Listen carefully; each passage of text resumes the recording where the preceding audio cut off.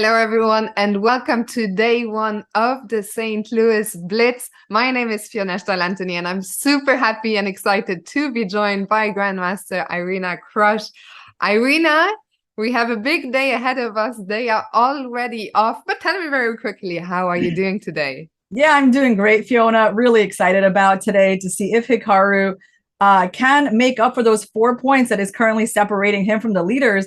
And despite the fact that he didn't have a great rapid portion, 4 points is actually not that much if you consider that 18 more games are still in play. So he started his first game against Fabiano Caruana. We see an English opening, and Hikaru has a little bit of an edge on the clock at this point.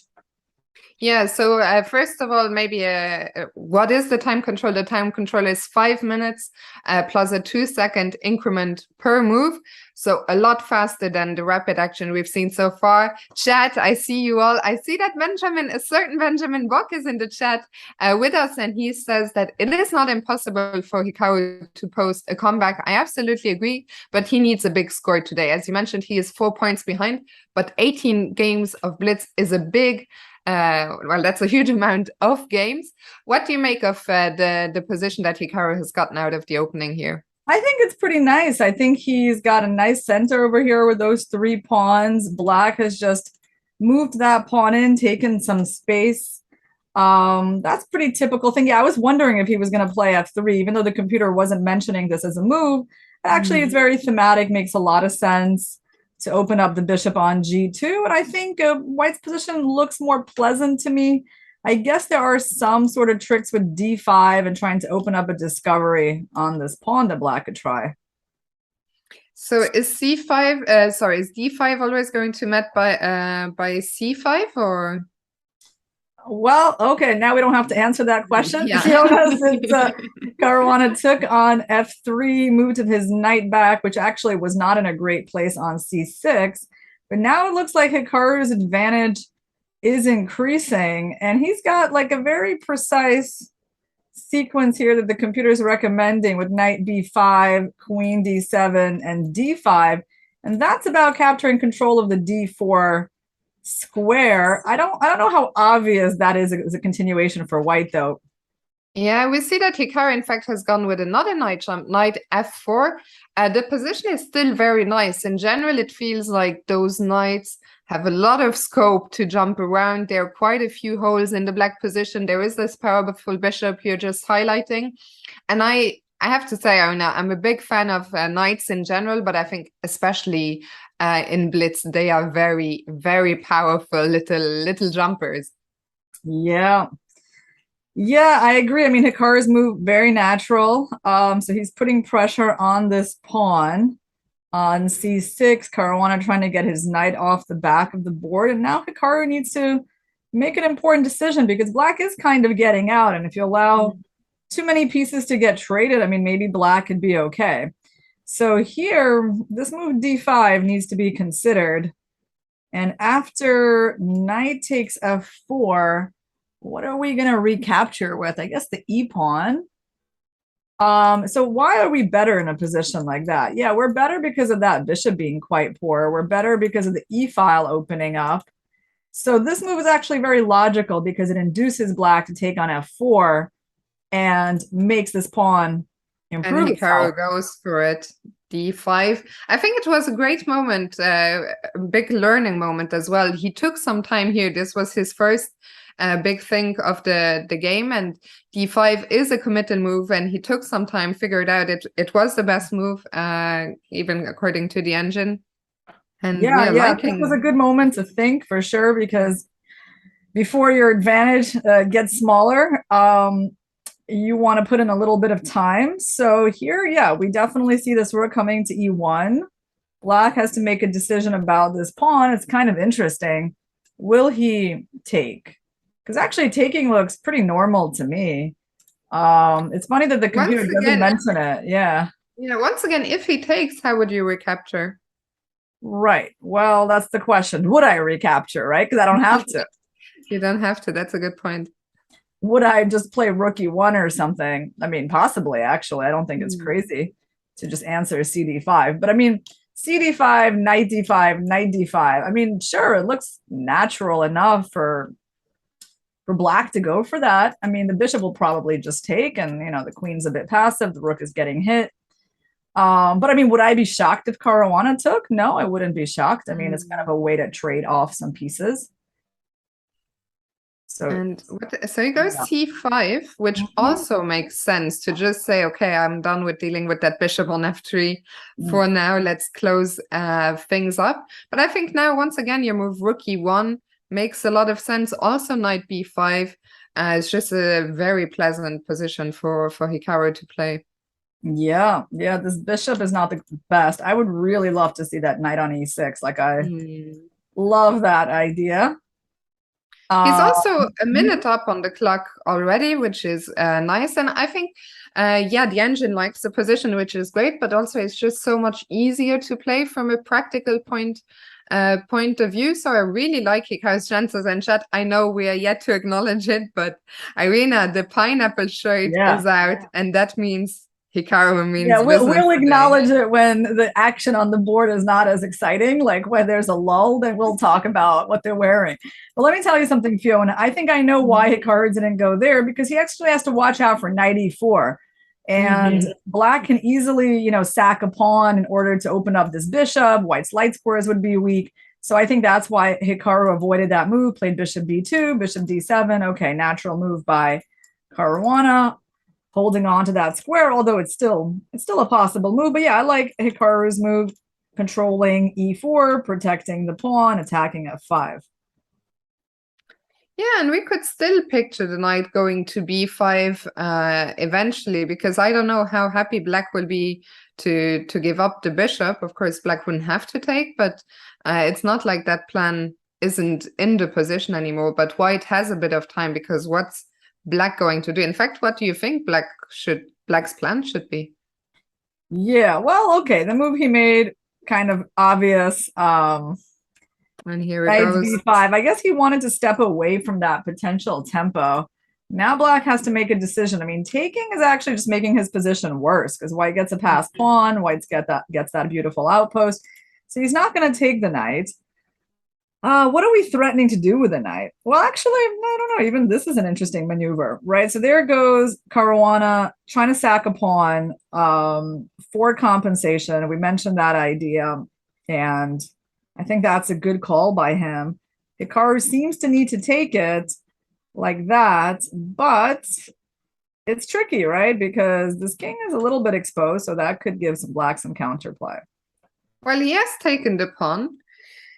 Maybe we can show why black cannot take on b5. Well, there's a few reasons, actually. I just noticed the hanging bishop. Yeah. The hanging bishop on e7. I also saw bishop g7 in some spots. But bishop hanging on e7 was the bigger immediate problem. Yeah, queen f3. Okay, so rook f8 he protected, and Hikaru. Oh, apparently Hikaru needed to go for something like that, but whoa, like there was bishop f5 and then some bishop g7, but that's crazy. I guess I will show you guys that tactic, because I mean, this move is a direct attempt to win the game, given that you're just wanting to take the bishop if the rook moves. But obviously Hikaru didn't go for this reason. And then something like that. Well, I mean, that's super tactical. That's really hard to find in a blitz game.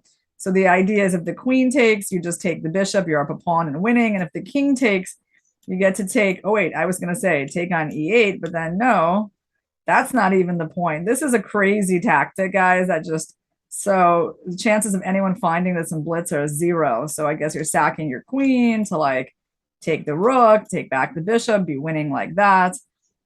So something like that is the point that white would have actually been winning.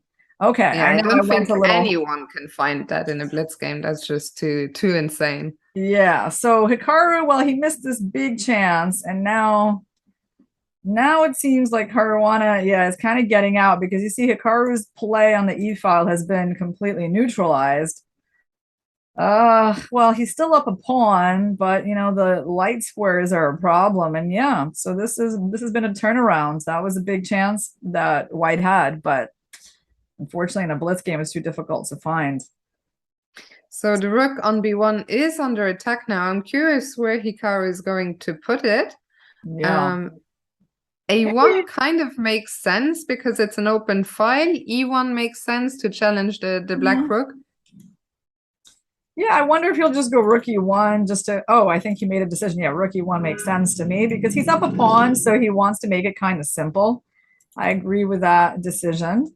All right, so they got separated by about 10, 12 seconds. Hikaru is still up a pawn, but black has the compensation of the bishop pair. Queen c2, knight c3. Even, I mean, we have to make sure that at some point, if our queen strays too far away, that some bishop h3 doesn't catch us by surprise, and suddenly the light squares around the white king could be quite dangerous. So the reason the engine says 0-0 is, if you're wondering, is because, well, Hikaru has an extra pawn, but now with the active queen and the bishop pair, black does have quite a bit of compensation here. Yeah, and you see how all the computer moves are trying to get the queens off the board. That's the favorite approach, but keeping the queens on the board, in fact, even this, like literally all the moves, I guess because this is coming and this is going to be painful, right? And Hikaru has gone queen d1 to try and get the queens off the board. Huh. All right, well, you don't see the move yet. Yeah, we see it on the camera. So the queen, oh, there we go. The queen's off. And I mean, in the ending, surely Hikaru has decent better chances, right? Yeah, I like this move. It stops the bishop going. Yeah, he's better. He's better. And Fabi doesn't have much time. So I think Hikaru's got decent chances here. Bring out the knight, bring up the king, push those pawns. Okay, that's what's happening. So we need some end game technique. But I think Hikaru has a decent chance of winning this game. But g5 was a good move by Fabi. Yeah, Fabi, of course, wants to try and exchange as many pawns as possible, while Hikaru wants to keep the material on the board. One thing that Hikaru cannot allow is an opposite color bishop ending, which would just be an immediate draw. But here, can we see? Well, I think the moves are just coming too fast. Yeah. So we'll just stick with the live game. Yep, no analysis. Okay. Well, Fabi's still defending well, apparently, like this offer of a bishop trade. Somehow after the trade, like white's not able to really break through. So that's a problem for Hikaru. You're getting 2 seconds a move. So he went for the trade followed by g4. Yeah, a bit surprising because if pawn takes knight. No, wait, Hikaru won. Oh my goodness. Oh, that's the pineapple shirt. Now we can talk about it. Wow. So what happened there? Let's rewind just a couple of moves. Yeah, that let's rewind. So g4, pawn takes. So right now, if knight takes, just king takes, and black is totally fine. So this was Hikaru's idea. Oh, so he's hitting the bishop. So now if the king moves up, which is what Caruana did, which is apparently a big mistake. Yeah, well, because it walks into a check. Now the problem is you're in check and your bishop is hanging. So you got to take the knight, but then you're just losing the king and pawn endgame. And what's really funny, it's like you're losing it through something kind of instructive called the reserve tempo. The humble little H pawn moves up 1 square, and this puts black into zugzwang. And so Hikaru is going to win that pawn next, which is amazing that it really comes down to that move, because if the pawn was already on H3, it would just be a draw. Incredible. Let's very quickly go maybe to the game between Sam Shankland. Well, that's just finished. Only one game left. That's Mamedyarov against MVL. And then we can come back to Hikaru's game and have a quick look at what happened. Yeah. I really like that that Hikaru managed to win. He just kind of kept the game going long enough. And yes, like, you know, Caruana defended really well. And it's just like one blunder at the end. But I think that's where Hikaru's advantage is. Now, this is a really interesting position. Is this some sort of theoretical end game? No, it's not. You can't really stop the king from coming in. And the reason you can't is even if your bishop, well, the reason he didn't go bishop g7 is because we actually would have just taken it. That's the simplest way to win. And the pawn is so bad here and the king is so passive that white would have been winning. So that's why he basically just let the king in, but this is just completely losing. And very nice. And yeah, in fact, MVL resigned here. So in Blitz, guys, you can expect to see a lot more decisive results. And well, fantastic for Hikaru. Maybe we can go back to the end of Hikaru's game one more time. And That's just good. return to that that blunder with king e5. And Irina, maybe we can take a look at why other moves, other king moves were actually drawing, were holding for Fabiano. Yeah, let me try to figure that out. Okay, I think I get it. Do I get it? Well, let's say king f7, right? So now if knight takes, I think it's bishop f1, right? It's that you can actually escape. You don't have to take the knight because then you lose in the same way. And if after bishop f1, I go knight e3. Yeah, and then I guess I'm gonna go. So I'm still down a pawn, right? So I have to figure out where I'm going here.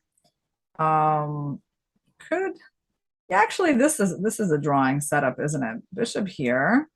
Now your knight is forever tied down to this pawn. It can't have any activity. And when you go here, just here, and you see like this. And now the reserve move doesn't do anything because you just moved the bishop. Just give a check. Yeah. Yep. Bishop is super active, actually. That's why you don't want to put your pawns on the color where your opponent's bishop can attack them, right? It's actually one of those basic rules that we have. Very nice. I mean, that was a really important, I would say, really important victory for Hikaru, especially. He really seemed quite disappointed, and understandably so, when he lost that last game against Fabiano yesterday. So important to start into today with a win, not just in terms of the tournament standings, but also in terms of confidence and just, you know, that winning feeling you get from winning games. Yeah, I totally agree with you. That, you know, he's going to feel like it's a new tournament is starting. You know, he's going to put that rapid behind him, and kind of he's now in the part of the tournament where he feels more like a fish in water, or perhaps a shark in water. And yeah, like to get that win from a position where it really looked like Hikaru was holding it, I think feels very good. Absolutely. And well, I was just talking about the standings. So with that win over Fabiano, Hikaru has now actually caught Fabiano. They are still tied at the bottom of the table with 8 out of 19 each. But as we said, 9 games of Blitz today, 9 games of Blitz tomorrow. A lot can change very quickly in Blitz. We have a new sole leader, and maybe we can have a quick look at the game he just won, and that's Alireza Firouzja, who won his game against Jan Nepomniachtchi.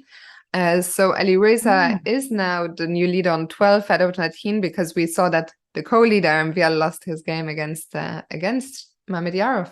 Interesting. So they also had an English opening, like Hikaru versus Fabiano, and Alireza plays this modest d3 move, basically making it like a Sicilian up a tempo, right? Because it's like as if white played e4 and black played c5, and then black gets another move to play d6.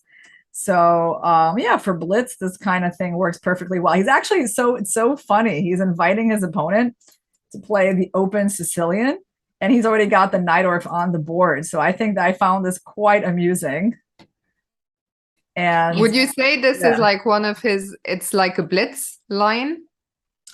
Well, so basically what we have right here is it's a Najdorf, right, where white is really playing black. Yeah. Right. That's what it is. And instead, and so basically they're a move ahead, right? Because and normally at this point in the game, it's going to be black's turn to, like, you know, move his bishop, or, you know, we know this move is one of the major moves, right? Against the Najdorf, or this one, or that one, or that one. But it's actually white's turn, and white gets to go first. He decided on this pawn structure. So let's see what happens. So basically the bottom line is, guys, what we're looking at here is a reversed Sicilian. That's, you know, to keep things simple. All right. You know, I have to admit, my visualization is not the best. I always find it so hard to visualize these reversed openings, if you know what I mean. Yeah, exactly. Right. It's always like you got to think back to the openings that you know, and make that comparison and realize, like, what's the difference. Yes, exactly. It takes you know, I agree. It's a little tricky. It takes some practice. Chat, if you're like me, we need to work on our visualization skills. Well, this looks pretty, I mean, an aggressive move, obviously, from Nepo, trying to go g4. And so usually in positions like this, well, white really can't go d4, right? They can't break in the center. Black has that square under good control. I would say, like, I mean, I see the computer doesn't like this move, g5, but I would say looks okay. Like, from a practical point of view in a blitz game, like, it looks fine. But yeah, I mean, it's an aggressive move that's appropriate for blitz. But now at some point, maybe white can pull this knight back, maybe trade that bishop one day. I don't know if that's what we're going to see. Nope, we're not really seeing that. So Firouzja just has a nice maneuver with his knight in to c5. Okay, I don't know what that move is about. Is he trying to prepare a d4? Yeah, I think he is. I think he wants to, yeah, he's 100%. He wants to get this move in and then sack that pawn somewhere there, like get some tactics on the e file. That's what that mysterious rook move is about. He also might want to bring in his queen. I think we're going to see d4 like at some point. I haven't looked at this game, and guys. Here it comes. Here it goes. Yeah, that's what Firouzja has been trying to set up for a while now. It's very powerful, right? When your opponent's attacking you on the side of the board to finally counter strike in the center. And I have to say, Fiona, I feel like Nepo didn't really get what was coming, because, like, why would you play a5 and pull your knight out of the center when your opponent is preparing d4?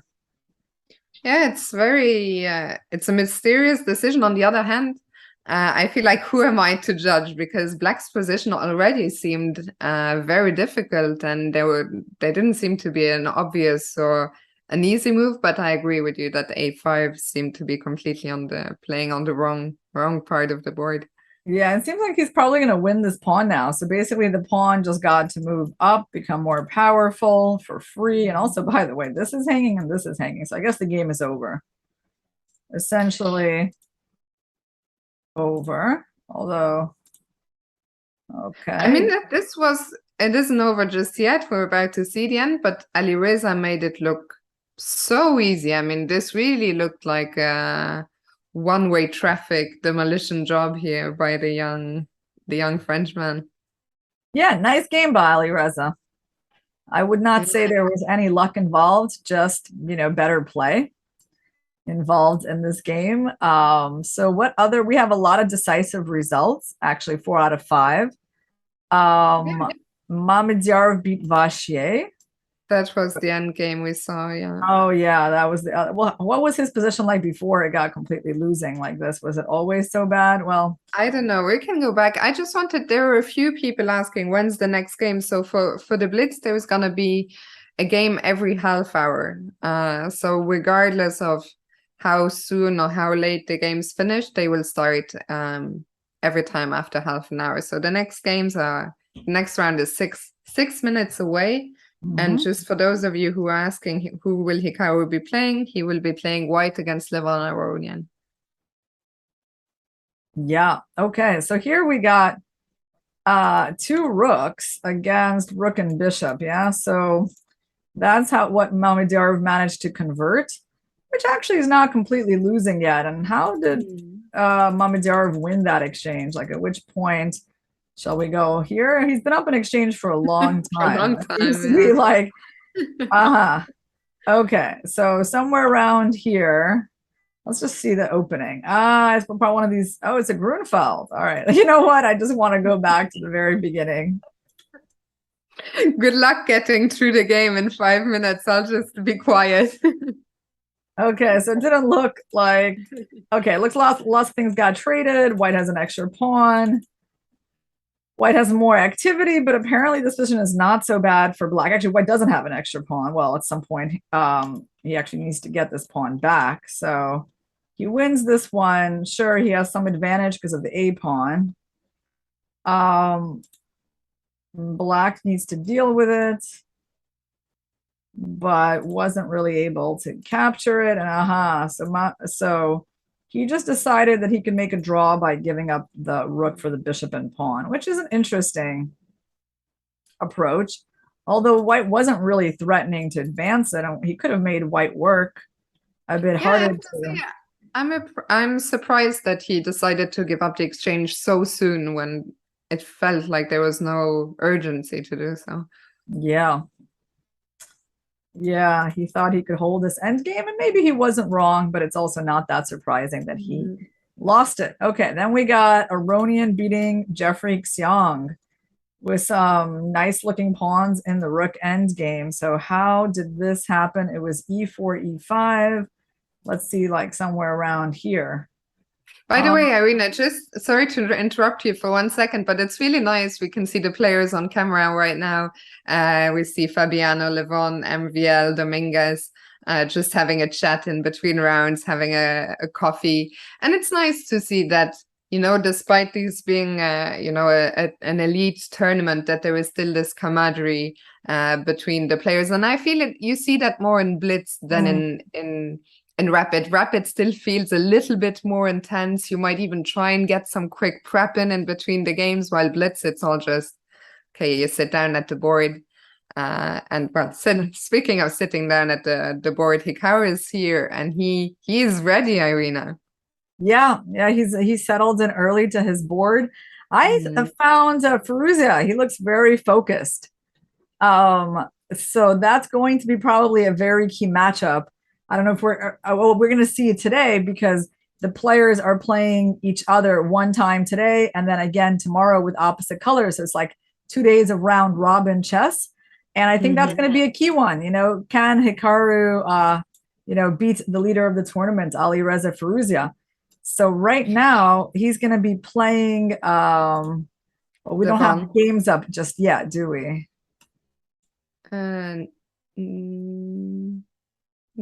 Yeah, no, not yet. They should be there any moment. But yeah, Hikaru against Levon. Hikaru had an extra black, I believe, in the rapid. Now it's nice to start with 2 whites. He really, because I think if you can rack up some wins in the beginning, it will put you into such a good mindset. So this is a big game for Hikaru. He will also be looking, you know, to get out of that bottom spot in the tournament and just try and rack up as many wins as he can today. What do you think he's going to open with against Levon? What is he going to open with against Levon? Knight of 3, b3, like that kind of thing. It's not out of the question. I mean, honestly, it's kind of hard to guess what he's going to go for. I mean, if he went e4, that wouldn't be surprising either. So the chat is saying the disappointed in Levon's choice of shirt. Yeah, he didn't go for the wild, crazy colors as he did on the first day. And I think so far the most interesting shirts are Hikaru's and Firouzja's. Yeah, for sure. And I mean, for Hikaru, this is already the first dub. I mean, it's not often that you outdo Levon in the shirt department. So yeah, for those of you wondering about the broad shoulders, that you probably haven't been here the first few days, but they use this weird fisheye camera. So it isn't, I mean, I'm not saying Hikaru isn't ripped, but he isn't that ripped. Okay, yeah, I was like, wow, the players look like they're really exercising a lot from this angle. Yeah. Yeah, no, it gets me every time, the camera angle. Yeah, I don't know why they don't use this angle on us at the US Championships. So this is something kind of new. I mean, imagine if it was a women's event, it would look even weirder. Oh yeah. Well, yeah, Maria and I talked about that a couple of days ago. So we made that same point. Yeah. So their game has started. I can't see what move he played, and it's not yet up over. Yeah, he opened with knight f3. Well, he's actually doing exactly what you were saying. He might knight f3 followed by b3. I can also only see it on the camera, though. I also don't see the new round up just yet. Well, let's just wait for it. I'm sure it'll be okay. I think it just started. Okay, it's here. It's up now. Yeah. And let's see if the moves are in. Yes, it's knight of 3, d5, and e3, and then b3. Yep. So he does that. Let me just see, like here. I mean, maybe I'm try to refresh. But the game, it was there already on the Oh, right. it was. Oh, right? okay. Yeah. It was already there. Well, okay. Anyway, I found it. There we go. So let's go to the beginning. Knight of 3, d5, e3, c5, d3, knight c6, bishop b5. Okay, interesting.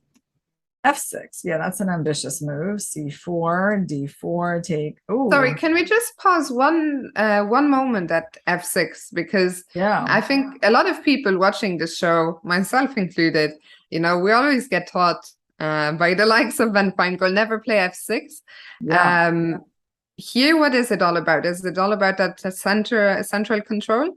Yep. Black is preparing to play e5, given that white's pawn is not on d4. So it's an ambitious move for sure. Like, it's not the only move. It's not like, if he developed his knight or played e6, it would be a bad idea, or even like defending the knight against capture wouldn't be bad. But f6 is an ambitious move. And you see how the game goes into very sharp waters as Hikaru tries to stop this plan and induces the pawn to move forward, and then tries like Banco Gambit style move. If the pawn takes, you can take with a knight or the pawn even. Let's see where this is going, because this is okay. Yeah, I mean, this got interesting real fast here. Wow. Okay. Wow. Okay, we need to pause for a second here. Yeah. Knight h6 was played. There's What a rook happens hanging. if queen takes? Great question. I think what's going to happen is knight c3.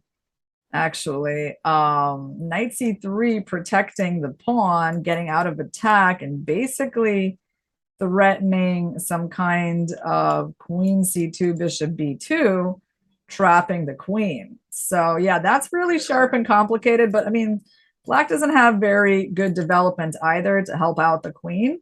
And plus the knight is pinned. So basically nothing really moves. And I guess if you move out the bishop, I can go to b3.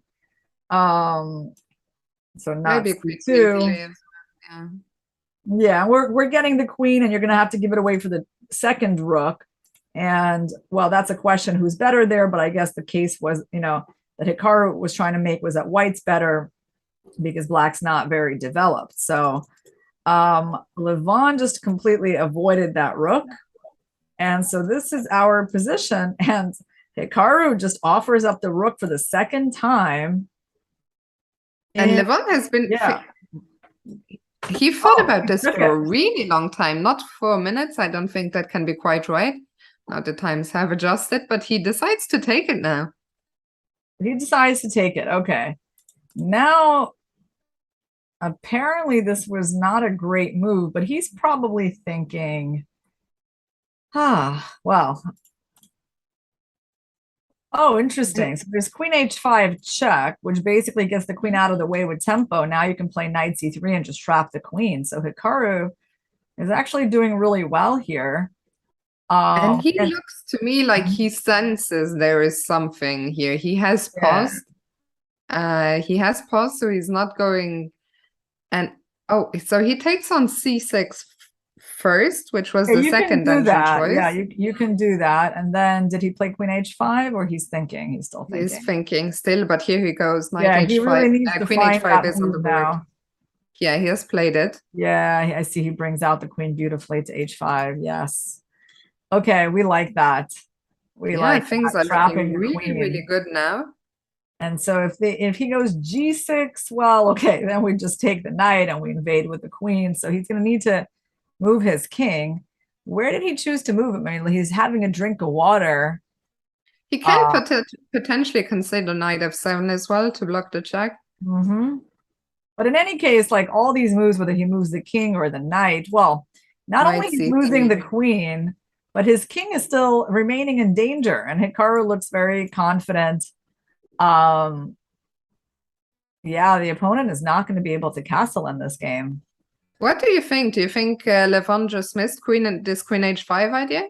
Yeah, easy to miss, right? I mean, he thought that like his queen was going to have a chance to come back to d4, or like, there's no knight c3 because you trade the queens, and he missed this check. Yeah, he definitely missed it, and now things are looking pretty dire. A black. I mean, this is. Sorry, go ahead, Irina. Oh yeah, black still is going to have 2 rooks for the queen, but the king's safety is going to be the problem. Yeah, and this is really the dream start for Hikaru. I mean, we're only on move 13 in this position. Even if the engine says only plus 1.5, it feels like it's a lot worse. The situation is a lot worse than that. Yeah, and also not only that, but it's the time situation as well. Like Hikaru's managing to build up a nice lead on the clock here. And yeah, so king d8 was played. He played king d8, knight c3, and so here we are. Well, yeah, okay, now it's time for this bishop to come out somewhere. Where would you bishop g4 makes sense just to develop the bishop with tempo? I mean, any of these moves look okay. Like maybe you put it here so they never give you a check on d3, because I think this queen actually might want to go back to f3. So yeah, maybe you're right. Maybe bishop g4 for now so that the queen can't come back to f3. And he did that, yeah. Right, makes sense. So now he needs to figure out, like, what am I doing with my king? But the answer is what? There's no safe spot for the king on the board, right? Yeah. It's really hard to see. White just needs to get their queen back into the game. So he went bishop f5, right? King g1. Interesting. He wants to go h3 and just have king safety like that. Interesting. Yeah, I think once again here the clock situation is a huge problem for Levon, because the king is always going to be out in the open. Once Hikaru finds a way for his knight to join the game, that combo of queen, bishop, and knight is just going to be very, very dangerous.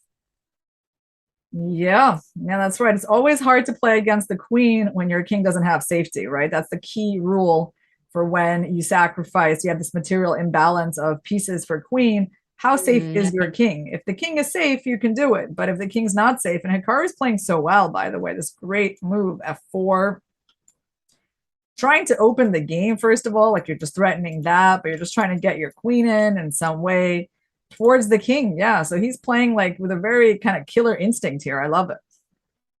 Absolutely. Hikaru today, I think also, I mean, Blitz is he's one of the best Blitz players in the world. I also feel that after a difficult 3 days of rapid, Blitz is kind of just what the doctor ordered, because, you don't have time to overthink it. You can just rely on your instincts, on your...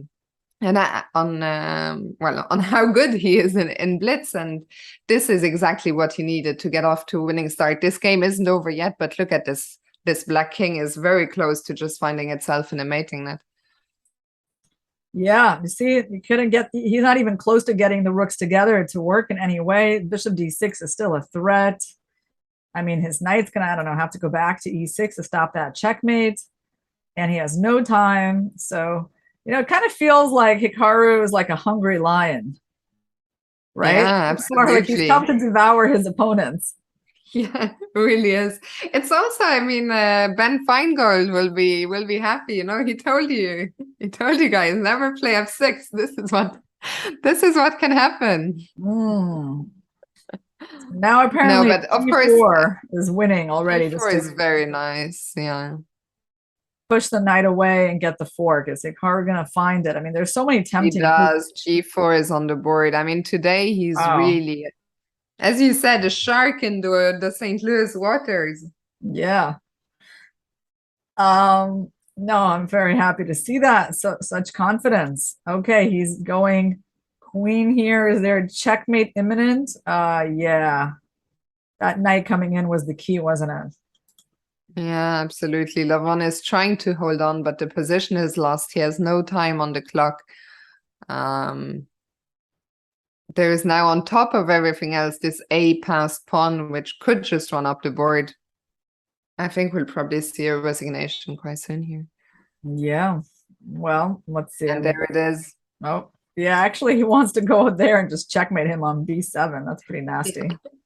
What a game. Irina, maybe we can go to another, well, all the other games are still live, so we can follow that live action and then we'll come back Yeah, let and me tell you which analyze this one is game. interesting. Yeah, we're going to go Xiong Perugia.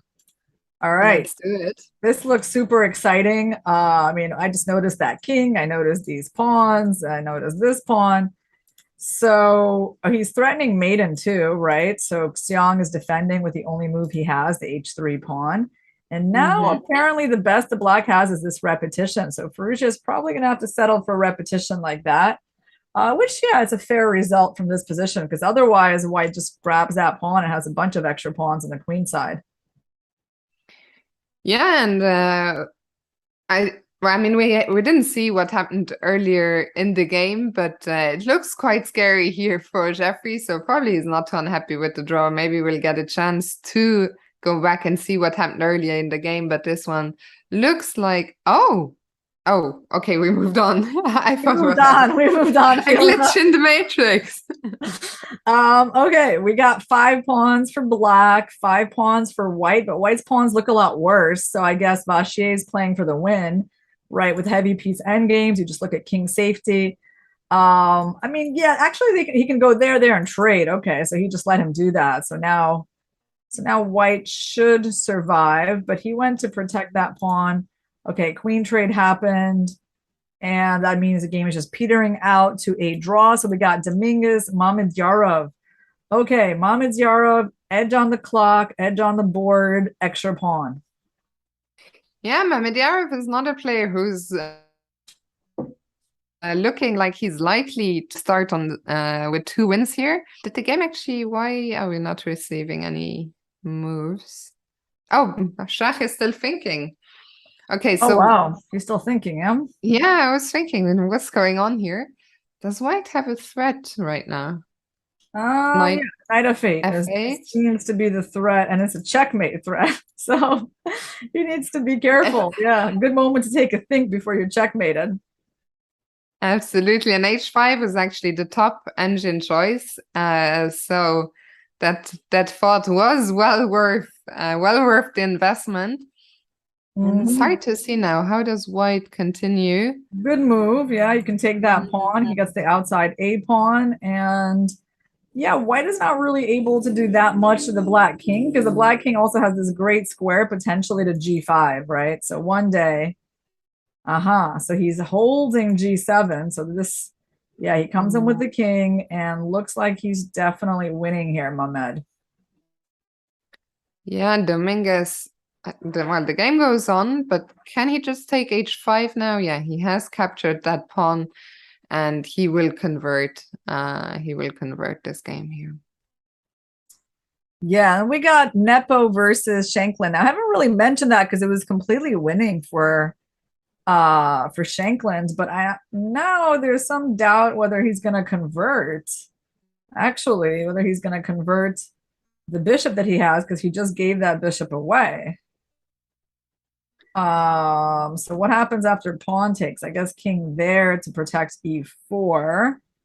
Okay. Yeah, I mean, it's feeling like it's getting closer to a draw. Like I can totally see Nepo saving this. Yeah, I mean, this is a game where we'll definitely have to rewind a little bit. I didn't see what happened earlier, but potentially a big opportunity missed here for Sam Shankland. Yeah, he was completely winning, but now, okay, what should he do? Is he going to move up that pawn? Or actually, he can give checks from the side as well. Yeah, he moved up the pawn. And basically, these checks are, always going to save white. But right now, it looks like black is just making a draw. There you go.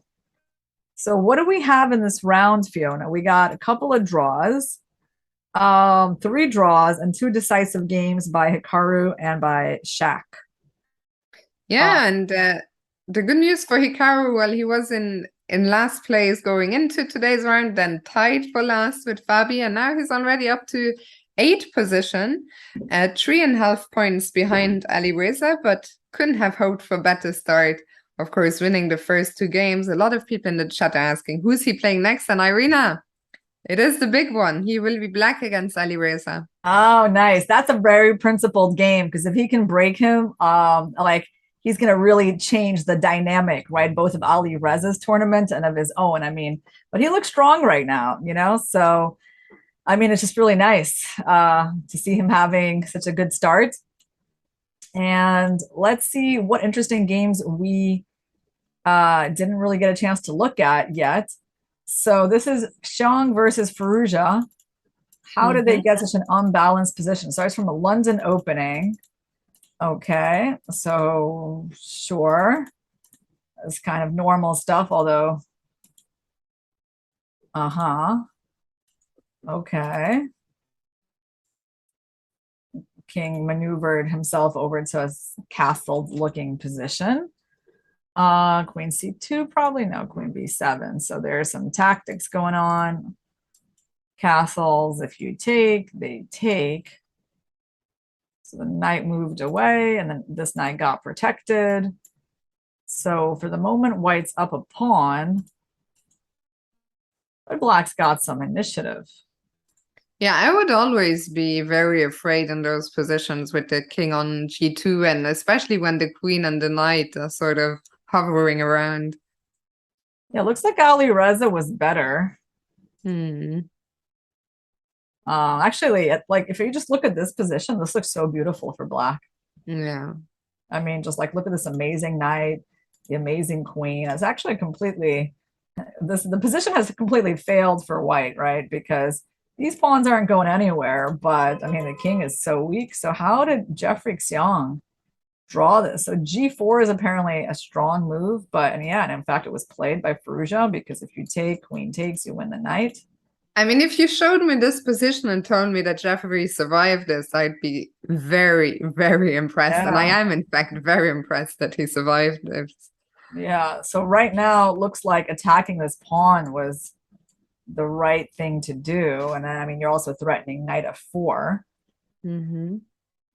But after pawn takes, oh, that was it. This was the one mistake. Such an obvious move turned out to be such a big mistake.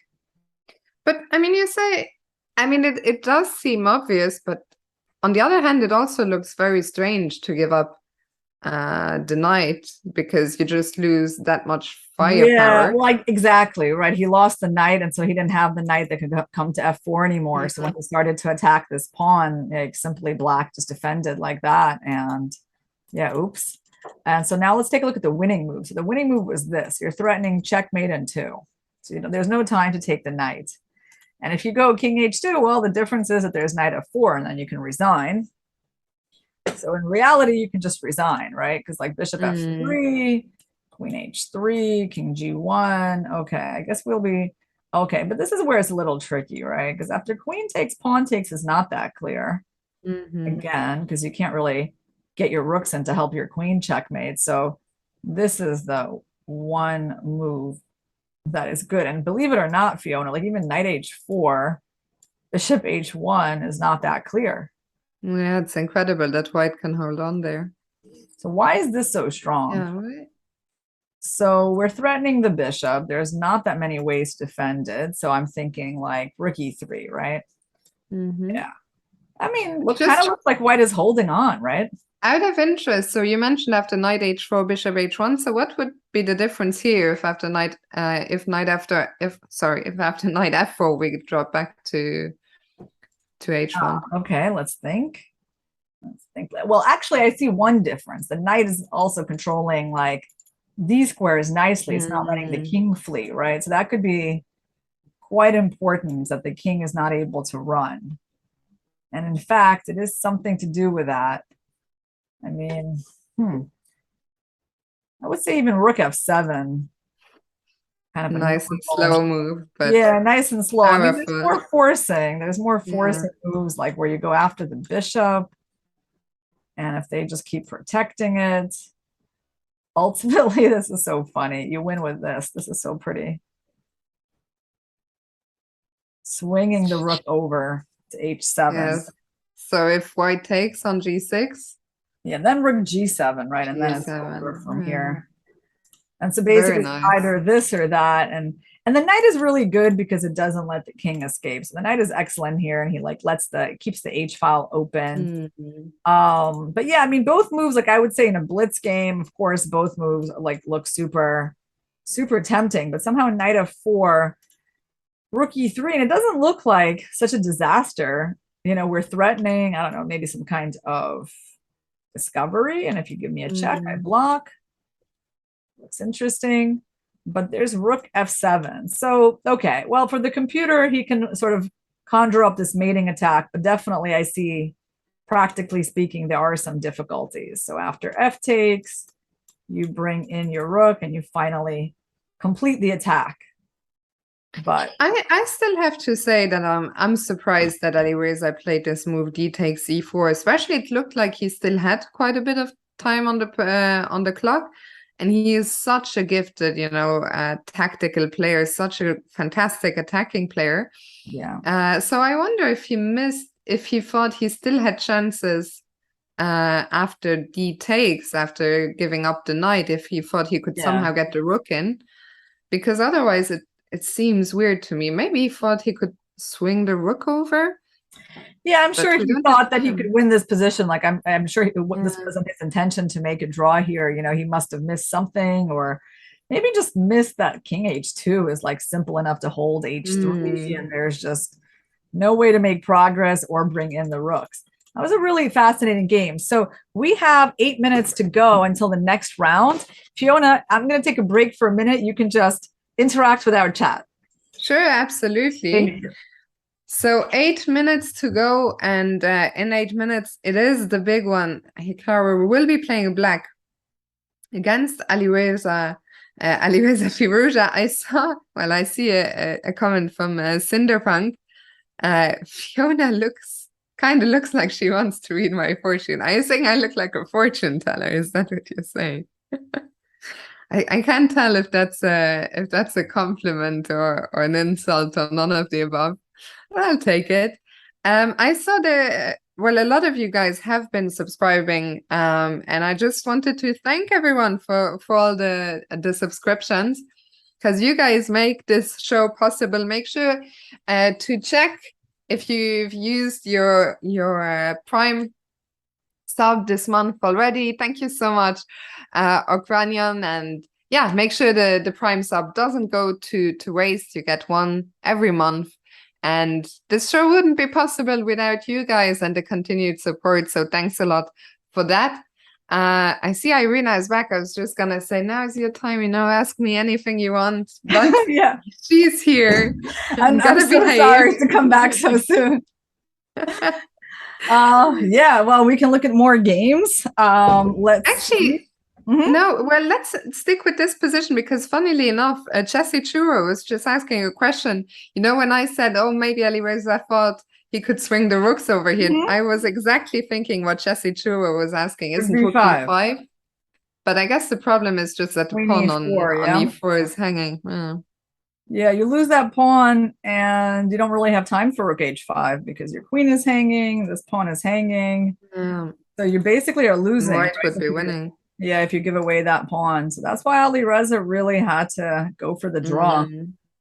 And Clueless TWTV is saying, you didn't shout out my sub. Well, I didn't, but I can tell you that your sub was actually the one which inspired me and which reminded me to make the shout out. So thank you very much, Clueless, and thank you, Dark Knight. And thank you to everyone we haven't gotten around to shouting out, but your support is very much appreciated. Oh, okay. All right. So Irina, what do we see? What do you think is in store for us in this Alireza Hikaru game? Okay, Alireza Hikaru. Well, Alireza should be playing e4. Yeah. I think he will play that. And what will Hikaru play? Will he play a Sicilian? It's quite possible. I think he'll play e5. He'll play e5, yeah? That's what I think. Because as much, of course, as we want to see Hikaru win this game, I think with the black pieces, a draw against Alireza here would not be a bad result. Alireza is the current tournament leader. But e5 is not like, oh, I just want to make a draw. Of course, if Alireza gives you chances, you'll always get chances. But I don't think he'll go all out with a Sicilian, but we will see. Yeah, it's a big mystery what we're gonna see in the opening between these two. Of course, in Blitz chess, your considerations changed a lot, right? So we know that e5 is like Hikaru's mainstay opening as black against e4, but you know, I think he's perfectly capable of switching it up, although yeah, maybe he will just go for e5, you know, because Alireza is also a very sharp player, right? Maybe he doesn't want to play into an open Sicilian against him. Yeah, I mean, you know what I was thinking. I don't know wait, I bet we saw a blunder here, Fiona. Hold on, I'm so sorry, but you know, in this game, at some point Shanklin was just up a bishop, but right now White's totally winning. White just up a pawn, so Nepo was totally winning, and then somehow wait, he like right now he just blundered the knight. Wow, that's incredible. He just, yeah, I don't know what he missed. He doesn't. Maybe it was karma then that he still held the game. That must have been super disappointing, like just having an extra pawn, technically winning position. Actually, he was winning like this. He just started with a check and then make the fork, and it's game over. By the way, sorry, Irina, to interrupt you, but now that Alireza and Hikaru have both sat down, this is really quite the shirt battle here, like the flower power against the pineapple power. Yeah, no, I see that those two have the most interesting shirts today. Yeah, it's going to be a good battle. For sure. I mean, what I was going to say, I don't know if even the Berlin draw is completely out of the question because, well, Alireza has a 1-point lead. We saw the Berlin draw yesterday, right? Yeah, that Alireza was playing on the black side. He has a 1-point lead over the field or over Hikaru? Over the field. Over the field. Well, but in Blitz it doesn't really matter because I mean there's so much play left. No, yeah, I think he's just gonna play, you know? Yeah, no, I agree. Yeah, I don't think he'll be thinking too much about the standings just yet. So he has 1-point lead over Vachier, and Hikaru is climbing up, right? So but you know, it's so funny. It's still like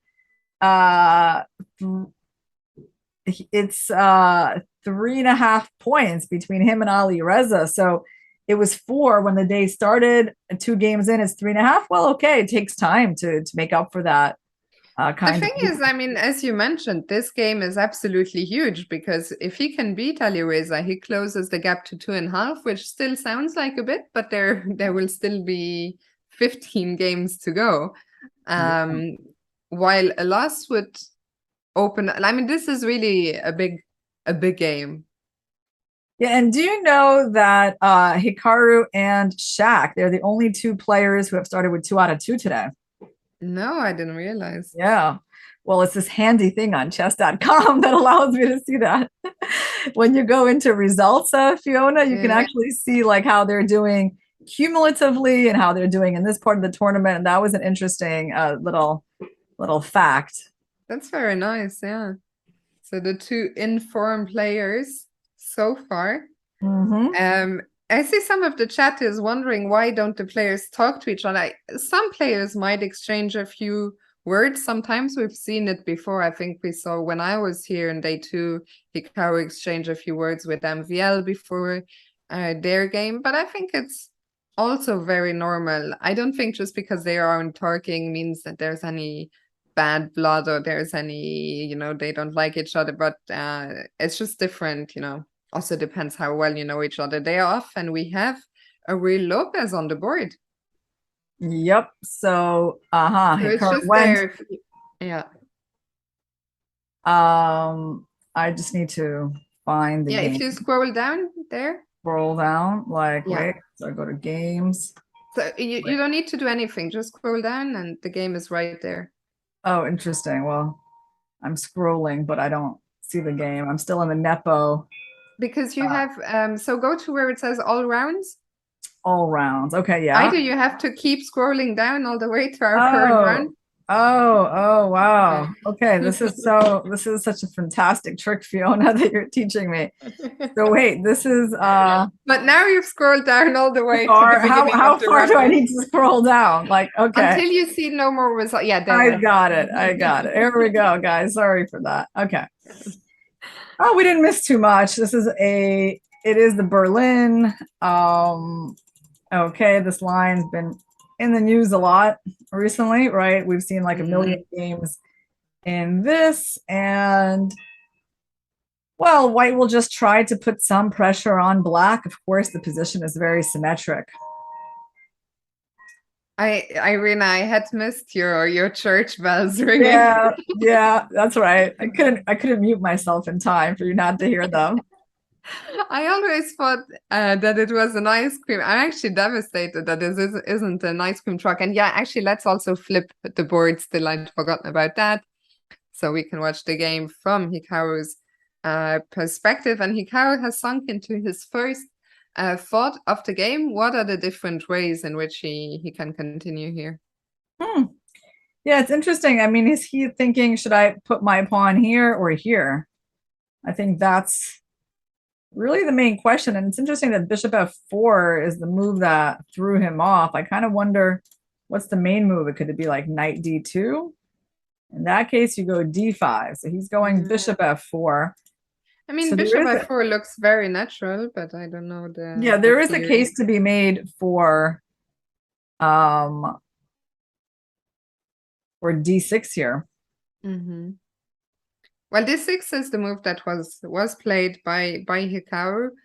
Now Alireza then brought out the knight, as you said, to d2 and bishop d7. So just getting all the pieces out. It's funny because the computer definitely likes white's position here, and just, well, white has a lot more space, right, with this pawn versus that pawn.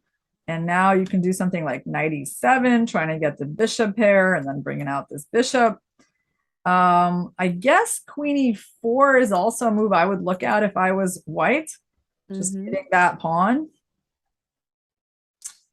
Yeah, I mean, queen e4 is kind of a sensible move. So he goes bishop d3. Okay, that's normal. So Hikaru needs to first equalize this game. Like, so far, you know, that's the stage we're in. You know, well, you talk about equalizing. I mean, I see the engine suggests two moves. The top two moves are bishop g5 and g5, which are two very different kind of moves. One of them is just looking to exchange some pieces, and the other looks like complete madness. And I'm on board with Hikaru here. I mean, I think g5 wouldn't even cross my mind, if I'm perfectly honest. Yeah, I agree, Fiona. Bishop g5, very solid move. This bishop wasn't doing much but biting on granite here. And here you want to trade, bring out the queen, and then bring your rook to the open file if possible. That would be black's dream. And you know, you were talking about how Hikaru has to equalize first, but we see that the evaluation bar has already dropped down quite a bit. 0.3 is actually very close to equality. I mean, it's rare that as black you just equalize immediately. So I like the way this is going for Hikaru so far. Yeah.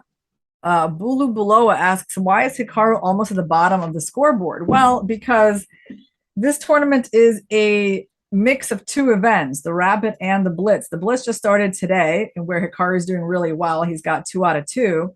This is the third round of the day, but the Rapid didn't go so well for him. He finished last in the Rapid, and that's why he's still like making his way up the scoreboard in his cumulative points. And we see that Alireza has gone queen e4. Trying to put some pressure, careful not to remove that knight and allow queen h7, of course. Those two pieces are aligned in what we call a battery. What is this d5 suggestion that I'm seeing?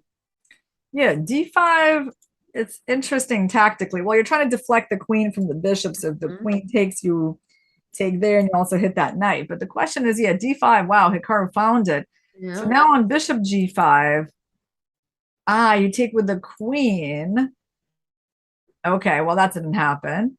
So queen e5. So now Now Hikaru needs to move his knight. He can pull it back. Yeah, playing so well, by the way. Hikaru, I mean, I like that he has gotten himself to this position because he definitely seemed to be under some pressure in the opening. I mean, he's still under some pressure, but he's doing a good job of neutralizing it.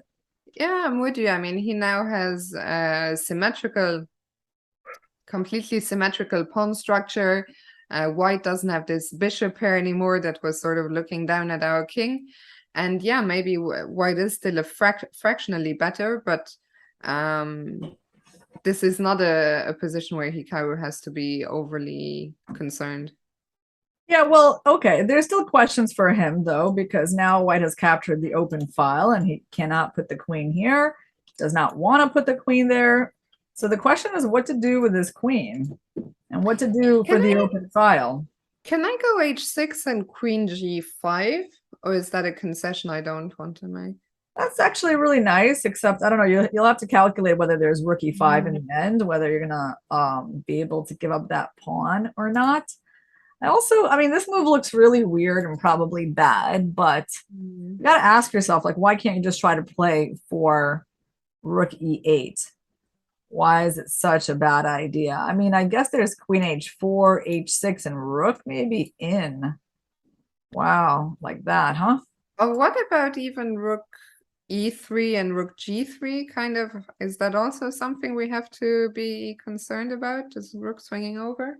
Yeah, I definitely think he needs to be concerned about that. So he needs to be very careful. Oh, f6? Uh-huh. Why? Why did he do that? What does that do? He's trying to like keep out the knight. It also keeps out the rook from e5 in some of the lines. Yeah, the computer really didn't like this move. And I mean, I still think he might want to go here, rook e8. But there's some objective problems. Yeah, like queen f3, hitting the pawn, and then transferring the queen there. And then, well, yeah, that's probably the best because if you have to go f5, to defend your king, that is really positionally suboptimal. So Hikaru is under pressure here, but they're both getting low on time. So it's going to get a little bit random. Yeah, and there was a question in the chat if bishop e6 instead of f6 was any good. And I think bishop e6 was a very reasonable move. Yeah, bishop e6 was better. So this, but you know, can't play perfectly in Blitz, especially when you got big problems to solve. And Ali Reza finds this, huh? Look at that. He's coming over. Yeah, Hikaru immediately responded with c6 and queen h5 is on the board, and now he goes g6. Wow, he is provoking that sack. He's saying, Ali Reza, you don't have a checkmate. But Ali Reza is going to take him up on it, no doubt. No doubt. Yes. And there he goes. This looks scary now, I have to say. It does, but where is the win though, right? It's actually not that clear. Yeah. Oh, wow. Because like if he's got to find G4 here, I don't think he's going to find that. That's really 1 seconds on the clock. I mean, to what? To go like, I mean, maybe Ali Reza will repeat. Oh, you know what it is? You know what it is? It's a prophylactic move. It's so genius. You're stopping bishop f5, Fiona. The bishop can't come in. It's not even an attacking move, which is why it's like impossible to find. Yeah, he's going to take the draw, and Hikaru is going to get away. Yeah, Hikaru is going to survive this because Ali Reza. I think from the body language, Ali Reza is going for the draw, and there we have it. Yeah. That's really, I mean, G4 is such a nice move. Yeah, I mean, I don't even know if it's, I don't know if it's winning. It's just that it was the computer's favorite move. Yeah. And just the idea of it is kind of brilliant. I mean, stopping us from getting the bishop into the defense. Look at that. It's so beautiful. It's like, it's still, of course, so deep. Yeah, as you're saying, it's still far from a winning position, but it's saying, okay, white has 2 pawns for the piece, white has the attack, and what are you going to do as black? You're not, you can't, immediately do something. So G4 was really nice, but so hard to see. What a game to find. Yeah, and also like, well, the problem for black is that it's hard to bring the queen in, right? Like if you could just make the rook jump over to e8, you'd be completely fine, but you can't bring in the queen, you can't bring in the rook. And white has this sort of idea. So, I mean, it would be pretty challenging. I guess Hikaru could try this, and then what? Like, how does he even make a move here? Yeah, no, I mean, it would have been difficult for Hikaru for sure. But the good news is that G4 was just a very difficult move for someone to find in a blitz game with 50 seconds on the clock. Absolutely. So let's check some of the games that are still ongoing. Maybe Levon against Fabiano. So yeah, just at the against top. Fabiana. Okay, sure. Let's go here. So who is doing well here? Well, Fabiano's up a knight. He's trying to checkmate right now. Checkmate threat. How do you stop me? Yeah, How do you Levon stop, has like, to go. rook Yeah, d5? one rook to the fifth. So it's still not over because I mean, white's going to win the b7 pawn. Yeah, this looks like it's gonna be a tough conversion job ahead still. Rook a1, rook takes b7. Or will he go d6? Yeah, he went d6. Okay, so rook b7 now. You know what, Irina? I think I'll take you to Mamedyarov against Nepo, where there's a bit more excitement on the board right now. It's a minor piece endgame, but with a pawn that's running. Nepo has so much time. Yeah, how did that happen? Has nothing. Looks like he just hogged all the time in this game between the two players. A minute 44 to 7 seconds is not really comparable, but it looks like on the board he's letting go of his advantage a bit. Because his pawn can't really go further, right? White is clamping down on that. And also if he takes, then I take that one, and white can hope to make a draw. Yeah, and I think Jaron was just telling us that we have the Okay, no, we'll stay here. We'll stay with Mamedyarov and Nepo. So Mamedyarov, the only player now who remains on a perfect score in today's Blitz. But this one doesn't look like he can keep the winning streak going. But he just wants to stay alive, you know? Yeah. If he makes a draw, it'll be really good. And I think he will. Because it doesn't look like white's in a lot of danger because this pawn is threatened and you basically can't save it. He's trying. Yeah, Nippo, of course, especially with the time situation is still very concerning, and Nippo is gonna look for ways that he can still, you know, try and find some tricks. But I think, yeah, Shach has found the defensive setup here, it looks like. Yeah, he's defending well. That king e1 move was great. Okay, so I think the players are repeating. So maybe we can go to Fabi and Levon. Okay, is he mating him or he's just winning this pawn? So if they're that's actually over. Oh, it's over because I get Fabi won. So let's go back again to Fabi where won. we just came from. Okay, here we go. So king and f1. Nippo has found a way to keep the game going. Kudos to him. Yeah, he kind of needs to win this pawn, but it's not so easy to do. But still, yeah. The problem is now that he's almost evened up with Mehmed on the clock. So, I mean, why are we not? It looks like the players are moving quite. Nippo's really gone into the tank, or why do we not have? No, I think we're just not receiving moves anymore. Can we click the refresh button once under the board? Just to. Yeah, this is the last position that we have. Yeah, so we can see that on the camera that the players are much further ahead. Let me quickly see. And Nippo still retains his clock edge. We jack down to 5 seconds. I don't know why we aren't receiving moves. Yeah, I think we're not the only ones where the board isn't updating. But they have 2 pawns each. And it looks like, I mean, to me, it looks like it's gonna be a draw. And if anything, Schach is the one. Schach is now up a pawn incredibly. I'm also, Irina, this is such a mess because I'm commenting on the position on the live stream, which will Yeah. arrive with some Oh, I delay. think I finally see it. Ah, they've made a lot of moves. Okay, let me see if I can see that better. Oh my God, Schach just made a move with 1 second on the clock, but I think Yeah. he sacrificed the piece earlier for this passed pawn, Yeah, he but needs to suddenly, win that A7 pawn. yeah, and I'm not sure if he will be able to. Yeah, what's going on here? I mean, it should be okay.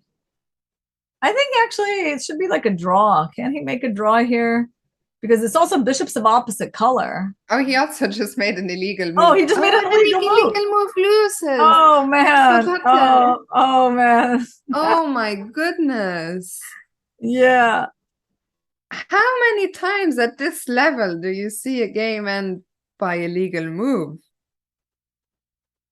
Oh, Mamajaro, and they both were like laughing at that. A king A6.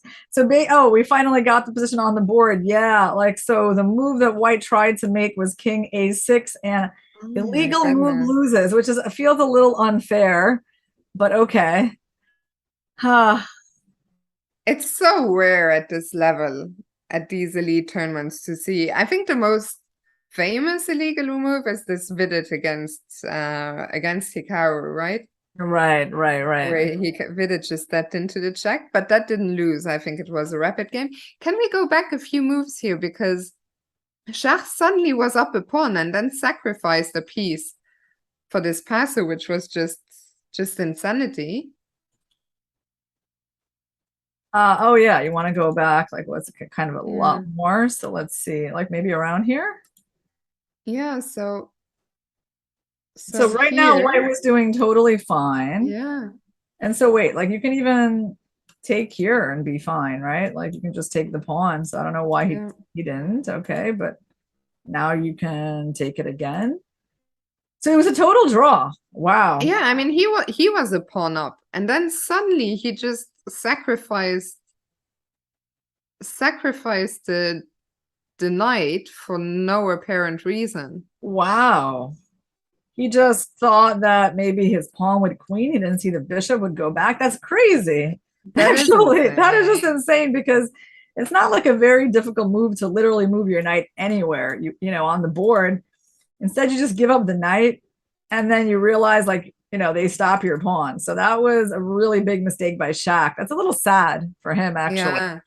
I mean, especially the double mistake to first give the pawn the piece up here in this way and then lose by And illegal then move. also he gave up the b5 pawn. Did that have to happen? I guess maybe it didn't really matter that much. I guess it was his idea that this pawn, it wasn't that important. Yeah, I don't know what, like, let's say what happens. Okay, he wants to go here. He wants to kind of get rid of the king, push him back a bit. And the good news for black is that this pawn is on the same color as the bishop. Yeah, probably the position might have been lost anyway, but what a way to lose it. Irina, those first 3 rounds just went by so fast, but we're still only a third through today's action. In 10 minutes, Hikaru will be playing white against Sam Shankland, so that's a game that's going to be, once again, a great game. Hikaru's on a perfect 2 out of 2 with the white pieces so far, so looking forward to that. But first, we are going to go on a quick break and we'll be back in time, of course, for the next game. So don't go anywhere and we'll see you very soon.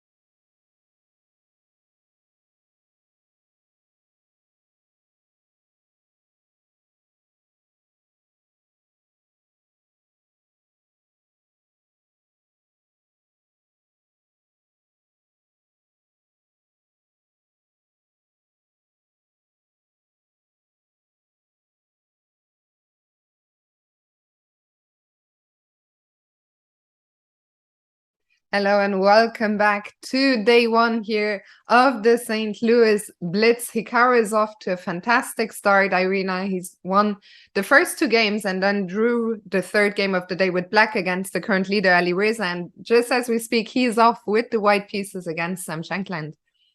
Nice. Okay. Match of two American players, Sam Shankland, former US champion, Hikaru, five-time US champion. And Hikaru goes for his favorite knight f3, e3, b3 setup that he likes to employ in Blitz. Shankland goes for the Bishop Fionchetta, kind of a Grunfeld looking setup. And Shankland does occasionally, I think, play the Grunfeld. Yeah, so this time no f6. We saw Levon go for a very ambitious setup against Hikaru's beloved b3 and getting swiftly punished. Here is something a lot more standard. And do you think we'll see Hikaru strike in the center with d4? Yeah, well, I thought maybe it was a move, but he went knight e5, so he's basically provoking this trade, and bishop e6. Okay, d4 now looks quite possible, but it's just one way of playing. You can also play with d3, knight d2, maybe f4. Actually, yeah, I like that, actually. I would think that that's kind of in the spirit. And of course, though, well, why did he play bishop e6? Because he wants to go knight d7, doesn't he? Oh, he doesn't. Okay, he wants to go bishop h3. So rook e1, perhaps, by Hikaru. And then try and hold on to the bishop with bishop h1. Exactly. I mean, I see the computer doesn't really fear bishop h3, but I think it's a very Hikaru's gone for your move. Rook e1 is on the board. Yeah, because you just want to be able to keep these pieces on the board. The Fionchetta bishop is pretty good. You called it, Irina. Yeah, thankfully it was a simple idea. I mean, the thing is, there are so many other ideas, but I think what we're getting at is, from a human perspective, it makes a lot of sense to want to keep that bishop. All right, so nice aggressive move by Shankland. Who does this remind me of? Like, there was a game.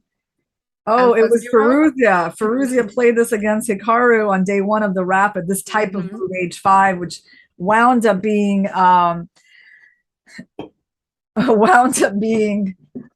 pretty good. So I guess Shankland has taken a page from his notebook and trying the same thing, going h4. Well, knight d2, right? Just kind of keep going. What else can you do?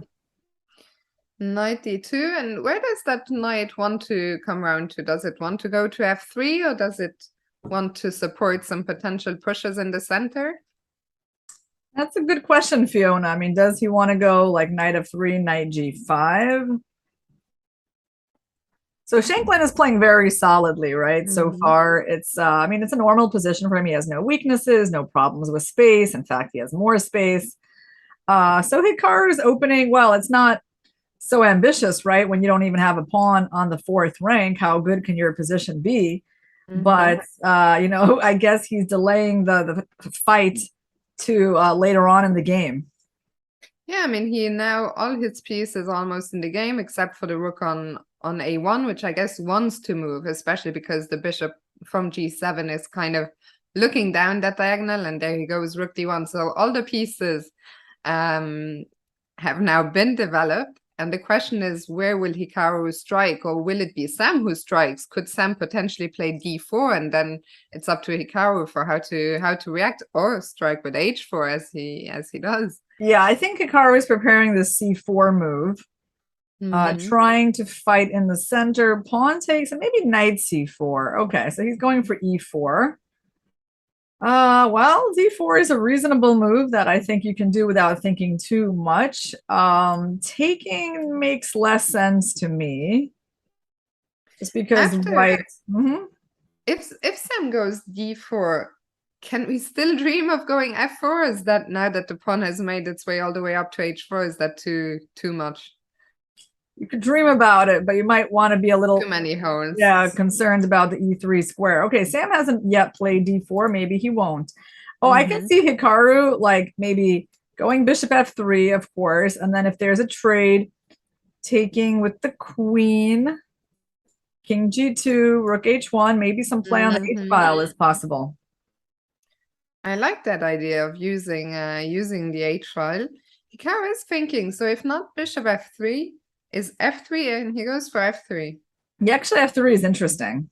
Yeah, the bishop, of course, is very bad, but maybe now he just goes f4. I mean, you can't really play with his bishop here forever, I think. Okay, well, he has a different idea. What is his plan exactly? Like for this bishop, I wonder. What's the big plan? King It's a f2. great question. I mean, maybe f4 will still be played. Oh yeah, the move that you're just highlighting. I was wondering, can we go king f2 and then bring the Yeah, I rooks to the doubt H it. I mean, also we're walking into tactics, so Yeah. this move is not going to happen. No. Then surely the plan must be f4 at some point. Yeah, I think he will probably wind up playing f4. I mean, he can try to maneuver around a bit, knight f1, knight e3, then f4. Maybe that's the idea. But okay, bishop h6 seems like a reasonable move, and he might even, I don't know, think about this and then takes. Yeah, that could be an idea. So Hikaru needs to figure this out. Okay, knight f1 is kind of normal. Yeah, f4. that's the move he goes for. Oh, he goes for knight f1. Okay. I was wondering about f4, but I was suddenly really concerned about how g4 might be even knight g4. I was wondering if black could do something like that. But anyway, the game is moving on. Knight h5. And I guess black is threatening. No, maybe not yet. I thought f6, but of course the knight on f1 still guides the pawn. On g3. Yeah, f4 seems to be quite okay here. Bishop g4, bishop f3. Did he do that? No, he pulled something away. Bishop b2. Okay. Why did he pull that bishop away? I don't really know. Okay, de, yeah. And queen c7, yeah. So now this pawn is hanging f4. Okay, now f4 for sure. Yeah, f4 is Believe on the it or board. not, you know, yeah, he's already managed to outplay Sam. Yeah, it's incredible like how quickly the position turned, because I thought Sam had done great. I thought the position he got out of the opening looked so nice, and then a few natural looking moves later, suddenly Hikaru is you know, quite a bit It better. has to do with these pieces maybe being a bit centralized, and now white having the space here. I guess there's no exchange sack just yet. That's an important little tactic to be aware of. Thankfully, it's not possible. So what is white's idea here? What is white's idea? That's actually the question. Bishop f3, I think, is the idea, trying to get this knight to move. And then maybe just king g2 and slowly improve the position. Yeah, because black also doesn't seem to have any quick plans. So maybe a move bishop f3 here. I like it quite a bit. And just bringing the king out. Then once the king guards g3, maybe then we can bring out the knight. Yeah, there was also bishop f2, protect the pawn and move out the knight e3. Also nice idea. So where is this knight going? It's going to f6, I assume, right? I mean, where else can black put it? Or, well, black can sack it. That's the thing. Black can sack it, but that seems a bit overly complicated. So now, you want to take on g3? Yeah, like you can sack it for 2 pawns. Actually, interesting. My guess is like he's still going to play knight f6. Yeah, it's just too complicated, Fiona, right? And Blitz to calculate all this sacrifices. It really is a very messy position. But now he's just taking a little bit of pressure off Hikaru. This is an interesting move. Close the queen side. He wants to improve the knight. Okay. So right now he's got Sam under some pressure on the clock and on the board. Okay, tactics here. Let's not blunder anything. But b5 is not protected. Yeah, I mean, of course, it's sort of an intuitive sacrifice by Sam. He's assuming there's going to be some tactic, but maybe Hikaru will calculate it and just be like, yeah, no, there's really nothing. And I think he's about, he goes for it, grabs the pawn on b5. And Mm. sometimes in those spots, it really is a bit like in poker, you know, sometimes it can be a bluff and you just assume your opponent isn't going to take it and then they take it and suddenly you have to show your hand, you know? Yeah, yeah, on bishop here, I think you got queen c5 is a pretty good move. And Shanklin looks like he's still thinking. Definitely Hikaru has upped the pressure on him with this pawn capture. Also, the time situation, Sam suddenly down to under 40 seconds, down a pawn and with no obvious compensation or counterplay. Hmm. Oh wow, Mubot says that his team for the candidates was Nicholas Huschenbuth and GM Sam Shankland. Oh wow, so Sam was helping him at the candidates tournament. That's something I didn't know. Yeah, I saw it yesterday on social media somewhere, and I didn't know either. And well, it's good to see Mubot confirming. I also had no idea about Nicholas Huschenbeet. I think Nicholas hasn't been so active lately, but very interesting info. Yep. So he's playing his second, right? Which puts a little bit of a different twist on it. Also, Sam beat him in the rapid portion, right? So I'm sure that Hikaru is looking especially eager to get his revenge. Well, right now, Hikaru has an extra pawn. Things are pretty stable. This pawn, I think, is an extra weakness. King at g2 runs into knight h5, so he needs to be a little careful. Okay, there's some initiative by black. Can he go bishop here, or is that... I don't know. It's actually the first move that comes to my mind, but maybe it's not so good. I was thinking about King f2 as well. Okay, he traded and king f2. Okay, this is actually, wow, that's been a big turnaround. Like, because this looks really awkward for the queen, and now black is doing pretty well, and somewhere this e5 move. Okay, this was a mistake by Shankland. Probably white will get to play e5. It's one of the possibilities. Rook d6 is really weird. Why would you give white this important tempo and e5 is on the board? Yeah, well, he missed that. You know, he didn't have much time. Yeah. And what is he threatening now? Actually, on the H file, not that much. You know, what's funny is if the king and the queen were reversed, knight f4 would be a winning move, but it's not, you know, you're not pinned to the king. Yeah. So right now, Hikaru is winning. He just needs to kind of finish it up in these next 10 seconds that he has. So I would love it if we could somehow trade queens here and just try and convert this, you know, in an endgame with that, but let that black king on h6 cannot survive. Queen h1, isn't that just, no, it's not over just yet? But he's trying to get the queen trade, and then he's going to win, but okay, Shankland avoiding it, so it's still some work. I don't know about that move, but okay, what does that do? I don't know what it does, but what can black do? It's also a question. Yeah. Also a question. Tricky. Maybe rook e8. Yeah. Yeah, because now the knight covered the mate on h7.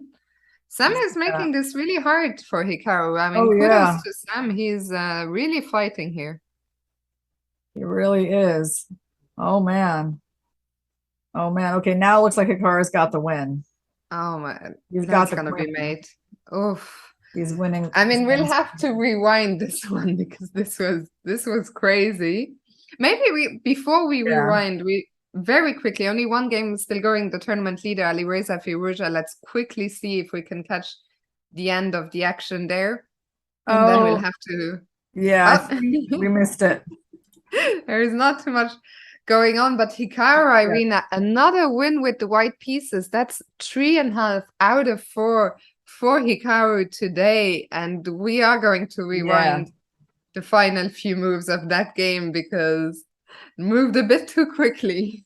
All right, let's take a look. So Hikaru, well, yeah, he was doing really well, but then somehow things got a bit hairy here where his queen got rather passive and this queen is rather active and king isn't super safe.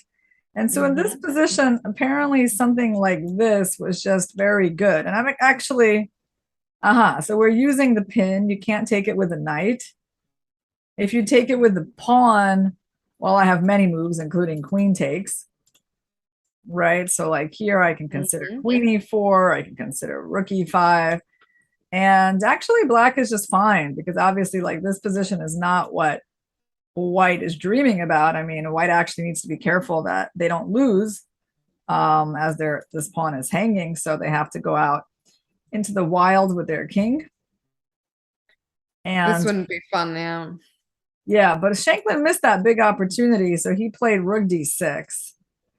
And after this, white has things under control as white is still up a pawn and black can't really break down the structure. Can't really activate this rook either. So here, Hikaru, everything going well. Hikaru decides not to take that pawn, and I'm sure it's the right decision. He just goes here, also doesn't let the queen come in. Mm-hmm. So he was very careful here. And yeah, right now he's definitely winning. He's up 2 pawns. Yeah, here it felt like there has to be a blow somehow with the king on Yeah. h6, but of course with seconds on the clock, it's never easy. Yeah, he could have maybe activated the queen and after knight h5 just taken material because black's not really threatening anything. Mm-hmm. Black won't be able to move the rook ever from h8 because of queen h7 mate. Yeah, thank you, by the way, to David Shirt for the wait and welcome everyone. So yeah, queen h1 and knight h5, blocking the check. Yeah, so this part, you know, he was trying to get a queen trade, but you see the queen would have been better on f7 instead of on b7 still. Yeah, I mean, you can see here things are not so simple. Yeah. Attack on this knight, maybe you should have just brought the rook back. He brought the queen back. And okay, here there was some nice way to win. Oh, I like it. Knight f5, beautiful. Pawn Let's have a look takes at that. queen c6, right? So that's actually a beautiful checkmate that Hikaru could have had because really nice clearance.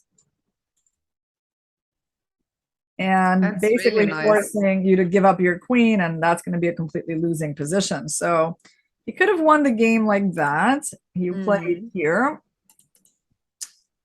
And something happened here, and black quickly lost. Oh, he took the pawn on g3, and he was getting himself mated. Yeah, not good. So he shouldn't have taken that pawn. And if he wanted to take it, he could have taken it with a queen.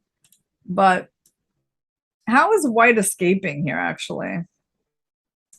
I guess I'm trying to understand. Where are you going with the king? I guess you're going up. Yeah, and I will take you if I can.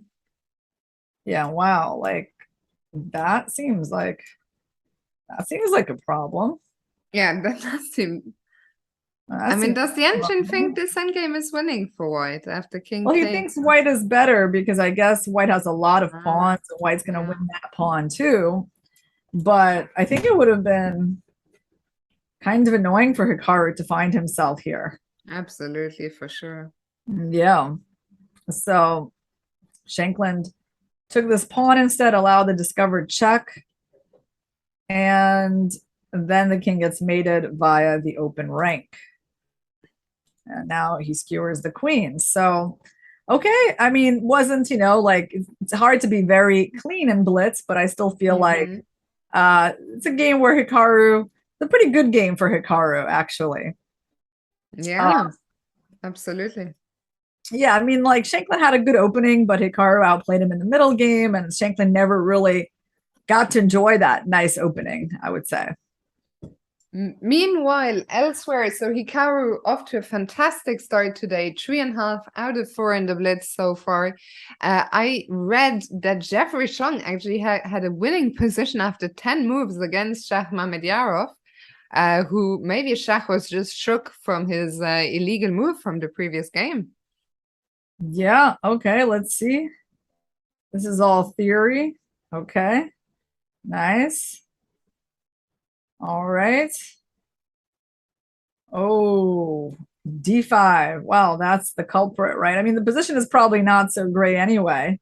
White's got the space advantage and the bishop pair. But so he walks right into this. He's just losing a piece, isn't he? This is crazy. I Because mean, there's no way out. yeah. So he just lost a piece.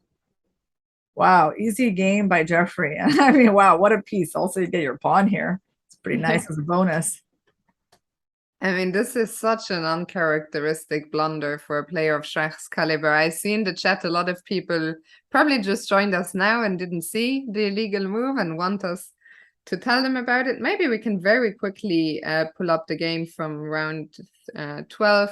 So in this final position that you see on the board, Schach tried to make the move King A6 and an illegal move loses. The final position was maybe lost anyway, but yeah, I think it's just unnerving. I mean, I don't know, Irina, if you have ever lost a game by an illegal move. Nothing comes to mind immediately of a legal move. Because it's also like the special rules, right? It's not always like you make an illegal move and you lose. Sometimes you make an illegal move, you get to make another move. So for me to get like a loss for an illegal move, I can't really remember that. But yeah, are you impressed, Fiona, how quickly I'm able to find the boards? I am. I'm really, really impressed, Irina. I mean, I'm just learning on the go. No, you're learning fast. I see Stevis in the chat is saying illegal move doesn't lose. It results in 2 minutes extra for the opponent. That used to be the case, but the rules changed, I don't know, a year or two ago, a couple years ago. An illegal move now loses in Blitz, so King A6 was the immediate end of the game. This is the game Caruana versus Dominguez. So, Queen's Gambit, Carlsbad variation. Wow. Bishop b4. Wow. This is, it's so funny how all these classical principles are just getting challenged these days. I mean, I thought that's a more diplomatic way to say it than, they're thrown out the window. Because, from a classical perspective, the bishop never would go there in these positions, right? Like it always goes here to break the pin. So this is not a Rogozin, right? This is not like with a knight out to f3. So kind of the knight can even go to e2 in these positions. You really got to wonder like what this move is about. All right, let's see what happens. Sorry, Irina, I went really quiet because I was reading the chat. Maybe the rules actually changed the other way around. Maybe it used to lose, but doesn't lose any longer, because I'm reading in the chat that in the St. Louis official broadcast, they said that an illegal move doesn't Oh, lose. wow. So Schach just resigned for no reason? We need to get someone on the case of reading the FIDE handbook, because the rules changed for sure at some point, but now I'm not sure if it changed from being losing to not being losing. Maybe it changed that the first move isn't losing. I'm sure someone reliable will inform us soon. All right, so in this game, well, it doesn't look so bad for black at this point. Kind of looks like these Rogozin positions.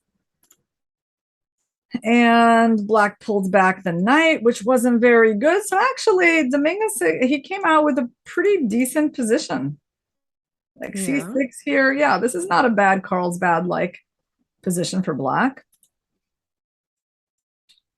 And this is totally fine, right? Like this bishop up against this knight, it's okay. White's not even close to the pawn minority attack. So actually, you know what I like here? Actually, in positions like this, don't we do these kinds of plans? G6, King G7, Rook H8, H4. Can't we do something aggressive? There you go. He starts something like that. Caruana wanting to trade the queens. Dominguez should have said no, and he did. Right? So now Caruana is on to the only plan that there is in this position for white, the pawn minority attack. B4, B5. And so Dominguez is trying this plan that I'm thinking about. Okay, but the problem is now white completes this.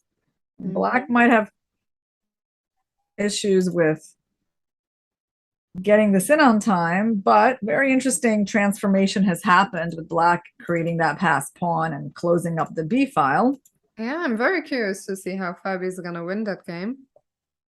I mean, so far Dominguez is just playing really well. He's attacking that knight in the hopes of saving his pawn. But this was apparently the mistake, because now he's going to lose that pawn with tempo. So it would have been just better to give it up. Yeah. A3. You get a lot of compensation, but this way he's gonna lose it, and he's gonna lose it with a tempo. So that's where things start to go a bit wrong for him. And now, oh, white takes that square under control. That's annoying. So they easily stop the a pawn. Yeah, and suddenly white's central pawns also. I mean, white now has this passed d pawn. This knight is really controlling a lot of squares, so what, Dominguez tried to get rid of it? And ultimately, he wound up losing this pawn. That knight was very tricky. Oh, yeah, and he just resigned here. Well, yeah, because he's going to lose the pawn, and there's just no compensation for being down 2 pawns. Very nice. I mean, Fabiano also, I think, is having a good day so far. I saw some comments in the chat. Is Hikaru going to be the first player to beat to break 2900 in Blitz? Well, I actually just scrolled over. Hikaru had actually broken 2900 himself previously. I see his best Blitz rating was 2934 back in March 2019. So he can certainly try and cross it again, but he has done it before, guys. So Hikaru has the best showing so far today. He's got 3.5 out of 4. The next best scores are 2.5 out of 4 by the trio of Firouzja, Xiong, and Caruana. And Hikaru is now in the cumulative standings. He is now 7th to 8th. Man, it's like a hard slog, you know, to just make your way up there, because it's like, and he's still separated by 3 whole points from Firouzja, despite just, you know, doing so great today. Yeah, still, I mean, catching up, you know, even 1 point in 4 rounds. No, how many? Yeah, 4 rounds. Yeah. There's a big game coming up, because Hikaru is black against Mamedyarov, and Mamedyarov has had 2 shocking games in a row. First, the illegal move loss, and then this piece blunder against Jeffrey, which, to be honest, I mean, I find almost more shocking than the illegal move. So this is a game where Hikaru could look to, you know, get a win potentially with the black pieces, because Shaq clearly right now isn't in his best form. Well, let me tell you, he's only half a point off of 4th place. It's half a point ahead from Shankland, Nepo, and Mamedyarov. That's very doable. So like these guys, he can sort of reach very soon. Then he's another half a point from Jeffrey Xiong. Okay, that's doable. But now the 2 Frenchmen, Firouzja and Vachier, it's going to take longer to catch them. They've really established quite a lead over the field. Well, the thing is, actually, after this game against Mamedyarov, Hikaru will be white against MVL. So it's always nice to get the direct confrontations and just, you know, try and make up ground that way. Yeah, so let me show you my souvenirs from India. You probably recognize this, Fiona. This is the one we all got, right? Yeah. So this heavy thing, right? It's like I found a really good use for it. You know how I often have this problem that the curtain like starts blowing? So now I realized this a very heavy statue of some temples can be used to hold my curtain in place, so it doesn't blow in my face during the broadcast. I like it. That is a good use for it.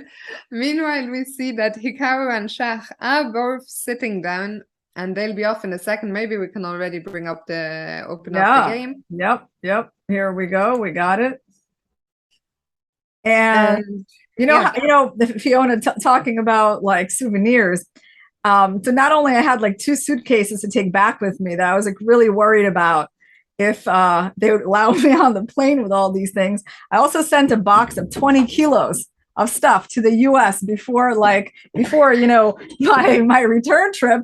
I had bought so much stuff there that that was the only way to get it home. That's and incredible. Did it arrive? It did. It did actually, even before I expected it. It reached me here at home, and I got all my stuff.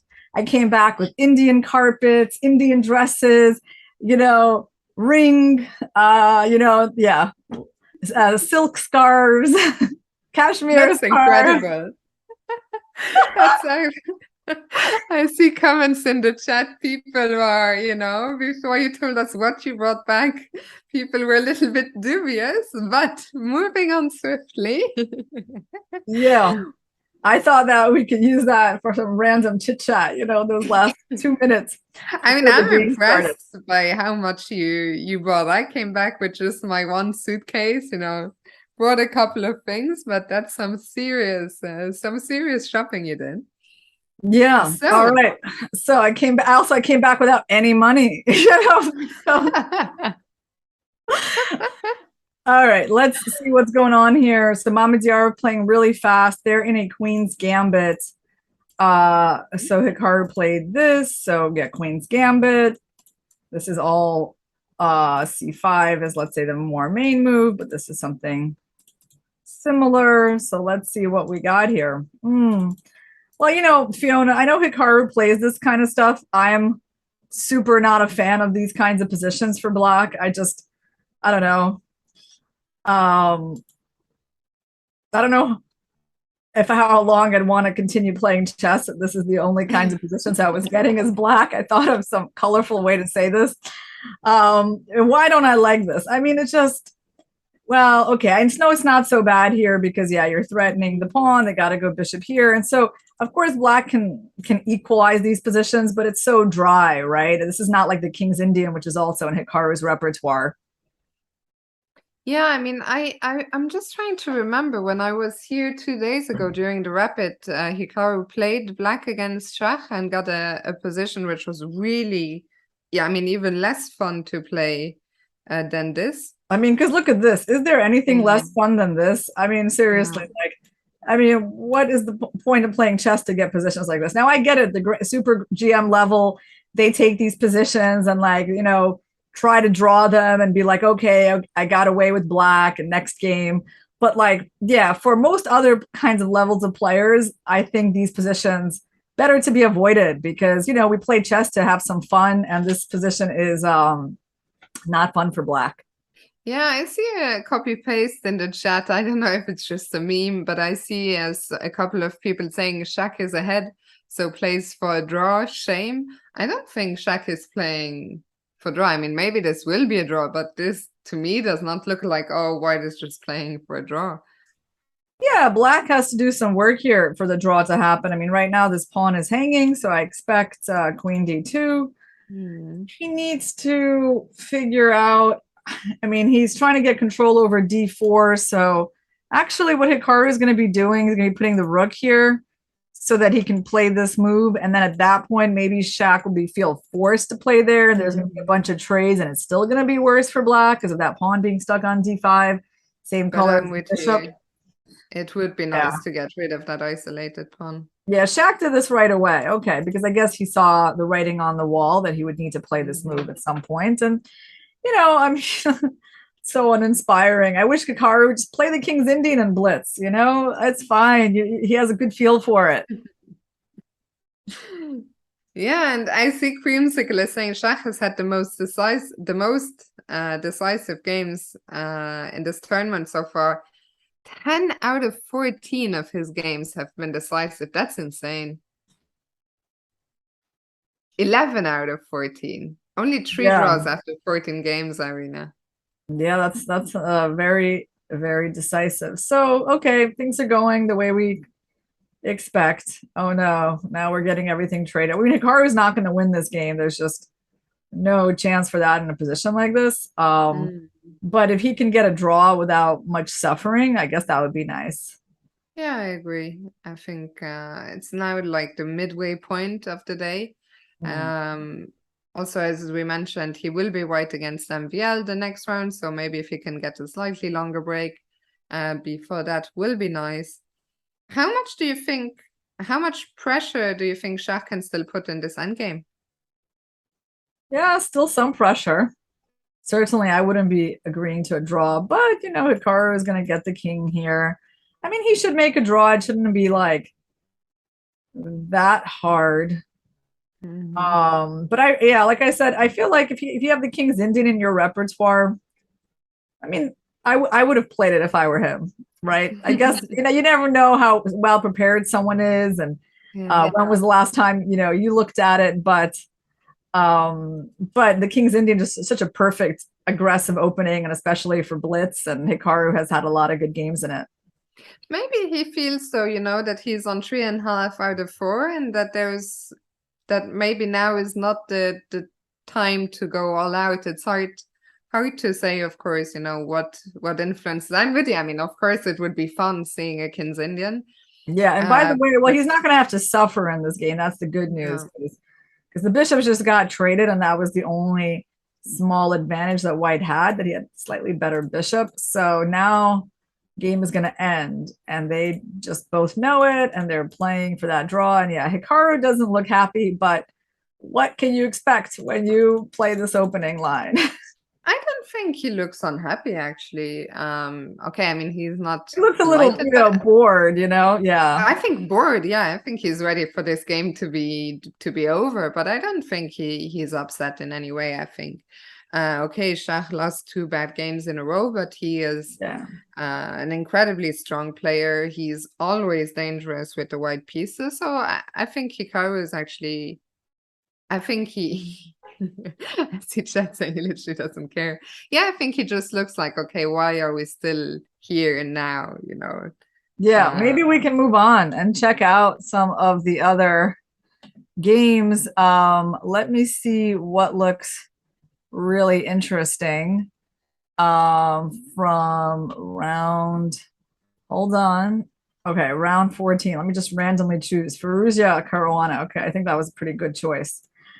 Our leader of the tournament so far, Alireza Firouzja, has pretty big lead over the rest of the field, other than MVL, who's close to him. Yeah, and just for the chat, so to let you know, we'll keep Hikaru's live position there on the left with the camera. I think we'll see a handshake any second. So we'll just on the big board have a look at Alireza against Fabiano. Yeah, but Alireza seems to be better against Fabiano. But he's a minute behind on the clock. I guess he'll be playing h5 some point soon. You would think that's the idea here.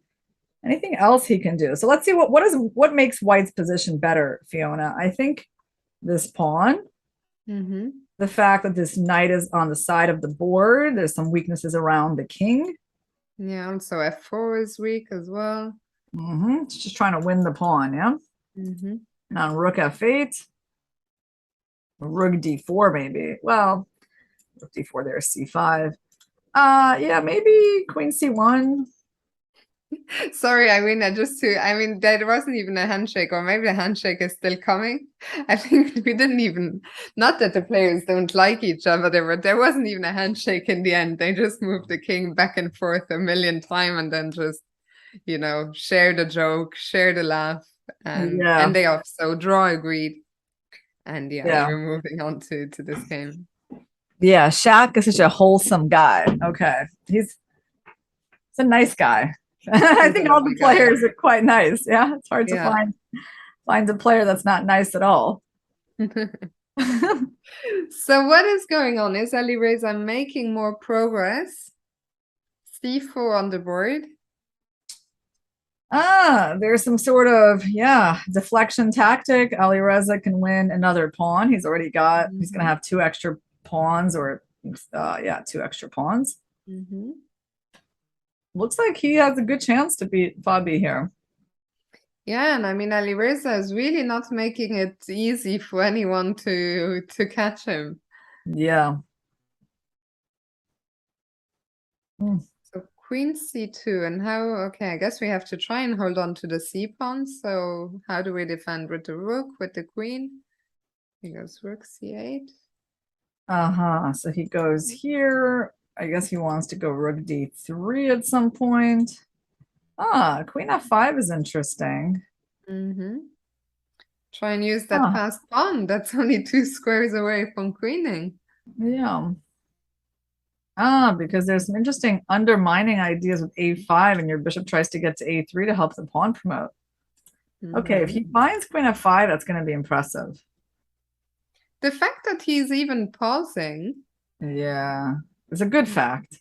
Yeah, Yeah. he's going to find it, actually. He will play queen f5. It's my guess. Yeah, he goes I think for it. he can do it. There you go, Fabi. Yeah. Let's not make it so easy for the Frenchman to take the tournament. I mean, Fabi's these players, I mean, all of them are just so incredibly resilient. I mean, whenever there is a chance, so often they will just find it, and you just have to work so hard over and over again for that full point. Yeah, and now Alireza, unsurprisingly, he's having to have a big think here. Mm-hmm. Yeah, you guys follow me at twitch.tv/iCrush83 with the hopes that, one time in the next year I will do a stream. What do you Ooh. think are the odds that you'll stream in the next year? Yeah, they're high. They're high. A lot can happen in a year. Okay, so queen c1. Guys, you heard it. You heard Irina. Smash that follow button. And the pawn is now all the way on c2. I mean, it's so uncomfortable. Wow, he's when you like have a actually pawn doing like better. that. Yeah, that pawn. Now there's a few different moves. Queen f4 is somehow the best one. Okay, it's not the easiest, admittedly, but you can't take the pawn. Okay, he found it. Good for him. Wow. And now, Suddenly, Alireza could lose. yeah, There can is you finally go very serious a5 and trouble. bishop a3? Yeah, also what's 10 their plan? seconds on the clock Ooh, for what about Alireza. this plan? Maybe this one. Yeah. Lots of tempting plans here. I mean, this is insanity. The top engine move is king g8. Like, who the Yeah, hell? prophylactic against the checks on this diagonal. Okay, now this is not that great on, bringing out the king into the center, not all that awesome of an idea, but Alireza's got 5 seconds. He's going to lose this game, Fiona. That's just, I'm confident. With 5 that's seconds, gonna shake up the standings a little bit, or at least make the field even closer, give a chance to MVL to catch up. But first, Fabi needs to wrap this one up and put it away. Maybe take the pawn or something. Okay, that's fine. 91. 91 is the only move. Okay, and now what are we doing? I don't really know. What are we doing to win? Okay. Oh, he just lost that pawn. Oh no. Oh no. Oh no. That was an important pawn. Oh, he's gonna win the knight. He's gonna win the knight. But it doesn't mean he's gonna win the game, but at least he's gonna win that knight. He still can win, but ooh, this is gonna take forever. This will be a very long game. But I still think that in Blitz, the chances of winning it are much higher. I think Fabi will still win. Yeah, I think there's rook f2. Nice tactic. There was such a cool tactic. Rook f2, bishop c5, winning the rook. Very nice. Really important pawn. Oh, now that's not on the board anymore, but he can still win, right? Like rook here, win the pawn. Also, rook, bishop d6, maybe somewhere, just take the pawn. Good point. Okay. I mean, the white king is completely stuck on the first rank now. Yeah, as you can see, I'm really rooting for Fabi here. Rooting for Fabi is the same thing as rooting for Hikaru, actually. Because that helps Hikaru, right? Like there's a lot of ground that needs to be made up. Exactly. It's win-win. Yeah, but I mean, still not so clear. So are we gonna see rook and bishop against rook? Oh man, hold on. He needs to, okay. Well, wait, he can't just win both of these pawns because, okay. Oh, that's a great point you're making. The bishop is the wrong colored bishop. Man, this is not so clear still. No. I mean, what's supposed to be the winning plan? He needs to win one pawn at a time. Maybe like this? And if you go back and if I try and cut you off? Yeah, so now what? Oh man, This is like not as easy as that we would like. No. But kudos to Alireza. I mean, the way Yeah. he's holding on here, especially for a player, as young as him, really, really Yeah. impressive stuff. Whoa, what? Oh, rook h6, bishop g5, king e2. Is he gonna find that?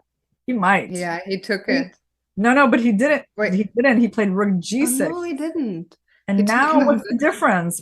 I don't get it. Bishop there, king there, and rook f. We might actually see rook and bishop, although I Yeah. don't think Probably sir has a lot of experience in that. But do you think Yeah, so Fabi can pick up both pawns? Yeah, he did pick up those pawns. He did. I don't the moves are not coming in anymore, by the way. No, I know. I'm watching the thing on the live, so it's rook and 2 pawns against bishop and rook. Yeah, I have it on the big screen. Okay. So Fabi, it doesn't look like he's winning. I don't see that he's winning anymore. But I mean, he needs to win both of those pawns, and even that's a tall order. I'm not sure that he's going to be able to do it. I mean, be careful that you're not suddenly worse. Right, Don't right. let the pawn runs too far. G7 now, G7. Yeah, I think Alireza is making a handily draw. Yeah. He made a draw.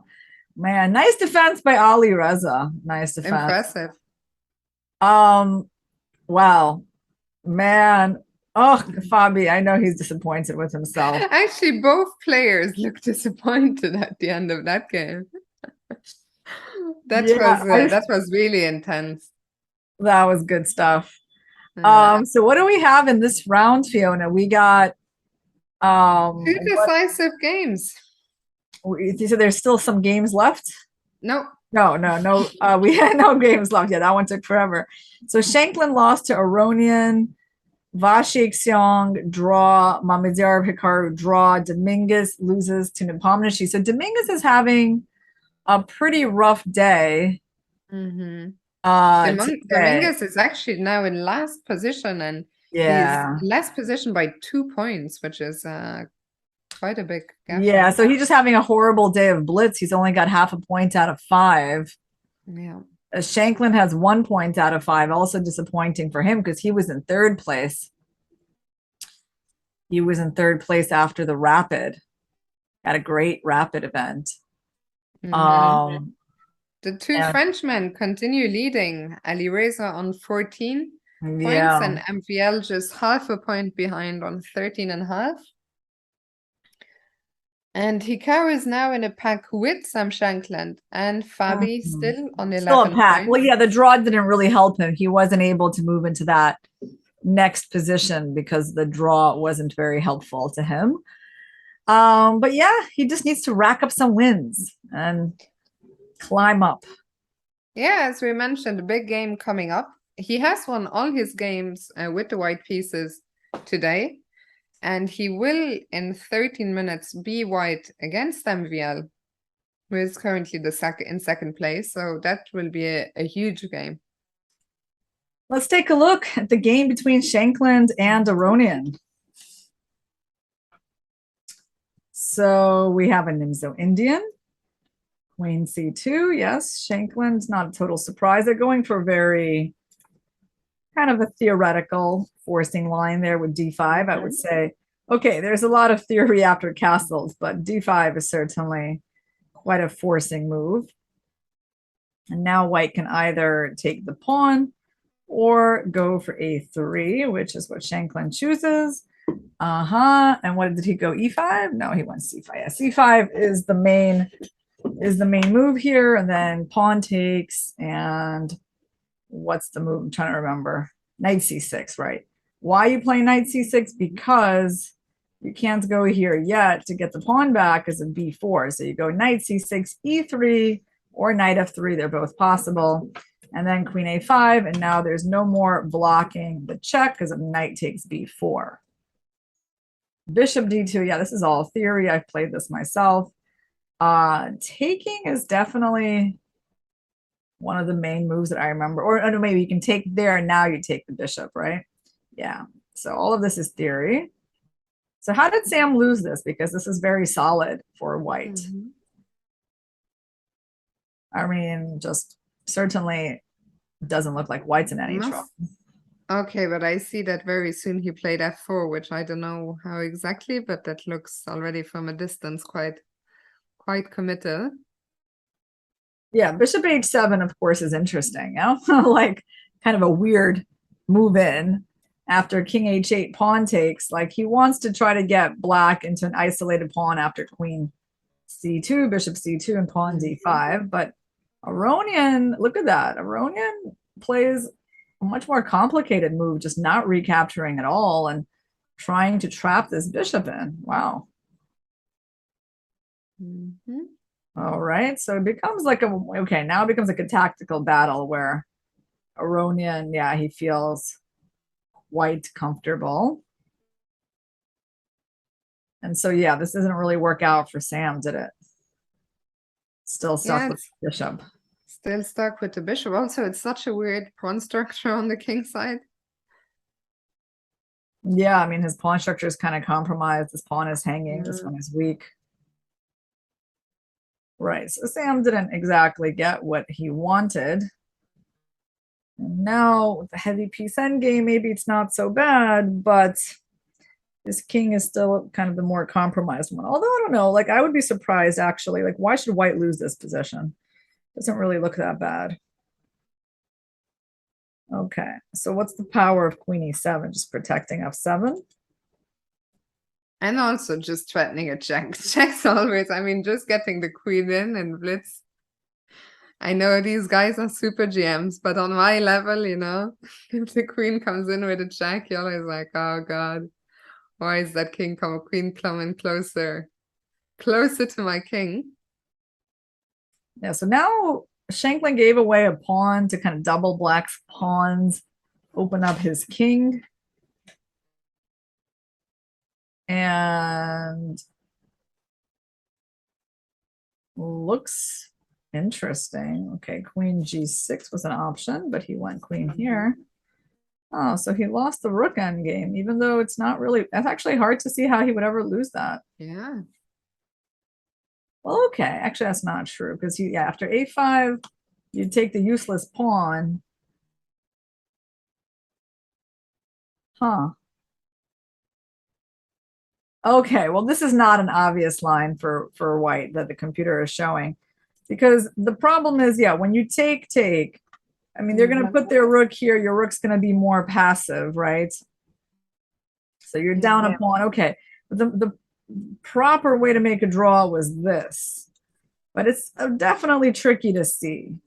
No doubt that you go here, and the point is that when they take you and you think you're just, oh, I'm losing another pawn, well, you don't take on b4. What you do is you take here, and then you win the pawn back, and their rook cannot protect it. And then, yes, it's just a dead draw, even though you're still going to be down a pawn. So he did have that kind of easy way to the draw, but pawn takes, rook f7. Okay, now the difference, Fiona, is that these pawns are still on the board, which favors black, right? Because the more pawns that are still on the board, the more he can win. So we wanted this position with the a pawns traded. I mean, maybe he's still not losing, but yeah, in blitz, I mean, rook endings are so difficult anyway, but I think the shorter the time control, the more it's always going to favor the side that is pressing. And suddenly rook b3 and black is winning. And then that was it. Yeah. I saw a question. Sorry. Tough loss. I was just going to say, I saw a question in the chat saying, is Hikaru going to join? Well, maybe later, but certainly not right now, because he has another game starting in 7 minutes. So if Hikaru is going to join, it will be, let's say maybe 2 hours and a bit from now. Let's see what other interesting games we had. So, let's try to take a look at Dominguez. Dominguez lost. Oh, this seems fun. A Sicilian. Oh, we love those. We haven't seen many of those today, Fiona. Sure. And Nepo going for an e6 Sicilian.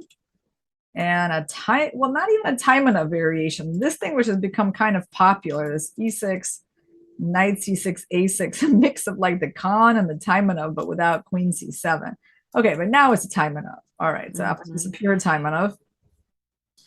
Dominguez goes for queen f3, which has become quite popular.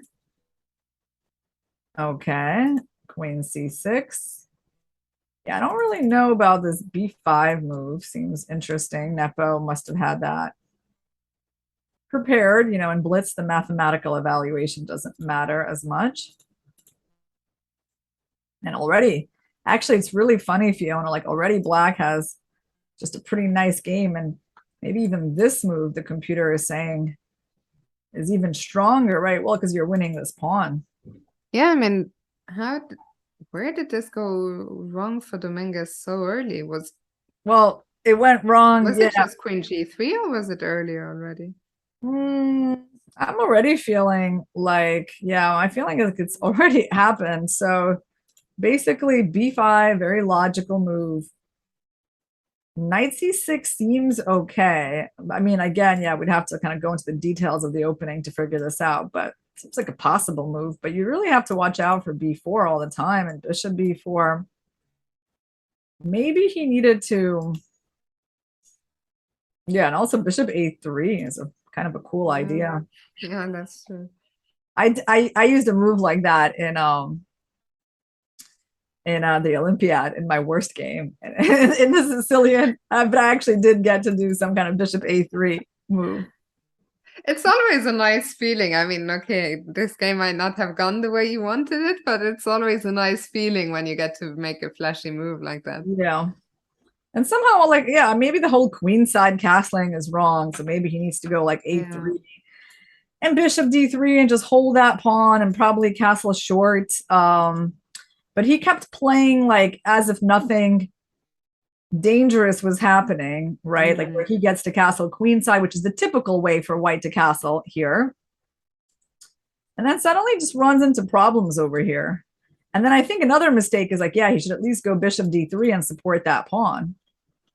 But he goes queen g3. Now, Nepo could have just played b4 and taken the free pawn. Instead, Nepo gives him another chance to protect it, which he does.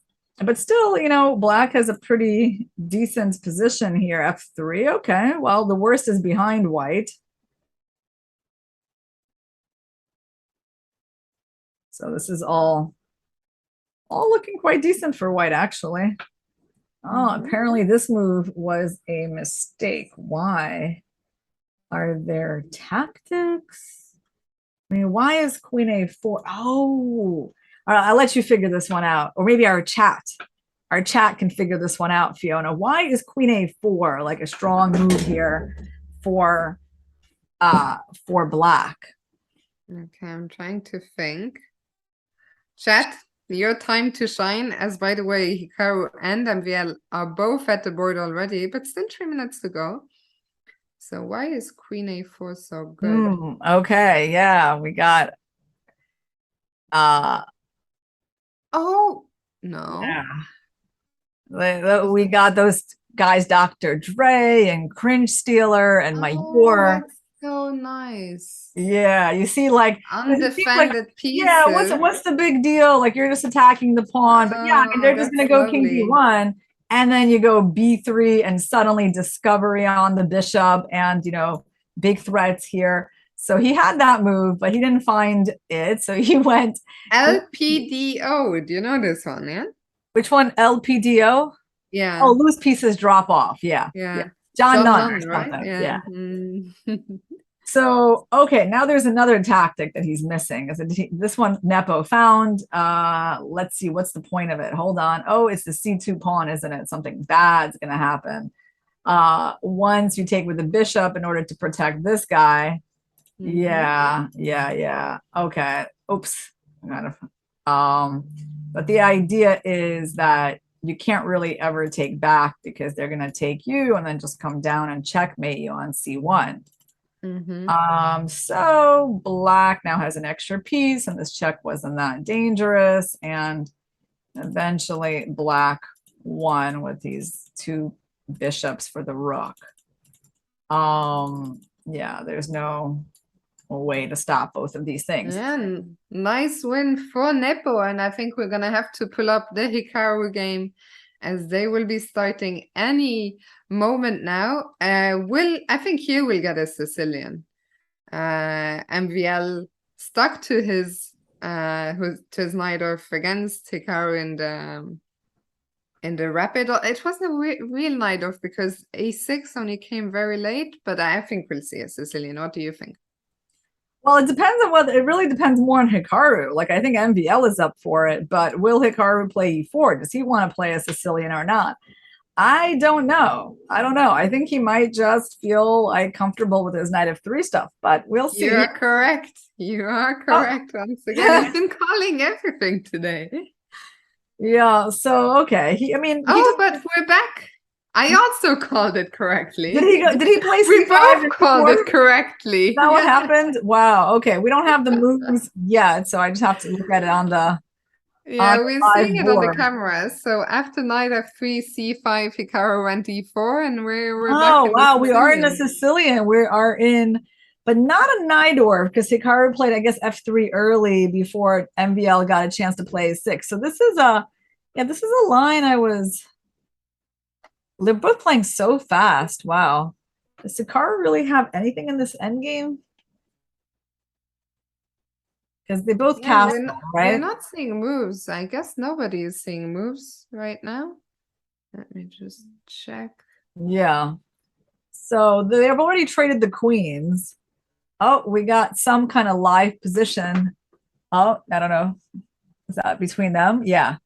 We got some kind of live position up on the board, but not here yet. Okay. Good luck to us analyzing from that. Yeah, sorry guys. We actually need pieces on the board to bring you commentary. But the bottom line is it was a Sicilian and the queens got traded early, and now we're in an endgame. So let's see. Let's hope I get back the we just have to read their body language until there we go. It's back. Okay. Thank goodness. It's a pretty equal end game. Yeah, I wouldn't say this is like a total dream. For white. It's another position that I would like never want to play as white, Fiona. Yeah. I figured as much. Yeah.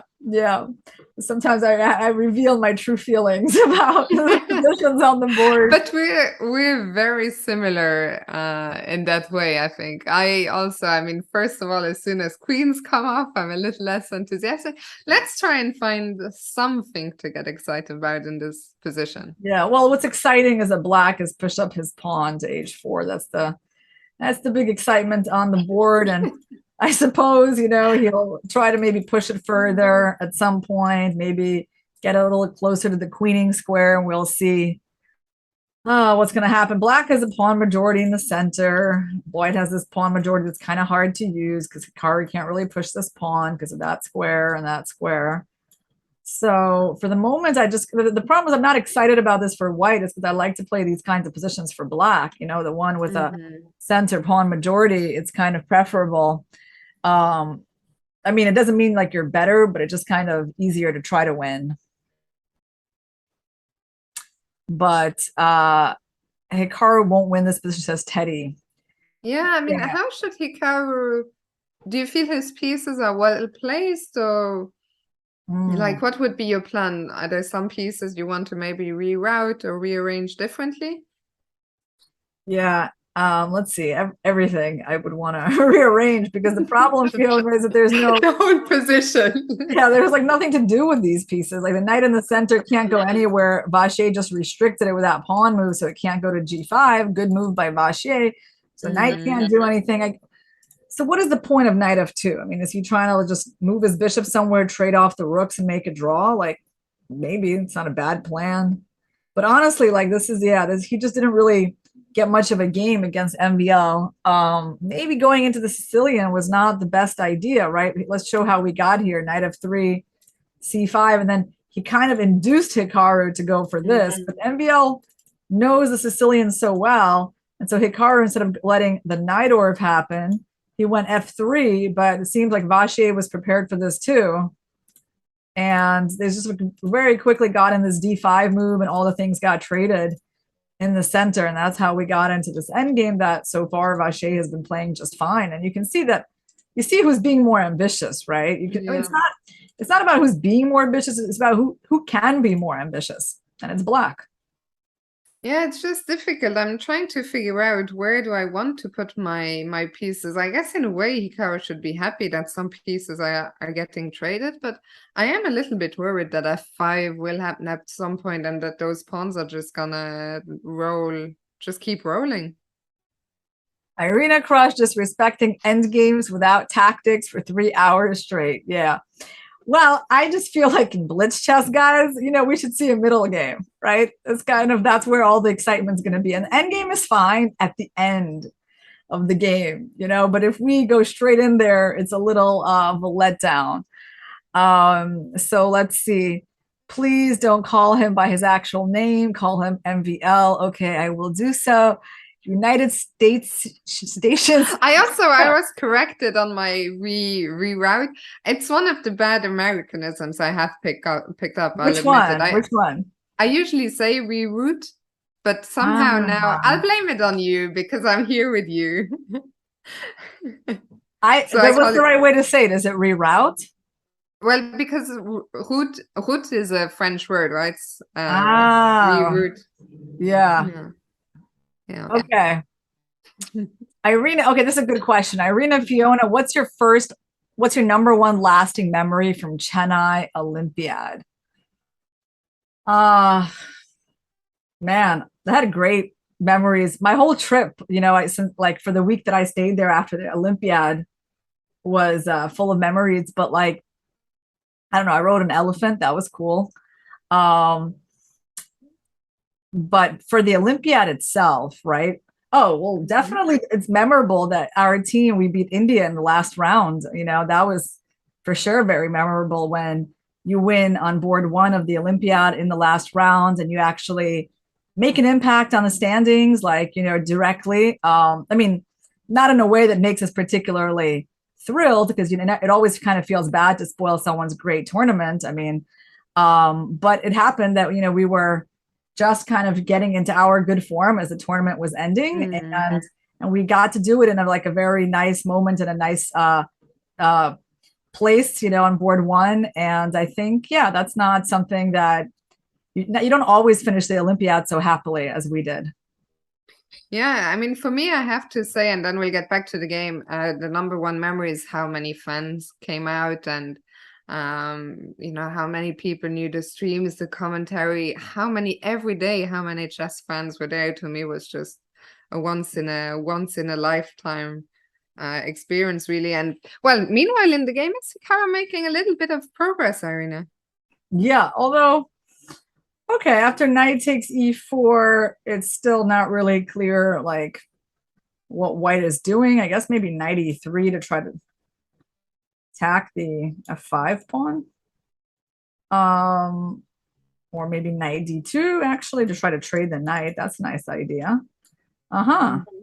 Well, at least the good news is that Hikaru is not in any danger at this point. Yeah. That's nice. That's why, you know, when it got kind of like not so good, Fiona, I just started talking about other things.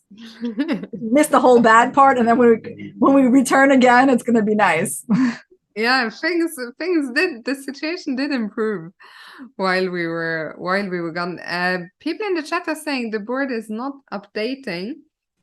Unfortunately, there is nothing that we can do about it. Crimsicle has let chess.com know. Yeah, there are some issues. But I see a black rook in f1. I see a black rook here in the live feed, but obviously that's not what we have, right? So we don't even know the time situation. Also, Truth saying, and Fionchetta, refresh board, please. Well, I have zero control over the board. Yeah, I'm just watching. So there's literally nothing I can do. Guys, the issue isn't on our end. So as soon as we get the moves, For now, it's even hard to make out what's going on with the side view, right? So Fiona, what is your native language?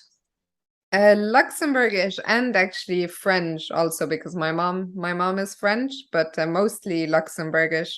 Ah, cool. Yeah, I grew up bilingual.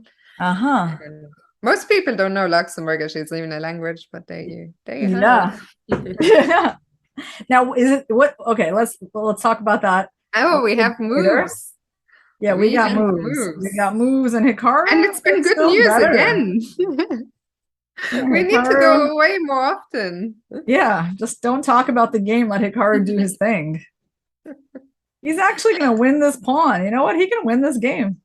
Yeah. I mean, the rook end game, well, he's going to have chances there. He's going to make MVL suffer. You know what's well, I was gonna say funny, but he had this he had a winning pawn, a rook ending against MVL 2 days ago when I was here commentating the Rapid. I don't know if you saw that there was only one study like win in the end. Like they both had, well, initially Hikaru had an extra pawn, but in the end they had one pawn each, but Hikaru's pawn was running. I'm not doing a great job. But it's funny that they are gonna end up playing another rook ending here. Yep. All right. Wait, we're not getting the moves again. Oh man. This is like they want to make our commentary more challenging, Fiona. Give us more time to talk about other things. Because okay, right now, obviously this pawn was captured. There's a white rook on g5. Something's going on. Well, maybe eventually we'll get the board back. Hikaru is going for the pawn on h4 right now, and MVL is bringing the king. It looks like like MVL is making his way to b4 to try and gobble up. So Hikaru has a minute 11, MVL 33 seconds. But Hikaru, is he going to take this pawn on h4? It's going to be kind of hard to win. It's actually not easy to win. But what's going on? Do they only have one pawn each on the queen side, or there are Oh, right now they have two. It's a b3 and a4 versus a5 and b6. Yeah, okay. No, I was wondering if one pair had been exchanged. Yeah, I knew that huge Dell monitor I bought last year was going to come in handy. I wouldn't be able to see anything, but now it's like so big that I could even follow along without squinting. All right, so he hasn't made any progress yet, but he's burned all his time. So now they're at the same time. And actually, I'm just seeing that we can actually we can see on the official, we can see the cam. Well, we actually have the cam on our stream now. Right. So okay, Hikaru has this extra H pawn. Do you think that extra H pawn can be decisive? He can win. He needs to bring his king over to the. I think MVL just blundered. No, MVL just completely blundered. He just resigned. Blunder. Oh, let's go. Oh man, he just lost all his pawns. Oh, Hikaru. All right, let's go. Pineapple shirt. Incredible, and Hikaru keeps his 100%. Keeps his 100% score. Yeah, I'm so happy for him. Yeah. All righty. It's a lot more fun commentating when your guy is winning, you know? Yeah, and that was a massive win. Yeah, because MVL has a lot of points. And Hikaru is currently okay. Still, some games are still going. Let's go. Let's move on to, well, only one game is still going. Fabi against Nepo. Fabi against Nepo. So we're in round 15. Fabi, Nepo. Here we go. Okay. So what do we have here? Fabi's up a pawn. Is he better? Well, he's about to lose his pawn is the problem. Yeah, the game is ended because we can see the players putting back the pieces. What happened? Game ended in a draw, but it was the only draw of the round. Maybe you can quickly refresh. I think, well, I'm just going to read out the results. So Hikaru, as we saw, won his game against MVL. Alireza just keeps on winning. Alireza wins against Sam Shankland. Jeffrey Zhang having a fantastic tournament, won his game against Dominguez. and Levon Aronian beat Mamedyarov. So that means that Hikaru is now up to 5th place. And Nice. yeah, I mean, that's fantastic. He's back on 50%. Wait, let me just check that. Let me see where he is. Oh, you have to refresh the results, right? Here we go. Let me try that. And I still see him for some reason. Maybe it hasn't refreshed for me. Yeah. But Yeah, okay, so you tell us the results, Fiona. yeah, well, Hikaru is in fifth position right now, 3 points behind Alireza because Alireza keeps winning, but Hikaru now, for example, is only 1.5 point behind MVL, and still 3 rounds to go today. In the next round, Hikaru will be black against Dominguez, who's been struggling. And I know I keep saying big game every single time, but that's not a big game. And we are going to be taking a quick, I think a quick break. And when we come back, if we still have time, we'll review some of the games that just happened. But yeah, 3 games to go, and Hikaru is doing fantastic. You guys are doing fantastic. Keep sending your energy in the chat. And Irina and I will be back shortly.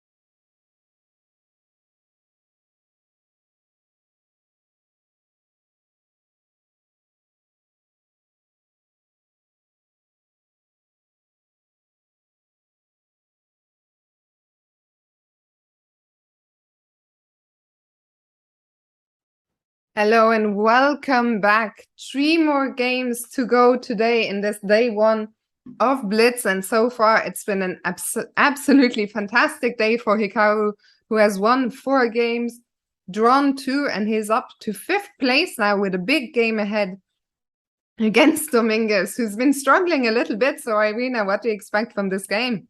Yeah, so Hikaru is black, so I expect e4. That's what Dominguez really sticks with. And he has been having a really horrible day today. He's actually on half out of 6.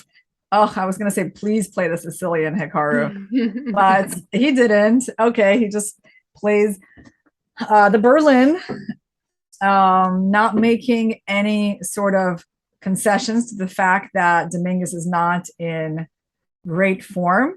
But Dominguez plays the anti-Berlin, so we don't see the end game after bishop c6. And so that means, well, the game gets to be a little bit more complicated with queens on the board. That's at least something, Irina. Yeah. Yeah, I feel like we haven't seen enough Sicilians today, Fiona. Like, didn't we see just like one? And wasn't it exciting between Nepo and Dominguez?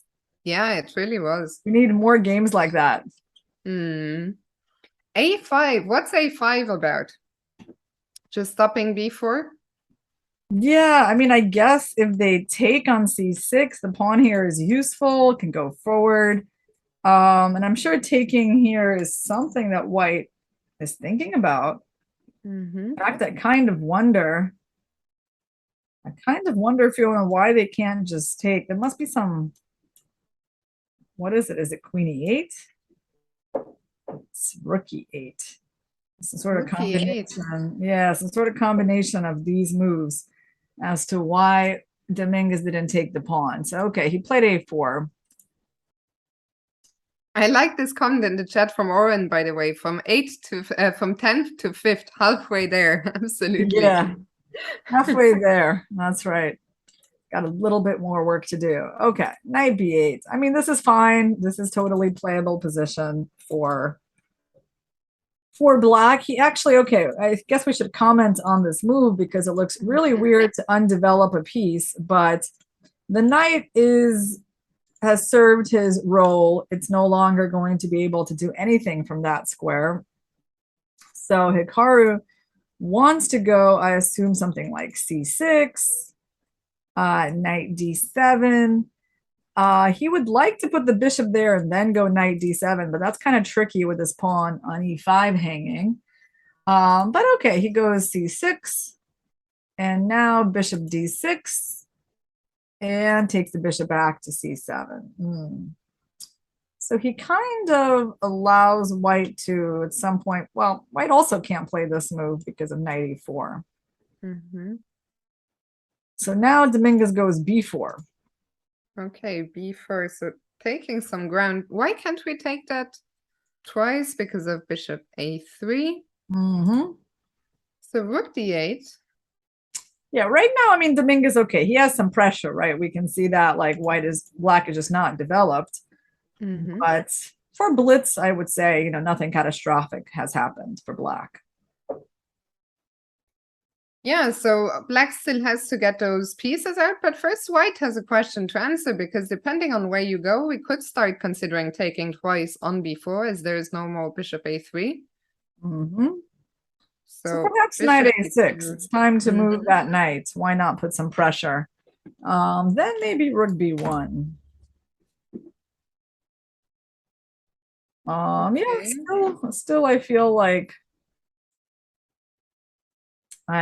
it's a lot easier for white to play. Maybe knight a6 is not that great of a move. Yeah, I mean, it looks kind of natural to get the knight out and put some pressure on b4. But yeah, there's this other plan you're just highlighting, b6 and getting the bishop out to a6. And then trying to put the knight on d7, right? Yeah. Maybe that plan is a bit more natural. What do you think? Well, it's not all these moves that they're not looking like supernatural in a way, right? I mean, this poor bishop blocked by these pawns. Like, would I say this is a very natural move? No, not exactly. But Hikaru needs to solve his problems here. You can see that he has problems because he's a minute behind on the clock. And so he went for something totally different, right? Which the computer doesn't like very much, as long as too many of black's pieces are on the back rank. But he's hoping to go f6, knight d6, trade off that knight, right? That's the point of why he moved the knight back, to create that pawn chain so he can finally start moving out. But of course, I mean, the problem is the development, right? White's pieces are just better. Yeah, we are still, I mean, the bishop on c8, the knight on b8, the rook on a8, those haven't moved yet. I'm curious, is Lenier gonna start doing something on the queen side where he has all that space right now? How do you think white is going to proceed? Yeah, b5 I think is a very reasonable move, also opening up this bishop so you can have bishop b4 on occasion. That's probably what I would do. Okay, he played rook b1, so he wants to play b5. Yeah, and it looks like we have no way of stopping b5. Yeah, maybe. And then he wants to go b5 and take. If our bishop is somewhere on e6, and then his rook wants to get into b7. Well, it's unpleasant. Fiona, we gotta start talking about something else for the next minute. And just come back in a couple of minutes and life will look up.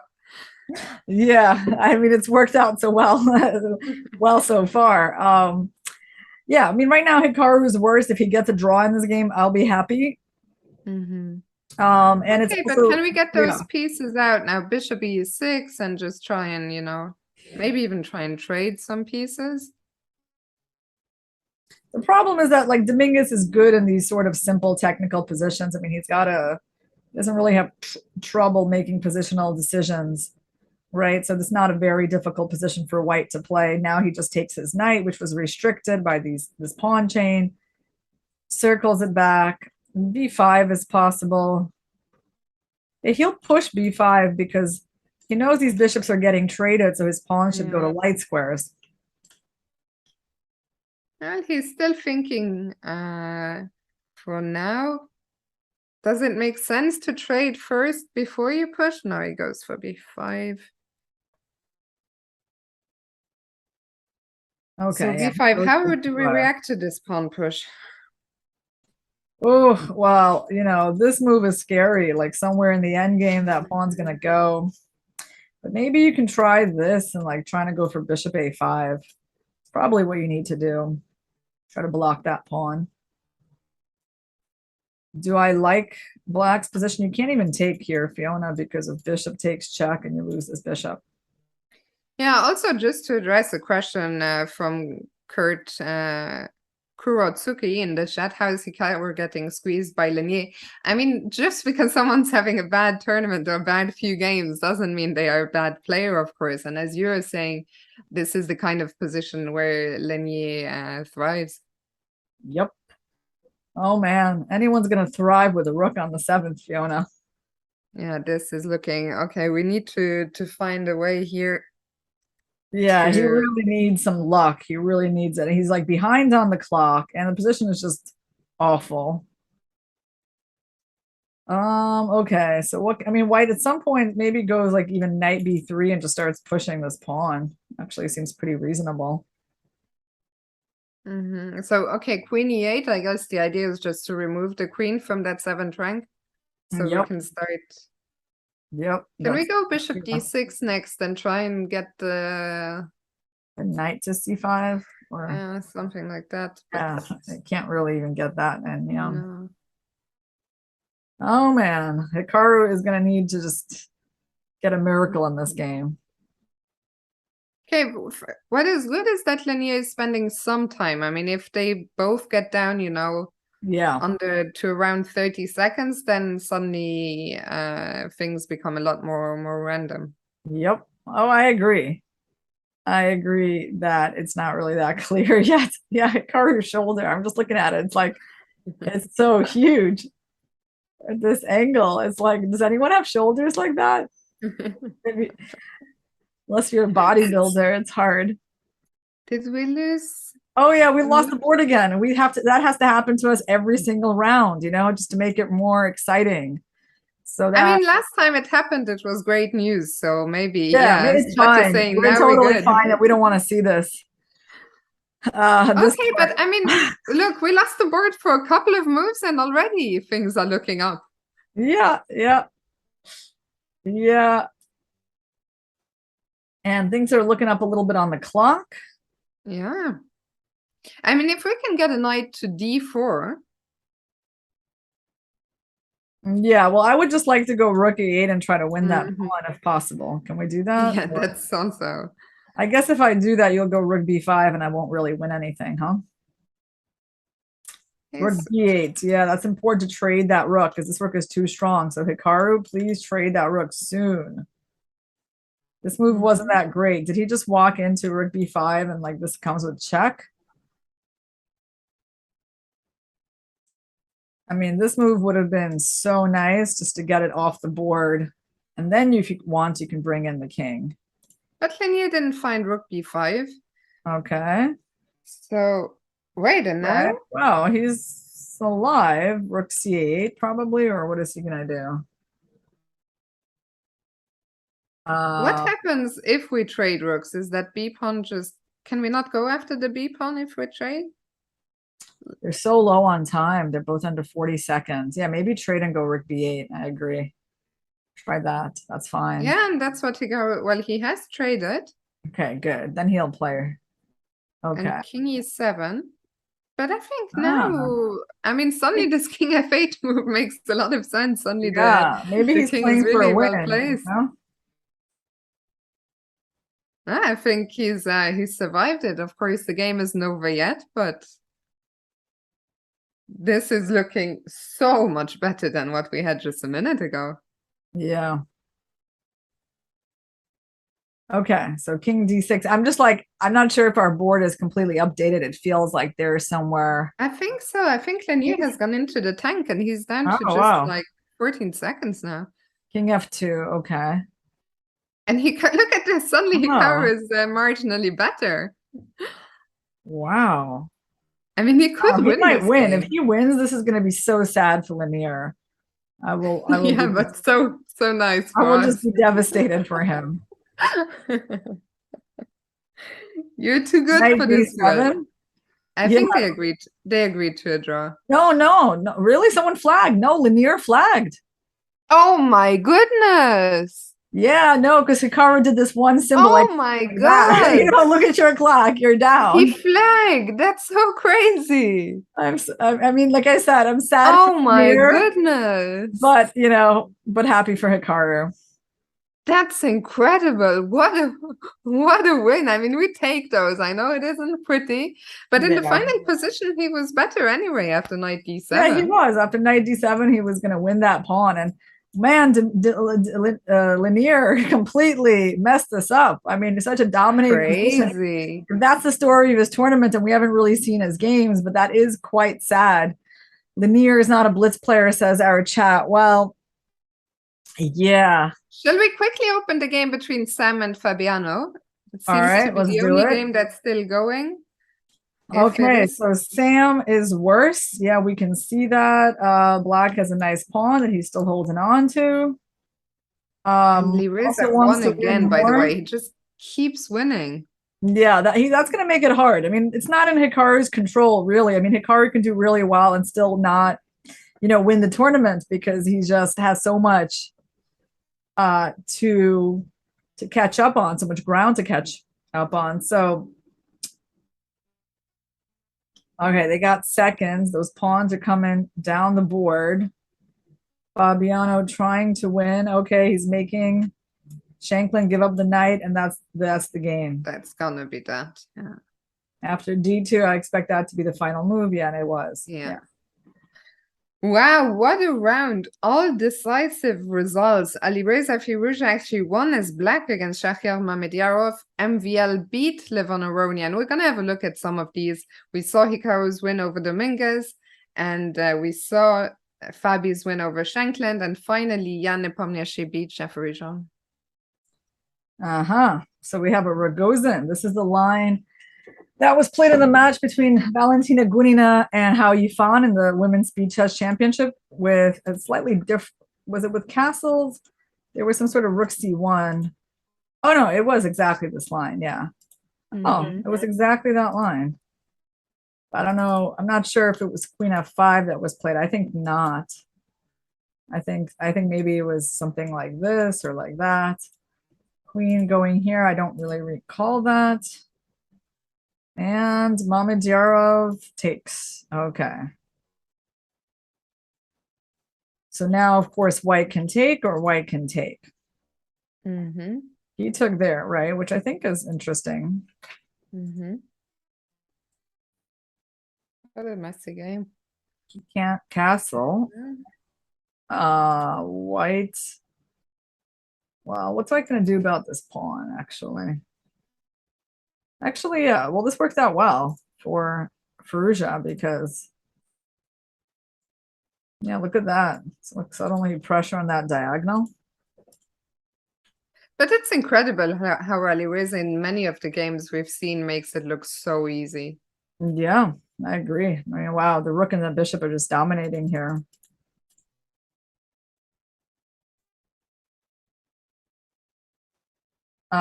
He's not even up material, but still dominating because of this rook. Better king, better bishop. So black definitely has the advantage here. Still not. Still doesn't seem easy to convert. But he's gonna win this pawn. Playing for checkmate though. Oh, won that pawn instead. Interesting. Ooh. And look at that king. That poor king. Yeah. It was really, oh wow, here.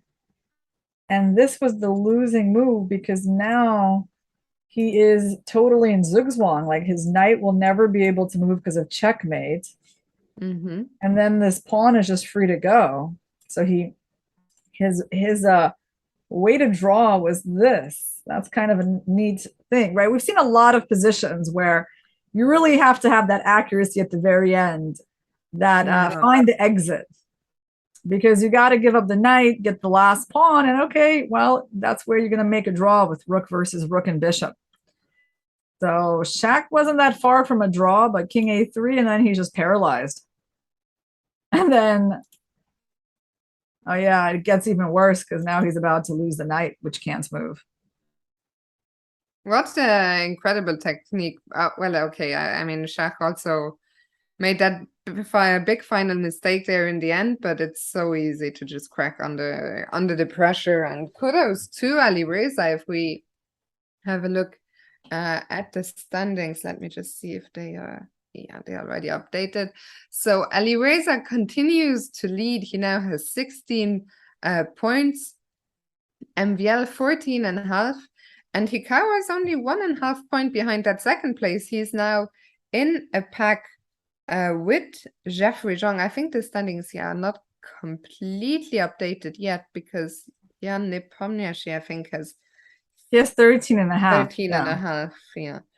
So Hikaru and Jeffrey share 4th and 5th place. But still, I mean, only 1.5 point behind second place. And Ali, we need to. I mean, it's tough, right? Hoping someone loses, but we need to hope for Alireza to lose maybe a game or two and give the pack a chance to catch up. Yeah, maybe tomorrow. There's still, I mean, right, like today definitely just feels like he's playing really well, right? So I don't know if he's going to lose anything today. But the big matchup that's coming up is Naka versus Nepo. Yeah, and that's gonna be... Nepo has, yeah, he's played a pretty quiet tournament, but he's climbed up to 3rd place in the overall standings. And it's kind of a big game for Hikaru to try to overtake him, to try to get to that 3rd place himself. Yeah, and I mean, Hikaru, what he's done today is just really, really incredible to bounce back from 3 days of rapid, which really didn't go the way he would have wanted them to win 5 games and draw 2 out of the first 7 is just really incredible. Yeah, no, he's playing well. Even from positions that are not always so nice, right? He still got a lot of points. And what other interesting pairings do we have in the next round? Oh, that's a big one. Firouzja versus Vachier. I mean, no, MVL versus MVL. Okay. Firouzja versus MVL, the all French matchup. And we also have Caruana Xiong. Yeah. Yeah, I'm curious what's going to happen between Alireza and MVL because it was yesterday, I think, the last game of the Rapid, where MVL with the white pieces, well, they made the infamous Berlin draw. So we'll see if they play an actual game today or if they're still happy, you know, to keep things friendly.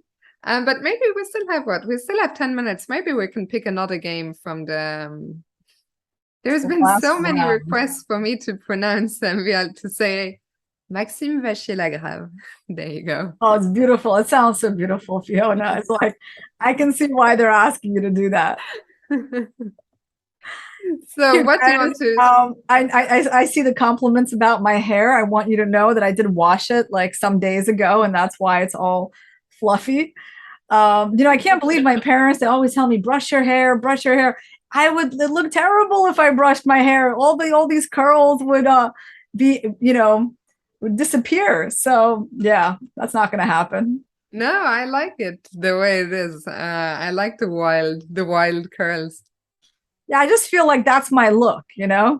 I mean, I don't really look like the person Your signature. Who has every single hair in place. So like, that's just not me. So, all right. Not washing your hair doesn't make it fluffy. Yeah, well, Yoshi, if I don't wash my hair for too long, it gets weighed down with like oils, right? So you do need to actually wash it to give it volume at some point. Do I have kids? I don't, so they don't brush my hair. I do have a great cat that I'm cat sitting right now. But the cat doesn't brush your hair, I guess. No, he doesn't. The only thing he does is he bites me sometimes. And all right, so now we are playing for pineapples. Yes. So let's take a look at this game, how Nepo beat Jeffrey Xiong. We have symmetrical English. Okay. Yeah. How is he going to deal with the attack on this pawn? Knight e2, I guess, is actually the only move. There's not a whole lot of ways to protect that pawn. By the way, a new prediction is up, and I promise this time. Oh, are you going to show us your cat? Oh, you don't know. You don't have a cat. You have a dog, right? I have a dog, yeah. Well, it's not even my dog. Show the cat immediately, guys. I can't because the cat right now is my parents' house. Or actually, he's not even at my parents' house. He's walking around outside where I left him. I can show the dog if they want to see the dog. Yeah, let's see the dog. Luna is sleeping right here next to me. Luna? Luna? Aww. Oh, she's sleeping or she's resting, but she's literally right Black here. Black and white, yeah? I can't. Can I pull the camera out anymore? Yeah, I can. Luna. Oh, that's so cute. Oh. Hello, the sweet girl.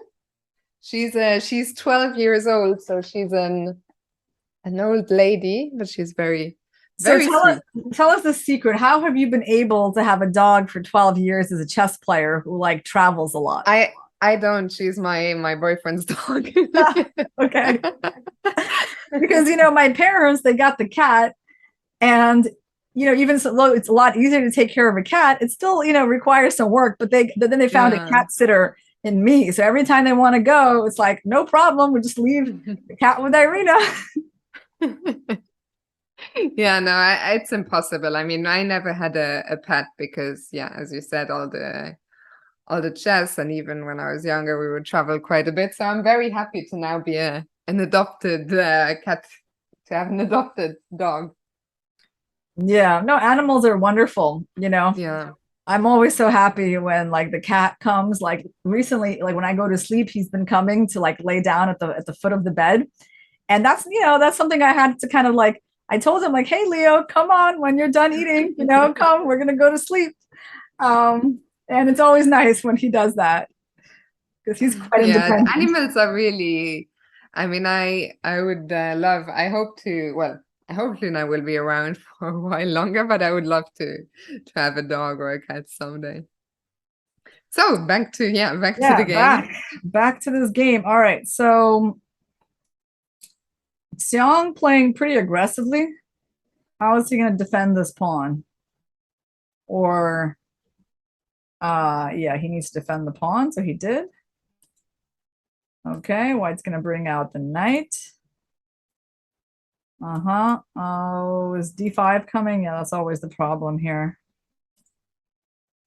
So now he's losing this pawn, perhaps. Also, so where is he going to put the knight is the question. Right, because depending on where you put him, you could lose this pawn on e4. So he goes here. Right, and so he winds up. Okay, there's all these tactics, right? There's probably some sort of knight f6 at some point coming, right? Like after knight c2. Yep, there's the knight f6 tactic, discovery. We win the exchange. Well, black has two pieces for the rook here, but unfortunately, yeah, and also the bishop on c8 can't get out. I mean, black is paralyzed. Yeah. Rook c1, and why doesn't he protect it? And the reason he doesn't protect it is because bishop e4, and white just rather easily wins that knight and then the bishop on c8. So okay, so he's gonna lose the knight, and that's where the well, actually wait, no, he just found a clever way to guard this guy. But is there like what's the issue here? Is it just rook c7? Yeah, that must be a problem. Yep. So actually, Xiong has two pieces for the rook here, these two knights for the rook and pawn, but the issue is the pin, and relatively, well, that's really the main thing. And now, oh, oops, you can't hold the knight and the bishop. So what was the blunder? So the blunder, yeah, this was the threat, wasn't it? Yeah.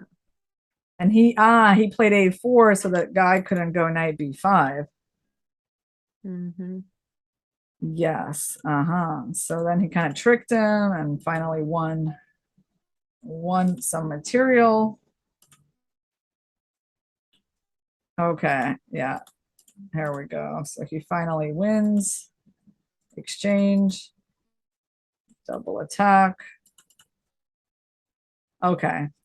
So what can I say about this game? Yeah, he managed to kind of outplay him in the tactical skirmish in the center.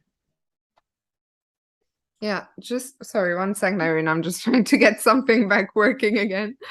Yeah, no problem. Meanwhile, we can take a look at Shankland versus Caruana. How did this get so bad for Sam? Okay, Sicilian. Yes, my favorite opening. Played by Caruana. He goes for Sveshnikov. Okay, cool. So Sam goes for the main line. Okay, doubled G pawns. That's all the theory. This is not really a very popular move these days, right? Like bishop d3 is the main move, but okay. Let's see how this works out. It's like an old move, right? I remember g3. Bishop e4. Bishop d7. Okay, you got to stop this from happening. And I guess if you take on d6, that's an interesting question. Like, why can't you just grab that pawn? There's some kind of knight d4 sacking even more material, the exchange. Then your queen gets on that diagonal. Yeah, so that would get incredibly messy. I mean, queen takes d6 seems to be the engine's top choice, but queen h5 looks so much more human. I mean, queen h5 also looks quite scary for black. Yep. So how do you defend this pawn? Because f5 just loses a pawn, right? So, well, he went h6. But maybe after f5 there was some queen f6 at some point. So if f5. So knight takes.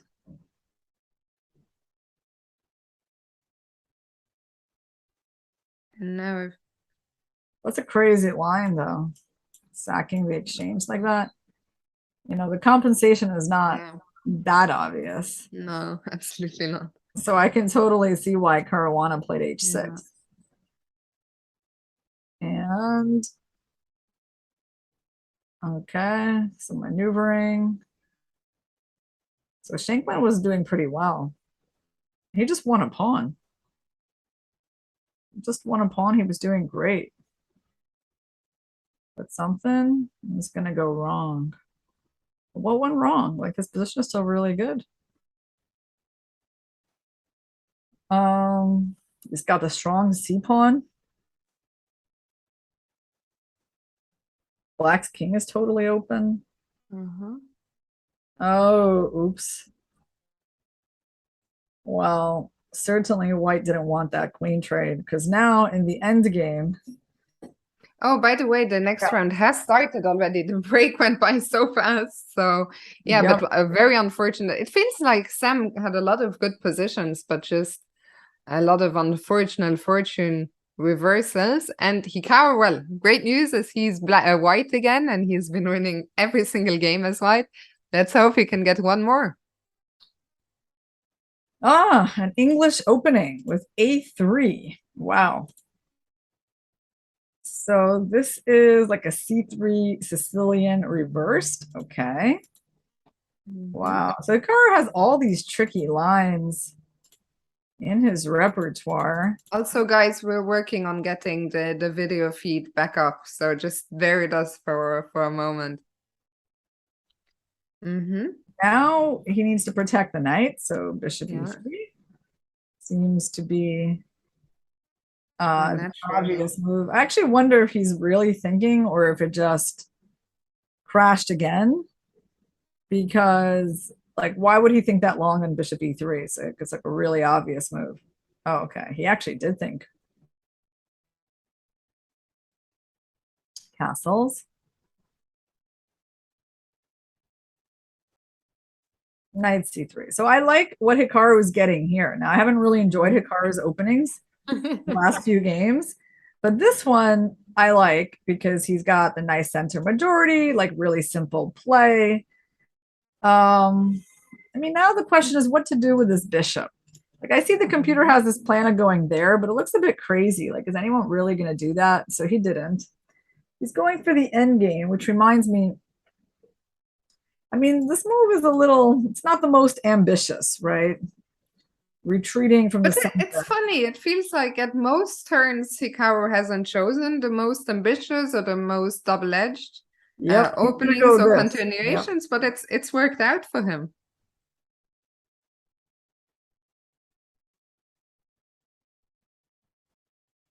All right, so queen d4. He wanted to go into an end game. You see how he keeps offering those queen trades.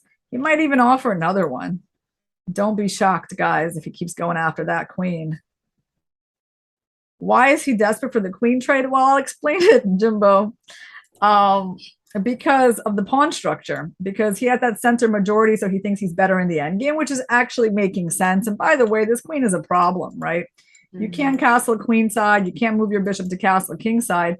You actually need to do something like that to get rid of their queen. So I think this makes sense. Thank you, Hoop-Hearted, for supporting my happiness.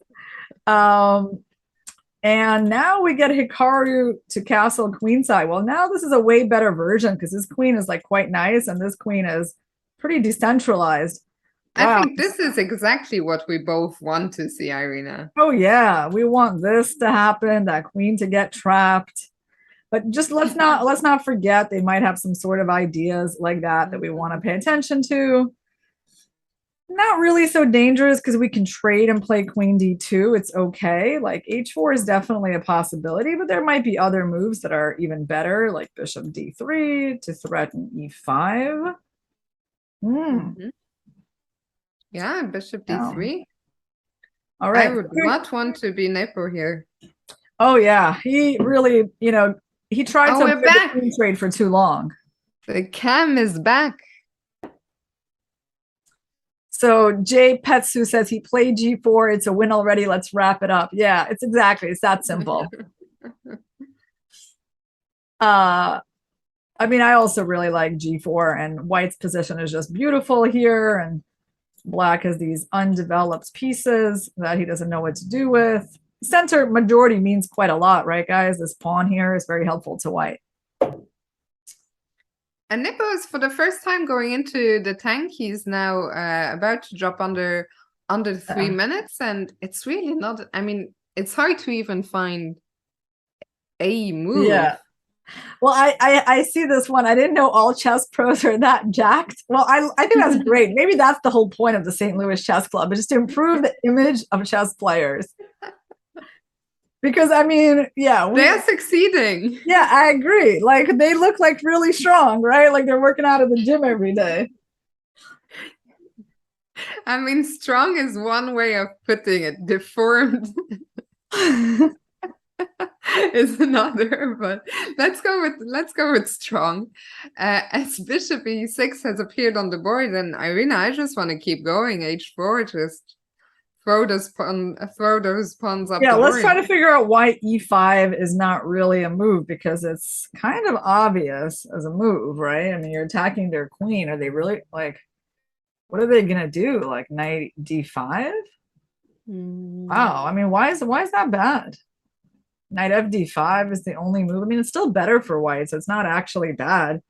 At some point, black will have to go there, get on the double pawn. So maybe Hikaru can do better. And he went h4, yeah. I like it.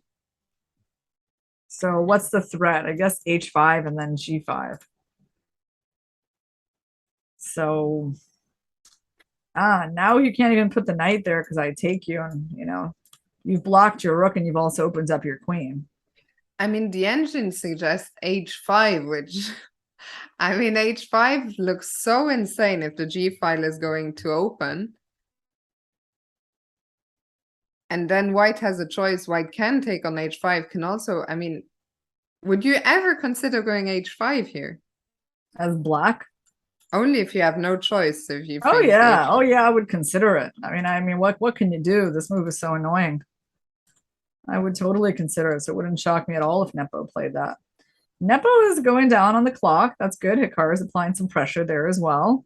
And he hasn't gone h5. And he hates his position. Just look at him. Yeah, he's really not happy. What did he do? I think knight f7. To d7. Yeah. Hikaru looking like the hunchback of Notre Dame. I can see why you would think so. I see that. I see that. What did I say he looks like? The hunchback of Notre Dame. That's literally what I said 2 days ago. I said exactly that. Yeah, no, I can see it. It's like the hunchback is so large. All right, so let's see. Knight fd7 happened. e5, f5. Okay. Trying desperately to stay alive. Knight d4. Hikaru is just playing great moves. Let's go. Let's win this pawn. I mean, this position is just fantastic. Let's not jinx it, but okay, it's a fantastic position. Nepo is down under a minute. Yeah. There's no counterplay right now. This is really all you could wish for. Yeah, I mean, what move could he come up with? Like, well, something like this has to happen, right? Some knight move, because it's literally the only thing Nepo can move. But he's sunk in thought. He's sunk in thought, and he really just doesn't like his position. I think we know how he's gone knight should end. All right, Hikaru is thinking, so he can take. Take. It's a little tricky. Maybe he shouldn't take. Maybe he should just go. Maybe he can just move to, yeah. But then they can take. Actually, still a game. It's not that simple to put him away.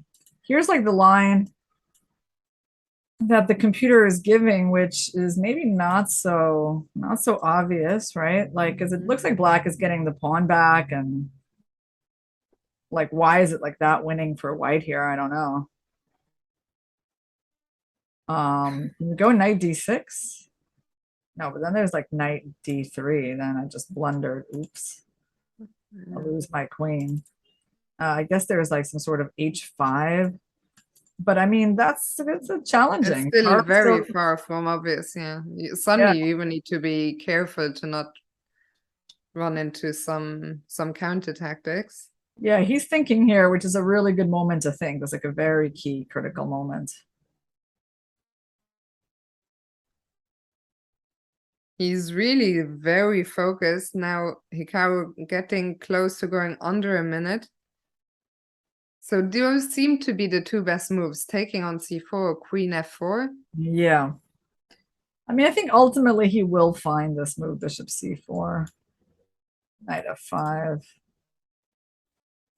Although you also even have to wonder about like bishop c4, like why is pawn takes bad? Like it looks pretty good.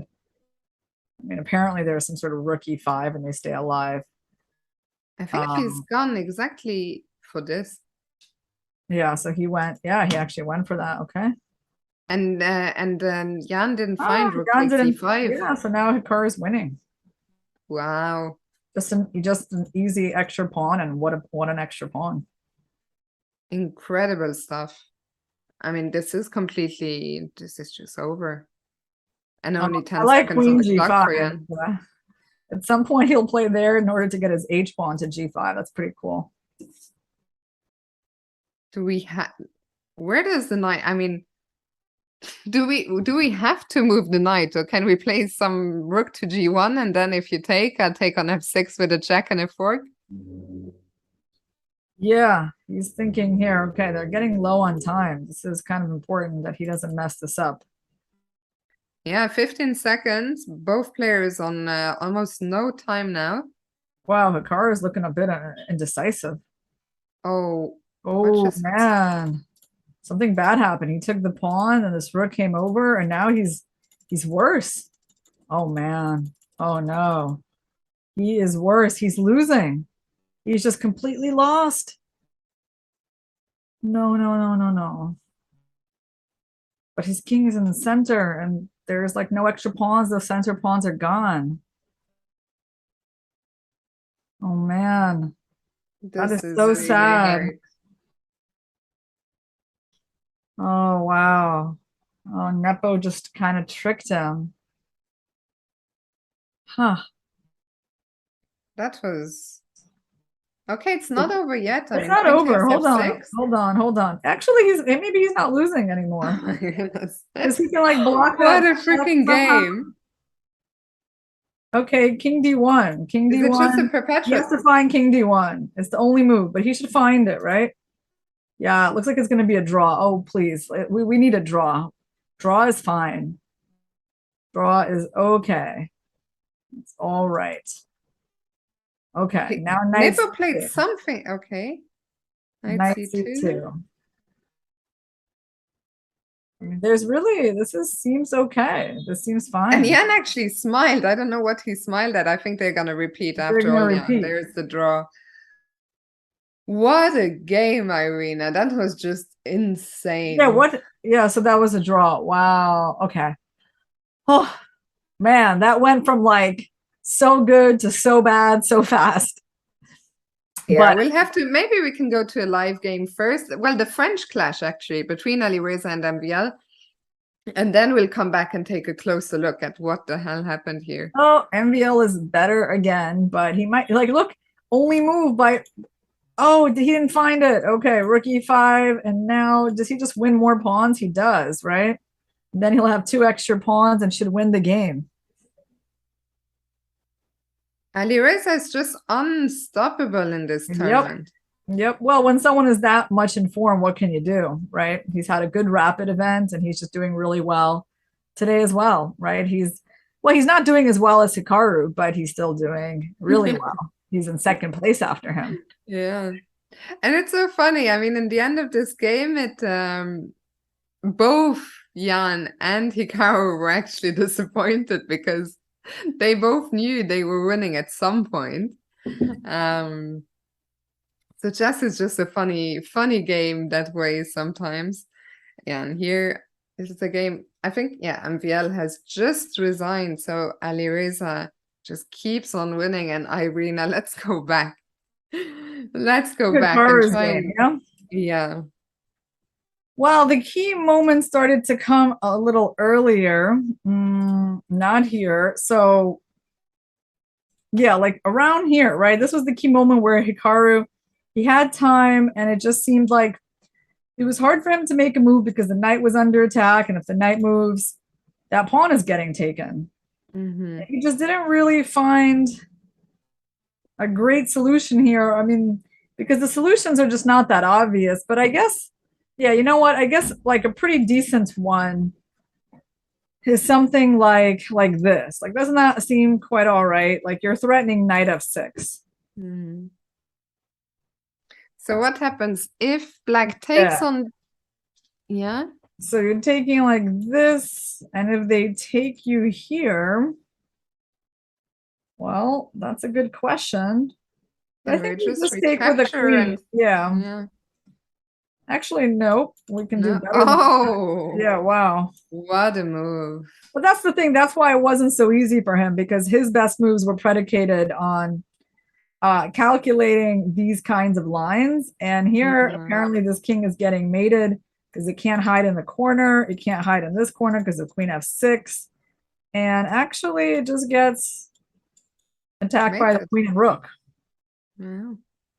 So rook g7 is a really nice shot. Yeah, but I mean, it's not that easy to calculate, right? And then the other things that he could do, something like knight g3. So then if they take, that's actually the question. I think we take with the rook. That's actually, I thought, was quite doable for him to find, like this line, because he's got the queen under attack and the bishop, and he just wants to recapture the bishop with an extra 2 pawns. So this one I thought looked, like he could find this one, and if they go here, then he doesn't have to worry about f5 anymore. Then he can actually just do this. So probably out of like all these moves, this one is the simplest. I can just move your knight anywhere. Right. So what did he miss in the game? How did that go so bad so fast? So knight takes? Yeah, well, he took a poisoned pawn basically, because now his king starts getting attacked. And then he starts losing all the center pawns. And actually, this is the shocking thing. This was crazy, yeah, to run out into the center. He went into the center instead of king b1? Because I thought this is the kind of move you do when you're absolutely forced to do it.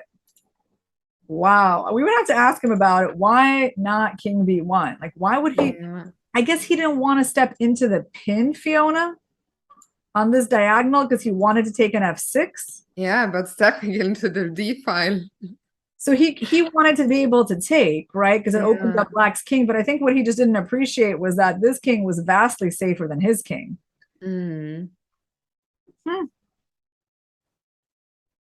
And I mean, then to save this game, this position was another incredible feat. Yeah, like this move is strong. And after b4, you can probably just take on a3.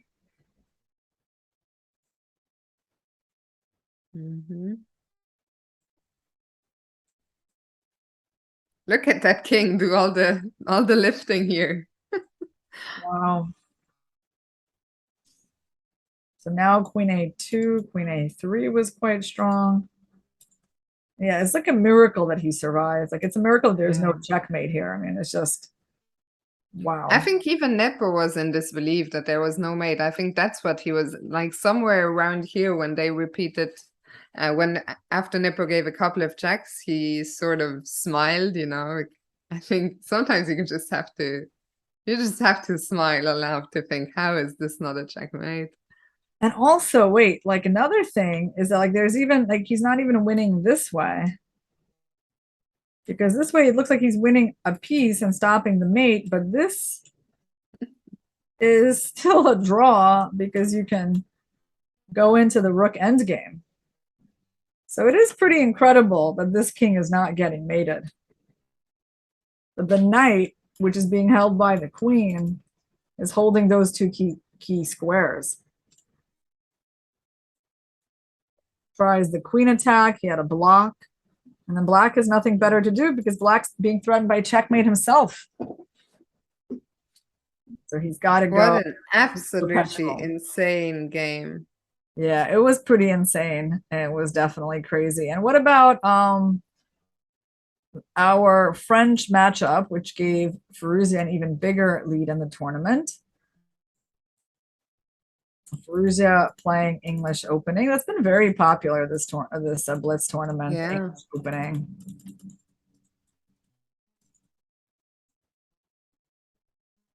I mean, it wasn't a particularly awesome opening for him, but maybe he's winning the A7 pawn or forcing this knight to go to the side of the board.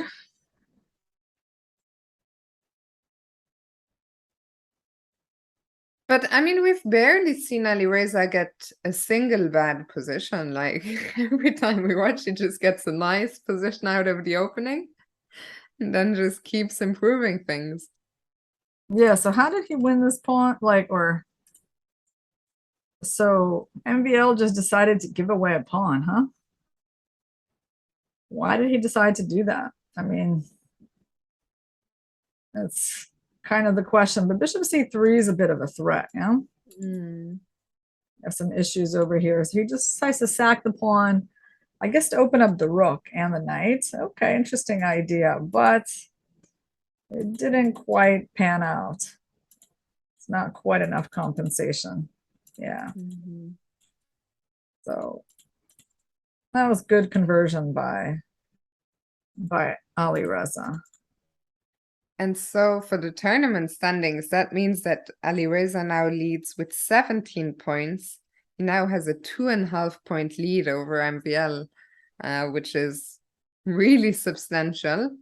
So MVL on 14.5, Nepomniachtchi on 14, as is Jeffrey Zhang, who's having really a great tournament, and Hikaru in 5th place on 13.5. But Hikaru suddenly, with MVL's loss, Hikaru is suddenly only 1 point behind 2nd place. Yeah, it's very realistic for him to get 2nd place in this tournament. 1st place is going to be the stretch. Like 1st place requires a bad day tomorrow by Alireza. Which is not impossible, because Alireza very often, and I saw this comment be made in the chat earlier as well, that very often he either has a very good run or he can also get a very bad run, and sometimes just one loss. I mean, he hasn't lost a game today. Sometimes just one loss can sort of throw you off well, not the scent, that would be Luna here, but just to kind of throw you out of your balance. Yeah. Oh, yeah. That's right. We need someone to play a bullet match all night tonight with Alireza. I wonder who can challenge him. I think that would be a good idea. Yeah. I'm sure we'll have a lot of people in the chat who would volunteer to that. Yeah. Yeah. They just it needs to be a tempting opponent. So maybe like someone like Magnus. It will be hard to, I mean, who could convince Magnus? I think Magnus is not the kind of guy who's like, oh, let me do any of the guys in the field a favor. That's true. I mean, and he certainly, well, yeah. And I bet Hikaru probably thinks that it's not like Magnus will want to do him any favors. Yeah. But it would be funny. Yeah. Me challenging Alireza. The problem is I plan to go to sleep early tonight. I'm on an earlier sleeping schedule these days. So I don't think I'll be pulling any bullet. Maybe we just need to get the same man on the job and just call just Danya again. Yeah, see what he's doing tonight. So one game to go tonight. It starts in 7 minutes, and Hikaru will be playing black against Jeffrey Zhang. Oh, that's going to be a good matchup. Yeah, Jeffrey has had a pretty decent day today. He's actually on 5 points out of 8 +1, and he's beaten like the whole bottom half of the field, and he's just he's a bit behind Hikaru, who has 6.5 out of 8. Hikaru is undefeated today, but actually so is Firouzja. Firouzja just has more draws, but he's only half a point behind Hikaru today. Has Firouzja lost any game in this event? He's lost only one against Fabiano. on day two Yeah. of the rapid, and only So one I think loss. it's gonna be a good matchup. Jeffrey's a very good blitz player. So Hikaru is going to need to bring his best game. Yeah, absolutely. But it's the last game. I feel like 9 rounds of Blitz is quite tiring, especially because Yeah. the breaks between. I don't know how you would feel. If I Mhm. was playing, I think I would prefer if the breaks between the games were a bit shorter. Oh yeah, Be- for sure. No Because there doubt. I isn't mean, really it's just much to it do. feels like it goes on forever, right? Like you want it Yeah. to be like blitz tempo for the tournament, like maybe, I don't know, like not more than 5 minutes between the time you finish your game. Yeah, exactly. Like 5, max 10, but they always get at least 15 minutes between. I mean, the breaks, I think Yeah. at the end of the day, the break time will have been longer than the play time, Playing which time. feels a bit Right. wrong. Yeah, well, I think it's a logistics thing. They need to set up everything. Yeah. It's actually more for the commentary team. It's also in order so that like you know that every round is starting on the 30-minute mark, Mm. right? So that you can plan for that. For the commentators, for the arbiters to be able to set up the pieces in time. That's really what it's for. But yeah, I totally agree that for the players, from the players' perspective, it's not ideal to have such long breaks between the games. Yeah, so now, well, one last game coming up.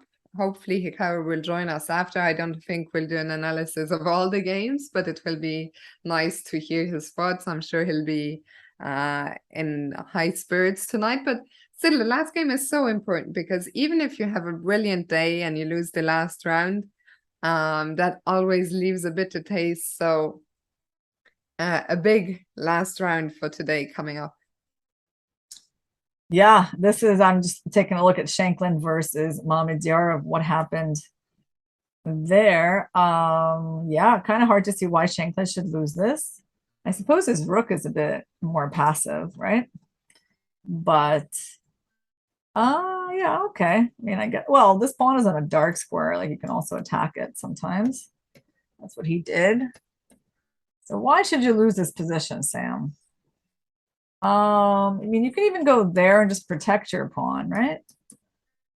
It Okay. feels like Sam has lost so many winning and drawing Right. positions And today. he's It's not been even, he's brutally. actually even better here. He can go there and like swing his rook over here, for example. Yeah. Wow. Hmm.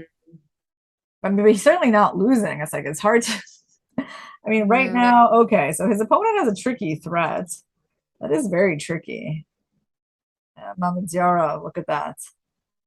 He's not, you see how Mamadjara, he's not just being like, oh, let me take your pawn and I'll lose that one and make a draw in the rook endgame with rook a2. No, he's trying to like be a lot more ambitious with rook Hmm. b6.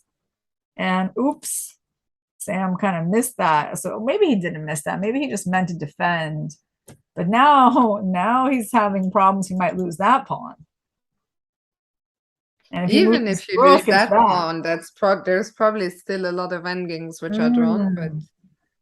Yeah, but I now these think rooks are probably it's also threatening. at this point a psychological thing for Sam, who's had so many tough reversals of fortune that he just. Yeah, he's not having the easiest day today. If we check his Yeah. results, he must be somewhere close to Dominguez. Right. Oh man.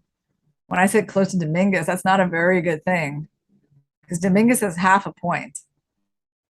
That's half out of Half. eight, Oh my and goodness. Sam has only one He's out of lost eight. 8. The draw was the first round, and then he lost 8 games in a row. Oh man, poor Dominguez. And you know who he's playing in the last game? Wait, who's Dominguez playing? Is he playing Shanklin? No, Ali Reza. Oh, Ali Reza. Oh man, Ali Reza is gonna look at him like his dinner tonight. Oh my goodness, 8 in a row. Even I once lost 7 in a row in a classical tournament, and it hurt. But to lose 8 in a row for a player like Dominguez, I know it's Blitz, but still. Yeah, no, well, it's a tough field, and I mean, I bet like someone like Dominguez would definitely like this tournament to move faster. Yeah. You know, 24, fast forward 24 hours. well, I mean, just like Have just it be get through the over with. games, you know. Yeah. But okay, ultimately, Sam somehow was losing all his pawns here. Yeah, Oh, for some reason they have now for this round given us the Mamedyarov against Karanakam. And guys, we're working on it. We're working on getting Hikaru back. yeah, someone just said 38-year-olds aren't cut out for Blitz. And I was like, man, is that like an insult against me? But then I realized I'm the same age as Dominguez. That's why Just Rich said that. We're both born in 1983. Well, yeah, it I does think seem it's like. not an. Mhm. I mean, someone said in the chat earlier that Dominguez hasn't played Blitz in 1 year, which I think is a much bigger factor. I don't think at 38, you're too not cut out for Blitz anymore. But I think the lack of practice in Blitz for sure is a big problem. Look. Oh, wow. Oh, it's the. I was like, how did they get this position? So it's the pan of Botvinnik Xiong is doing against the Kara Khan. Oh, wow. First of all, so Hikaru did not go e5. He went Yeah. c6. Nice. Happy days. Almost. He's on the right track. He just needed to move that pawn up one more. Maybe it was a slip, maybe he meant to go c5, but So now this is going to maybe resemble a King's Indian more. I mean, white will play d4 and okay. I mean, white is better mathematically. Hikaru is definitely gambling a bit here with his opening.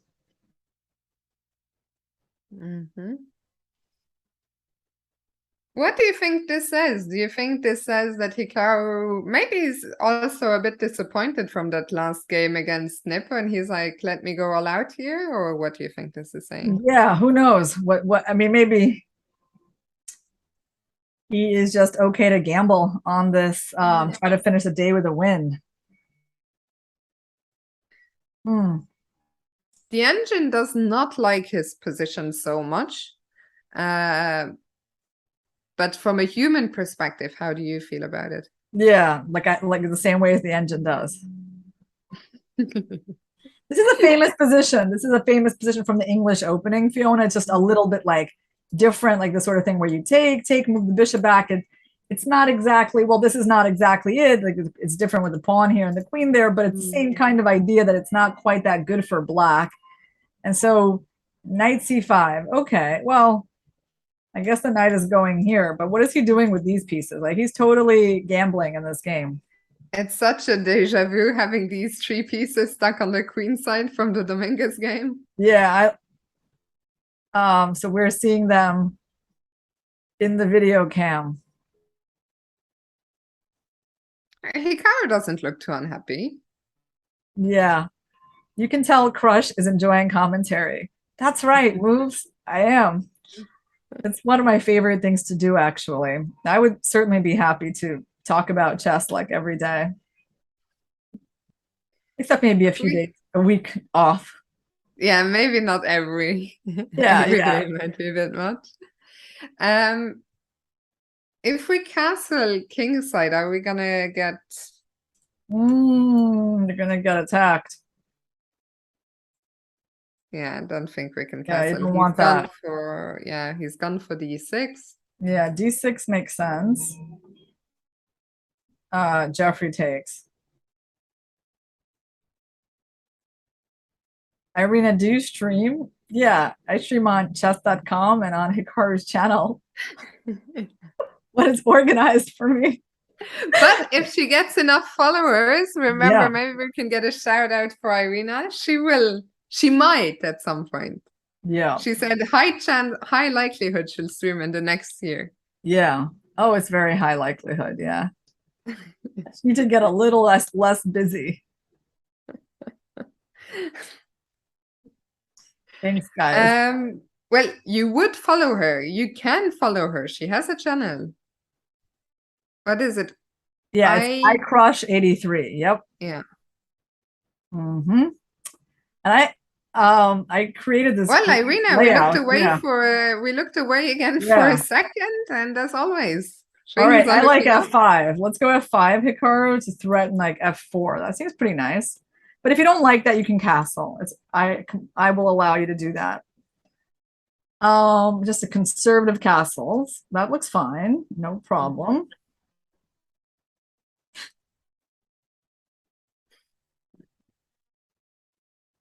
So f5 is the move that we want to see. Yeah. He was reaching, I think, no, he's castled. Okay, so this is the ambitious move. So f5 now. Yeah, it threatens a big fork, actually. Yeah. I think he'll do it. Yeah, he'll do it. I mean, what else is there? There's nothing else. It's the only way to make a threat. Everything else is boring. Like, I mean, you can't just be like developing or something like that. You need, if you just play normally, you're worse actually, because these pieces take a while to get out. So you got to go for the initiative. By the way, I just want to say, Coach Casey, thank you so much for the Prime sub. And thank you so much to everyone who subbed, who we haven't been able to shout out. But you guys make this show happen. Your support makes it possible for Hikaru to get us to commentate here on his channel while he's busy playing. So remember, make sure to check if you have a Prime available. Remember, you can subscribe to one channel for free every month. And yeah, we just appreciate the love and the support. And f5 is on the board. Life is looking up. Yeah, all right. Now he's got a little edge on the clock. I mean, this move is an annoying move to have to play for white, right? If that's the way to get out of the fork, it's not really something that's going to make him very happy, but okay. I mean, yeah, he'll probably have to do that. But at some point we can like keep going with the pawn, I think. Also, Hikaru is a minute up on the clock, more than a minute, but Jeffrey finds Queen H4, which I think it's impressive, you know, it's not a move you want to make, but to understand it's the move you should make. Yep. So this queen trade seems unavoidable. I don't know, Hikaru might want to keep the queens on the board, but can't. So now, ooh, okay. Knight c5. Why? He wants to go, like, what happens on bishop c2? Bishop e6, I guess? Okay. And then one day knight e4, okay. Definitely possible. What else could he, well, Jeffrey has to play here, right? Because, I mean, you're not just going to want to give up the bishop pair like that. I don't think you're going to want to castle. Maybe it's not a disaster to castle, but I don't think he wants to do that.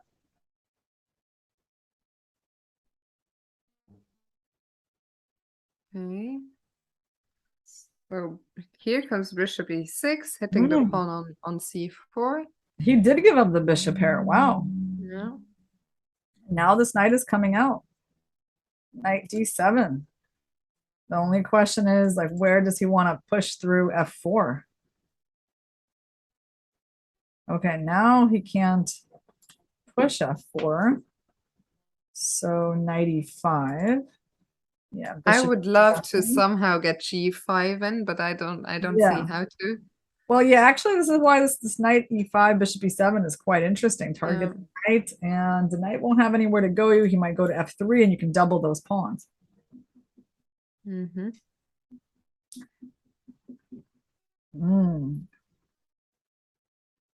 Yeah, I see Omar in the chat is saying, Hikaru winning this. Let's go. I like Hikaru's chances. I like his position. I like the clock situation. Oh, is there a little tact? What is this? Knight c4 move. Okay, that's a pretty difficult tactic to do in Blitz. I don't know if he's gonna. He's gonna what do you gather.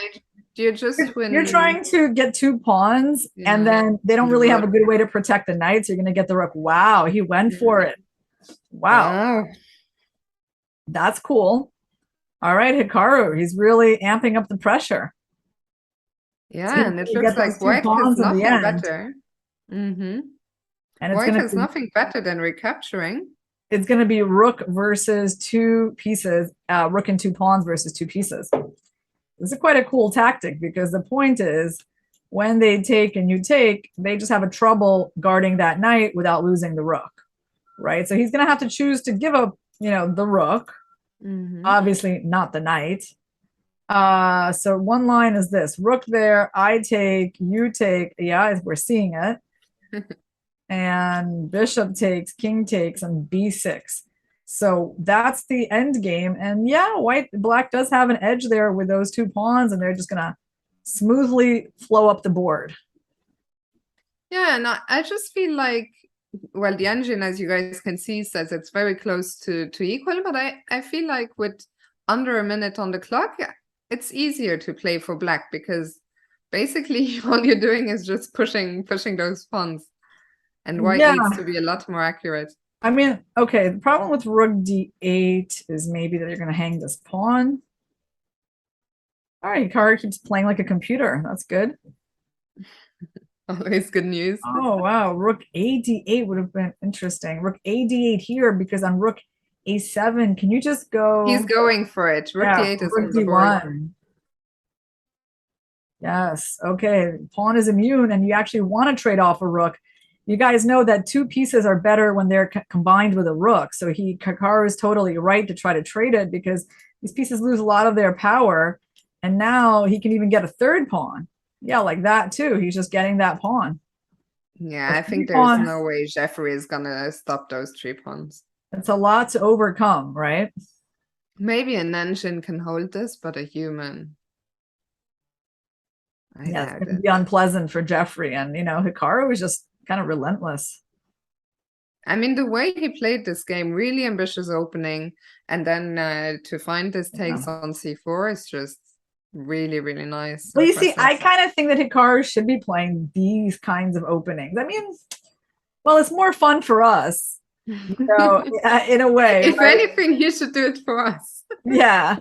I mean, if nothing else. I want to make some requests for tomorrow, but at the same time, I don't want to like mess up whatever he has planned, right? Like he's got his plan for the tournament. I don't want to like bother him with being like play more interesting openings. And what if that? I mean, also it's gone really well for him. So it's actually like, can you please start doing what you've done today? It hasn't, Yeah. Can we see something a bit more interesting?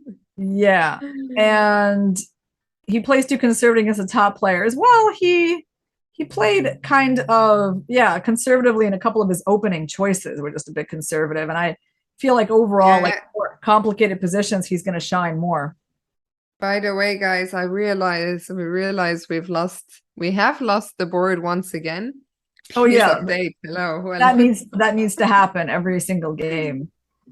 Guys, make the stream better. Send the requests to chess.com for them to update the board. It's not on our end. Wow. There we go. Updated. I guess they got the message. The Hikaru's pawns have advanced a lot, and I see that this pawn is within vicinity of the queening square, so he just wants to move it up, and then c3 will be a very pretty way. Okay, just hold on. There's no checkmate here, no, because you just go to f8 and it takes you a while to like go ahead and promote your pawn. And here it comes, c3, as you were pointing out. Nope. It happened, yeah. Well, my board is still He's thinking, no, he's just played c3. Ah, yeah. That's it. Go. That's going to be a queen for Hikaru. They got 6 seconds, apparently. Oh, Hikaru has 6 seconds. 6 seconds, not a lot. Not a lot. Okay, right. Oh, rook b2. He needs to go rook h2. Stop that checkmate. Yeah. And there is the resignation. Oh, yeah. Clap, clap, clap, clap, clap. Incredible. Nice. What a day for Hikaru. He ended that day well. Yeah. Wow. And oh my, Alireza, apparently I read earlier that he had blundered, but he still won his game. Oh, you got a feel for Dominguez. Let's quickly go to a game that is still going on. I don't know, MVL against Sachenland or Mamediyarov. Okay, this one's totally boring, so it's going to be a draw. This one, also a draw. Oops. Yeah. Let's take a look at actually how did Alireza win yet again. So we had an Italian opening. Okay, looks fine for white. He's got the space in the center. Everything going quite well. By the way, sorry, Irina, just want to say Hikaru is finishing this day in sole 3rd position. Wow. That's really good. Yeah. Yeah. That's way better than being in last position, right? So he's made a lot of progress today, and tomorrow, it's going to be between him and Ali Reza. Don't count out MVL just yet. He's still sandwiched in Yeah. between the two of them. But I was looking at the arbiter, and I was like, oh my God, is that Carol Jarecki? It looks a lot like, for those of you who know Carol, who's been a long time US arbiter, like this lady, like, they have a similar hairstyle. They're both kind of petite. I was like, that's just like a spitting image of Carol. Carol, but Carol died, right? Just Oh yeah. Yeah. Right. So apart from that, Carol. but I actually had the same thought as you. Yeah. All right. So let's take a look. Well, it's funny, they kind of like brought back the spirit of Carol, right? To St. Louis. I mean, she served as the arbiter in so many of our US championships. So knight e6. Well, right now looks like Dominguez doing pretty well. Who wouldn't want to be white? Some pressure, but okay, black's trying to get out of it. Yeah. Oops. It's like that sound reminds you that I live in New York, doesn't it? Not like the rural countryside, unfortunately. And looks like now Dominguez has lost his advantage completely. He lost the center pawn. His knights kind of got stuck here. Mm-hmm.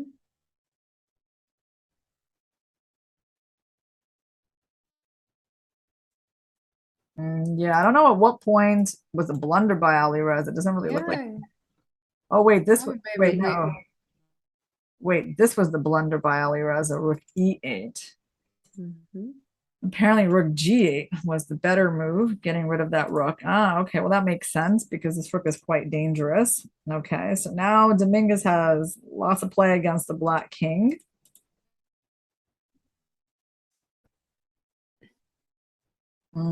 So the move was that. And going for repetition, like Hikaru and Eppo, king, bishop here, king up, bishop back, and like a repetition. Not an obvious. Yeah, not an obvious one. So he didn't really blunder something very obvious, but Ali Reza survives, and now he's thriving with his king on d6. So safe. That's it. It's coming to an end. I'm kind of amazed that he never like gave that check, which I would be more inclined to do than just cheating. But I guess this is winning enough. Okay. Wow. So that covers our games for today. Hikaru ends the day on 7.5 points out of 9, but Firouzja got 7 points, which is still massive, and it's still enough to give him like a comfortable lead over the field. Yeah, so 3 points lead over MVL, 3.5 over Hikaru, but tomorrow more of the same, 9 more rounds of Blitz. If Firouzja loses a couple of games, Hikaru can still win this event. I know it's a big stretch, and Ali Reza has been super impressive, not just in the Blitz today, but also in the Rapid. But in one day of Blitz, anything can happen. No interview. Well, we're still waiting. Hikaru cannot. What's the word? Teleport. Right. So But I think we're not wrapping up. If that's what you guys are worried about, we will wait to hear from Hikaru. And Hikaru, I mean, today is 7.5 out of 9, 6 wins, 3 draws. What's there not to like? Okay. So he is actually being interviewed right now by the St. Louis Chess Club. Yeah, I think we're gonna try and show that probably.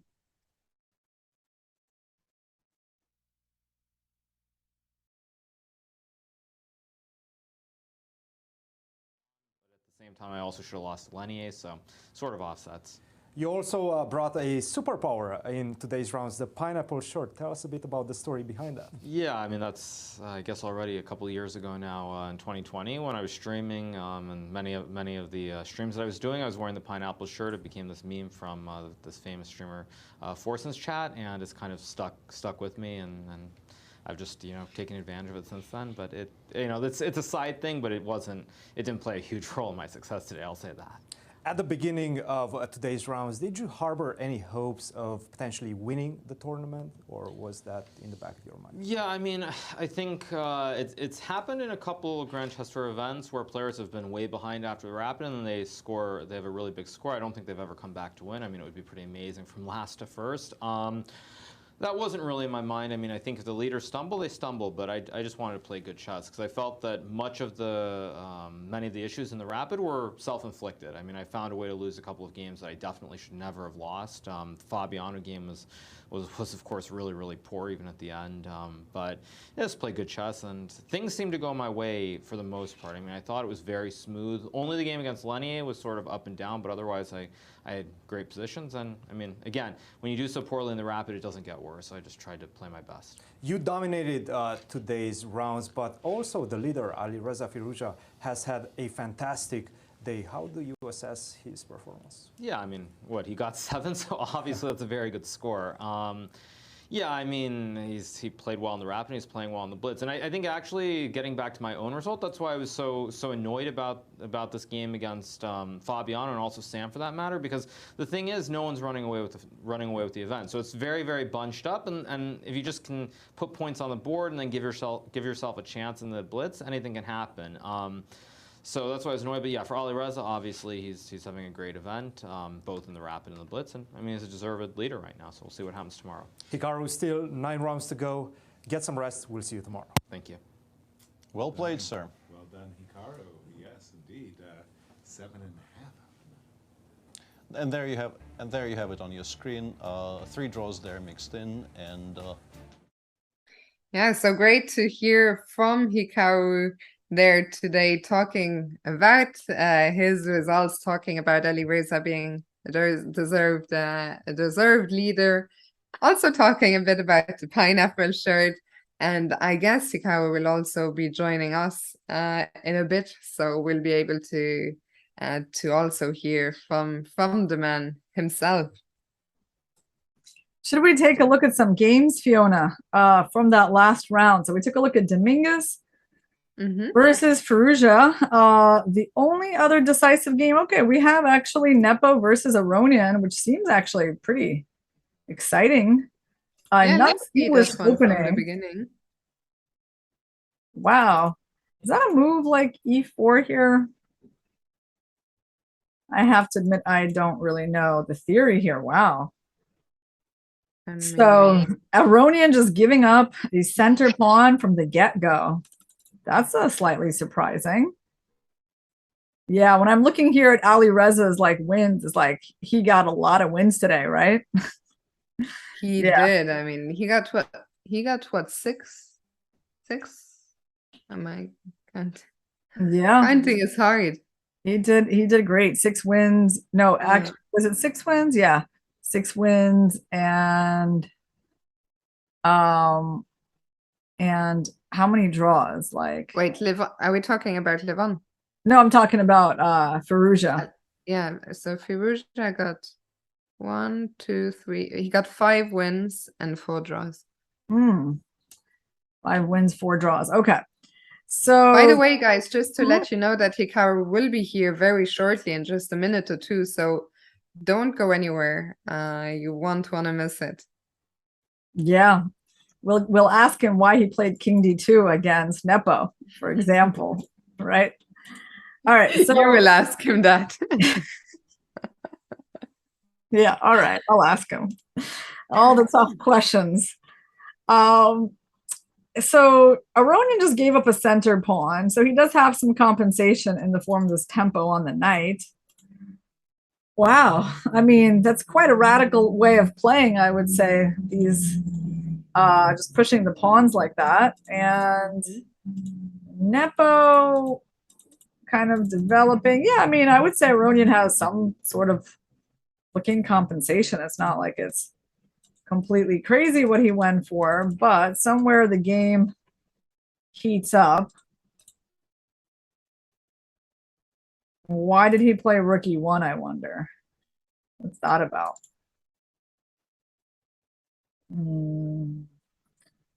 Don't really know what that rook move is about. Actually, it turns out it wasn't very good, because now, yeah, now the move doesn't really do anything, but your queen's about to get trapped. So it was a total loss of time. Oh, was that the idea? Wait, he was just losing the queen. Oh my yeah. goodness. So he got kind of tired here, because that's not a good outcome. Yeah, this is also very untypical of Nepo, who I saw. I mean, Magnus Carlsen was just on the Lex Fridman podcast, and I think Magnus said something that Nepo is even better at calculating short sequences than he is. But yeah, this was just really uncharacteristic. Oh, wow. So Levon Aronian wins kind of an important game, because he hasn't been having well, I was saying he hasn't been having a great day, but actually that's not so true. I mean, he finishes on 5.5 points out of 7, which is puts him in 3rd place for the Blitz for the day, which is not bad at all. He actually leapfrogged over like Nepo and Xiong and you know who were doing better earlier on. So I guess actually Levon is having a bit of a comeback as well. But not as much as Hikaru. Hikaru definitely had the best comeback of the day. And I some mean, to people, go from last place to 3rd is yeah. Yeah, and some people had like the opposite. Some people who were like doing really well wound up not doing so well. And Like actually, Shankland. yeah, and Dominguez didn't really have a great rapid either. And then he just kind of stayed the same, right? So he's just overall, yeah, I guess he can't just wait for this event to finish. Yeah. I mean, today to make a draw in the first game and then lose 8 is really just brutal. I mean, I can do that too, I think, Fiona. I think I can aspire to that myself, to that result. I think it could be, I just need to make one draw first. Don't be so negative. Don't be so pessimistic. Yeah, no, I know you're the more optimistic eternal of us. optimist. Yeah. Well, what I'm curious about is, instead of that weird rook e1 move, what should Nepo have done here? Because he was actually doing quite well. He should have just made the logical knight b5, threatening this bishop. It's actually a really logical move. And then on g5, you can take the bishop, and this doesn't trap your queen because you have queen f4. So it wasn't like he had to go ahead and just lose his game. His position was great. He's up a pawn. He's developed. His pieces are pretty good. Oh, wait. So now he probably didn't do that move because of bishop e4. So what's the deal there, Fiona? On bishop e4, what are we going to do? Are we going to play queen g4? Or are we going to play queen h3? Yeah, but then after queen g4, how do we react after bishop F5? back to f5? Or even, yeah, well, this pawn is rather dangerous to take, right? Yeah, but that's what he didn't like. He didn't like bishop. He didn't like bishop e4.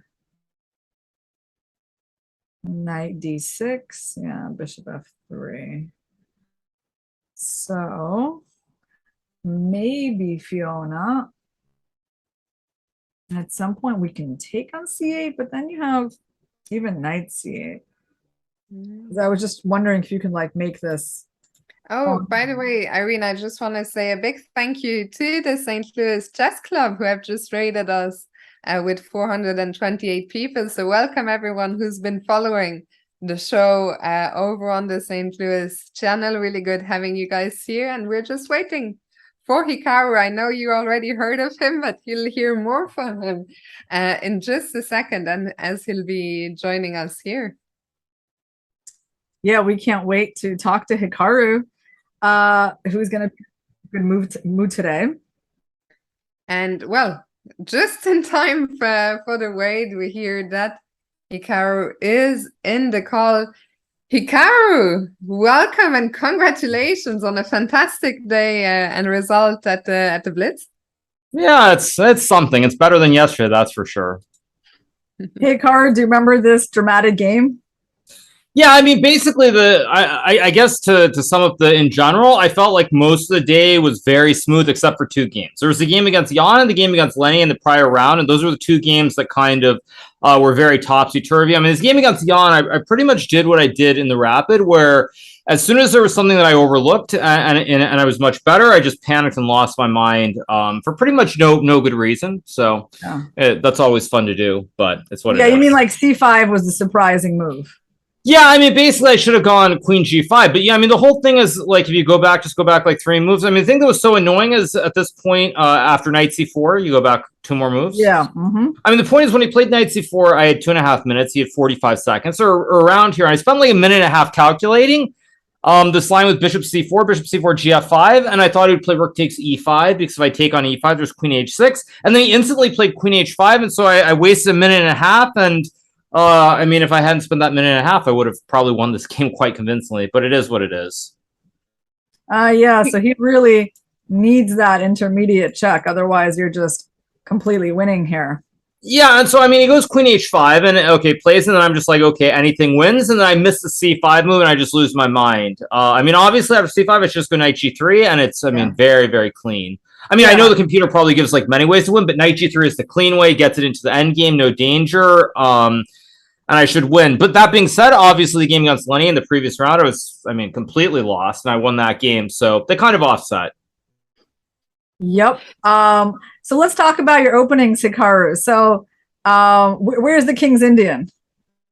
I mean, did I really have a chance to? I mean, the only chance I had was early to play it, right, against Shaq. I don't think I had any against other Shaq. chances. Yeah. That's exactly the game I'm thinking. Yeah, about. but I mean, I guess the way I look at it is like at that point I was on what 2 out of 2. I think that was the 3rd round of the day. Like I wasn't already at the point where I wanted to take a risk. But like in the last round game, for example, I did take a big risk against Jeffrey because I knew Jeffrey wanted to make a draw with White and just maintain his lead. And so after E4, I decided to play C6. And then he plays C4. And I mean, already if I go D5, we're in the GMHikaru Khan. And so I played E5. Of course, I mean, a very memorable loss that I had with this was in 2003. I think it was at the US Championship against Boris Golko. But, you know, that's like, what, 19 years ago. So who really cares? You can do it anyway. And yeah, the position was very, very pleasant. I think Jeffrey, when he played this whole D4 line, and Queen D4, he just missed this Knight C5 move. And it's not like White is worse here, but the game goes on. So yeah, I think already here, White's fine. I mean, White's completely fine. But the thing is, it's kind of weird because it feels like White should have been much better, and then White isn't. And I was shocked that he didn't trade the queens here. I thought Jeffrey already wanted to draw from the get-go, so why not trade the queens? And instead he plays Queen G3, which is just insane, completely insane.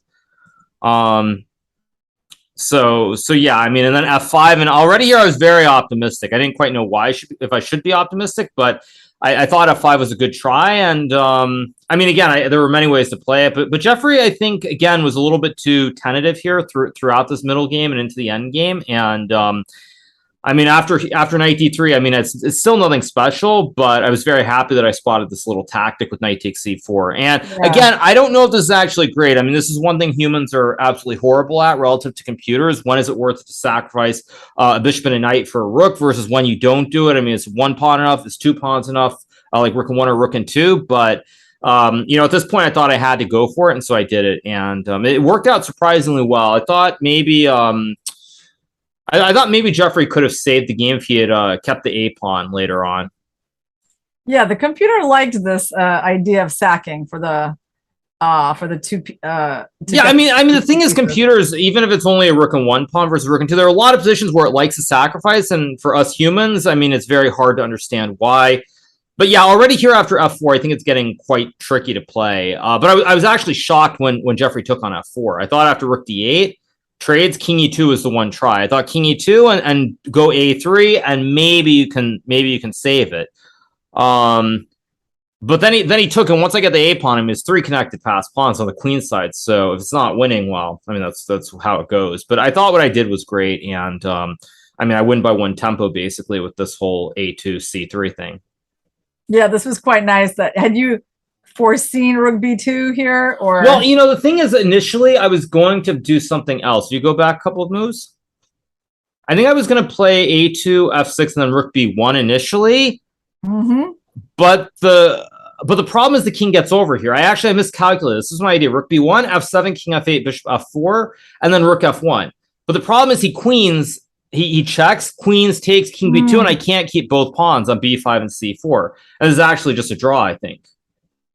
Like takes, and then king b2. So this is my initial idea, and then luckily I was able to spot this idea with c3 when I was calculating, I think a2 or somewhere around there. Yeah, you made it by just one move to stop him from basically mating Right. with this. Yeah, so it's quite good. Hikaru, you posted the biggest score out of anyone today in the Blitz.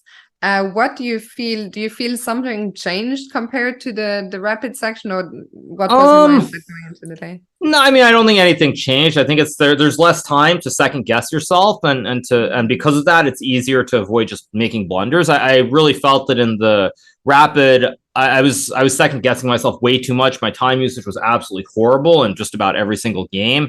And I think that was the biggest thing. Whereas in Blitz, you don't have 5 minutes to sit there or think about 5 different options and then play a bad move on top of it. So I think having less time to second guess myself helped a lot. And yeah, I thought I played very good chess. I played just instinctively, and that made a huge difference for sure.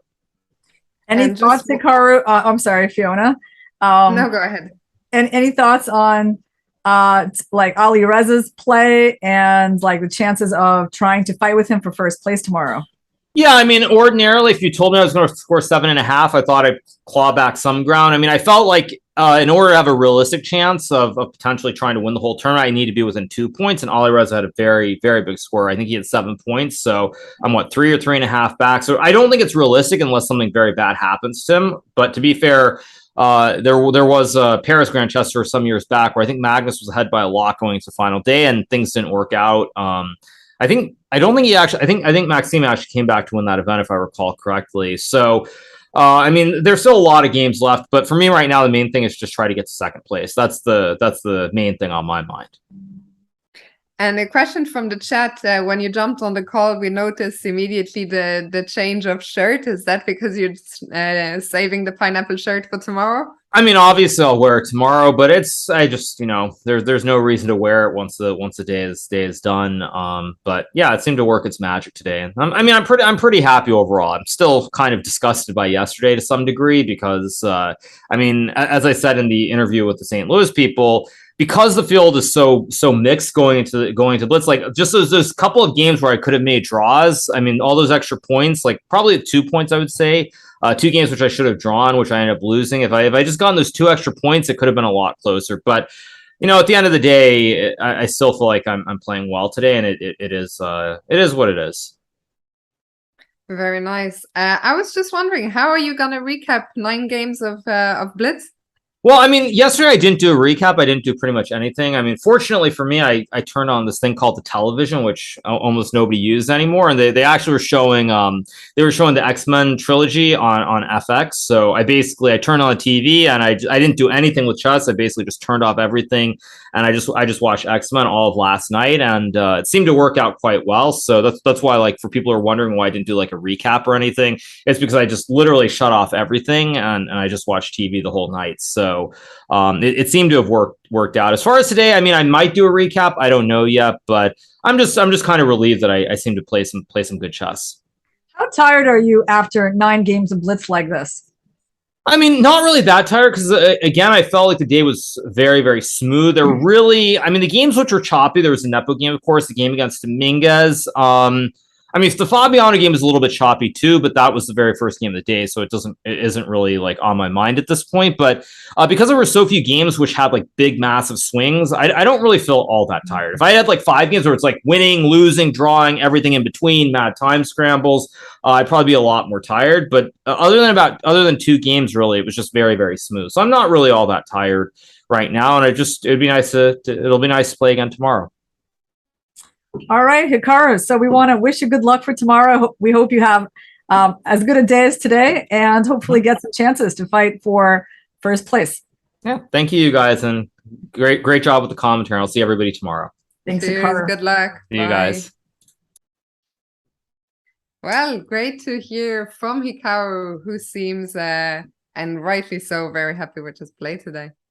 Yeah, and I think, we and his fans are happy. It was obviously a lot of fun commentating on his games when he's doing so well.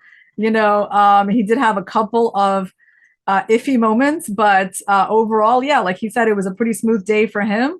And, he's showing why he is one of the very best Blitz players in the world.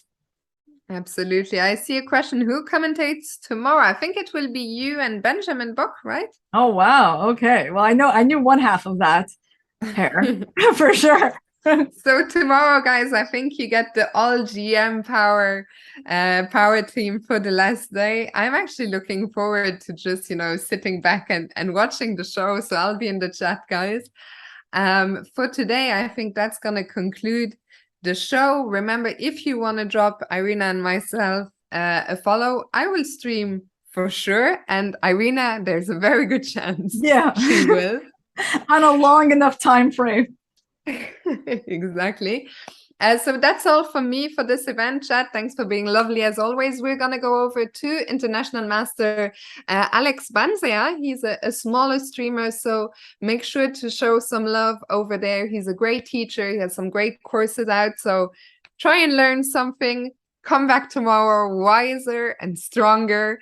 And thank you as always for all the love, for all the support. Irina, it's been super fun as always. And yeah, I'm sure we'll be back together sometime in the future. Yeah, it's always wonderful commentating with you, Fiona. And thank you guys in the chat, yes, for all of your support, your nice words, that you enjoyed our commentary. It just makes our work a lot better. Absolutely. Have a good one, guys. Enjoy tomorrow. And yeah, share the love in Alex's stream. Bye-bye. Bye, guys.